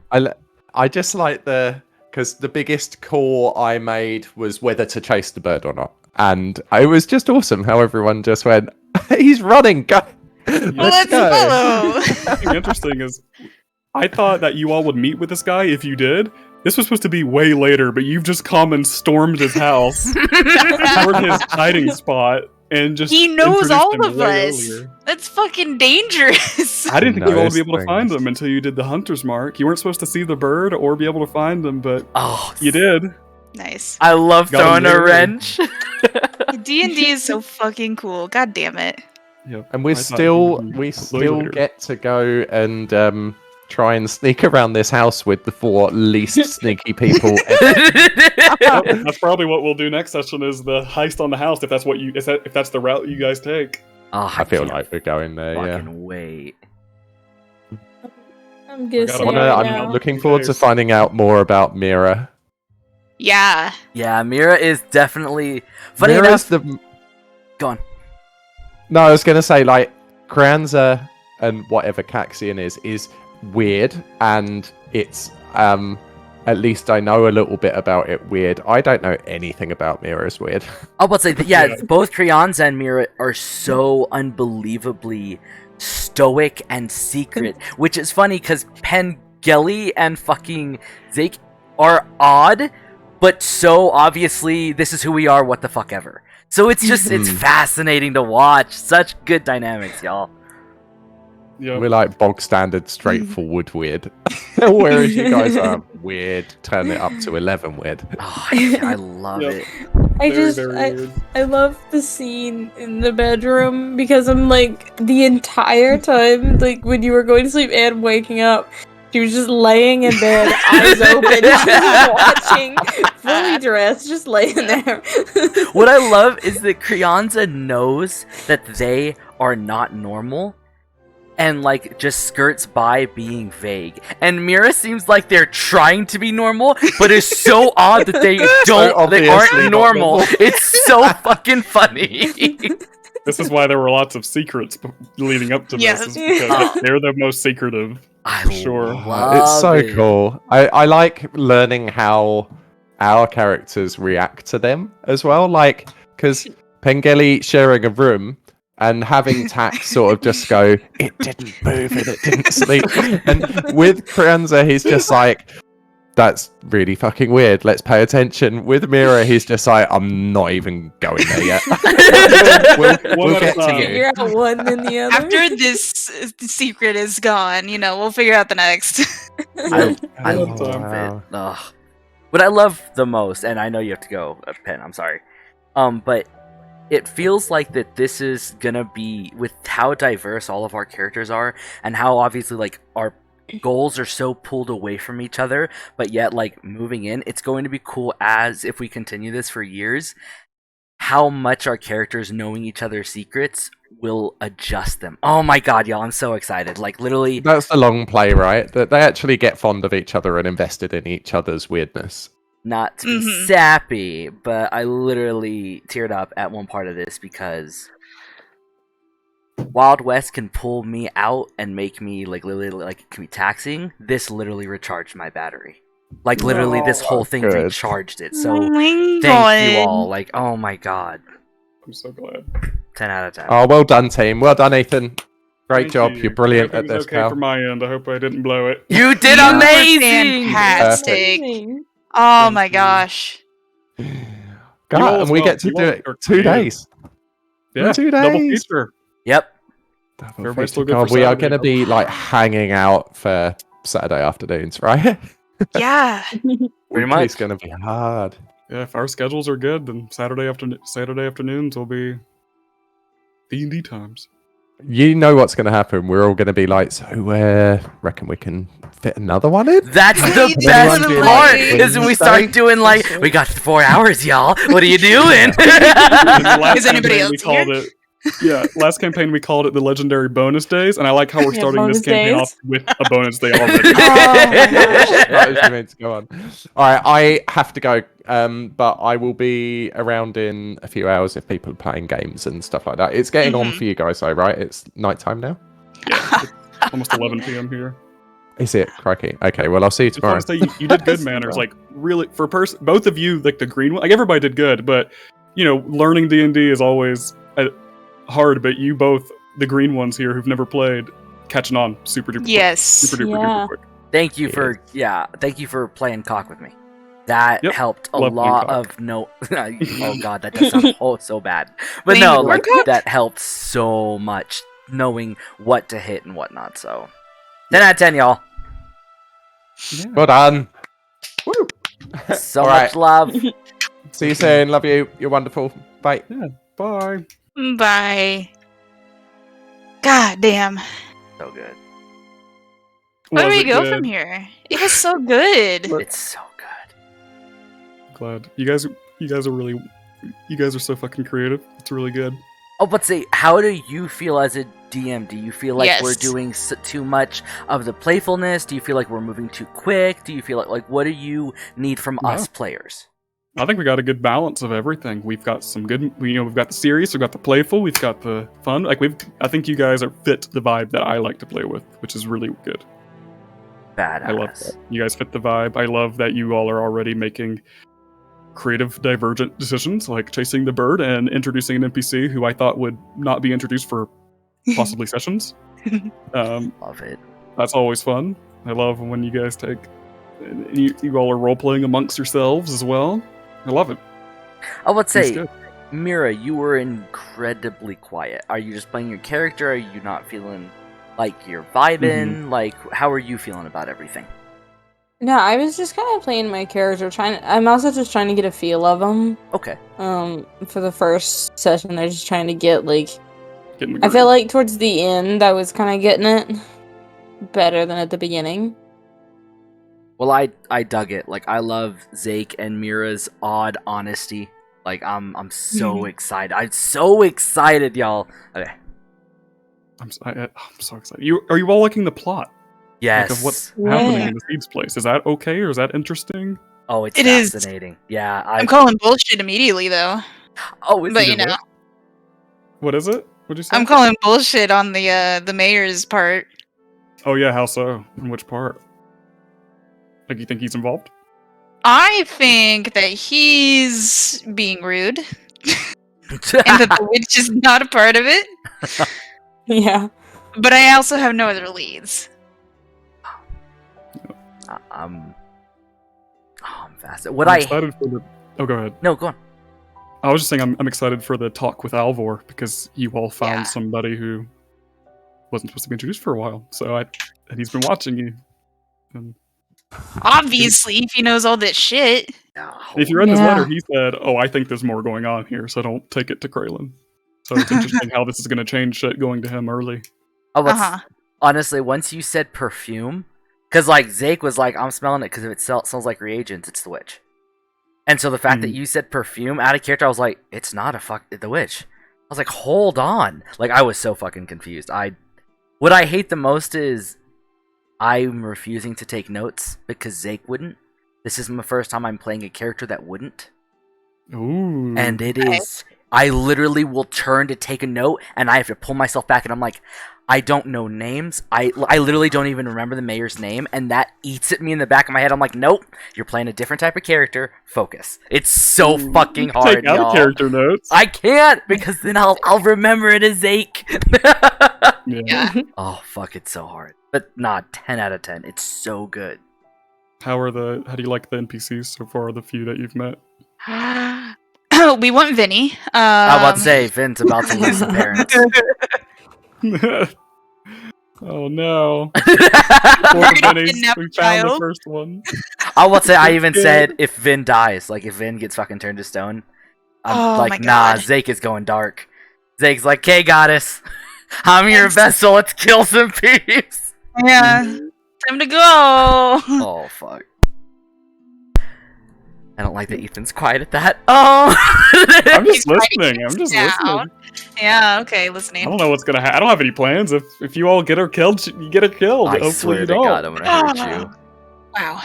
Don't get people killed. I don't know. Don't break an arm off of someone and kill them. I'm just Oh kidding. fuck! Right? He feel like that's what I love. Is he panics in the moment and he's like, "Oh, don't kill him." Well, she turns to dust. Let's rip off her arm. Whoa! That's an escalation of events. Also, I'm Yep. so sorry. I'm so needy in IMs, Ethan. I don't mean No, to that- be. I just have random questions all throughout, and I'm like, "Fuck." No, I like it. I just if I don't get to it because I'm distracted, just I'll get to it when I get to it. But hopefully Oh, I can yeah. as soon as possible because I love it. I like the little questions. Oh, I think I'm gonna go stream, peeps. I will upload this to probably Google Drive. Ooh, Yeah. please do. When are you gonna do that? But like the moment that it's done, when I stop it recording, I will upload it. Cool. And I love it takes a while to process, but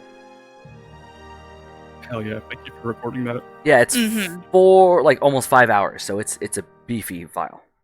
Ooh, buddy. Big. Maybe. Do you want me or you to put it on a private YouTube playlist? That way, it's not taking up our space, but it's or taking up your Google Drive space. I didn't know I Either could just you- upload it to you. You could upload it privately That'd to a playlist that only we know. fuck yeah, that'd be easy. Because I know shit. only Google Drive only has so much space on it too. Yeah, I can do So that. Yeah, it's up to you. I just didn't want to take up your space. Whatever works. You just put it in a private playlist. Well, let me end.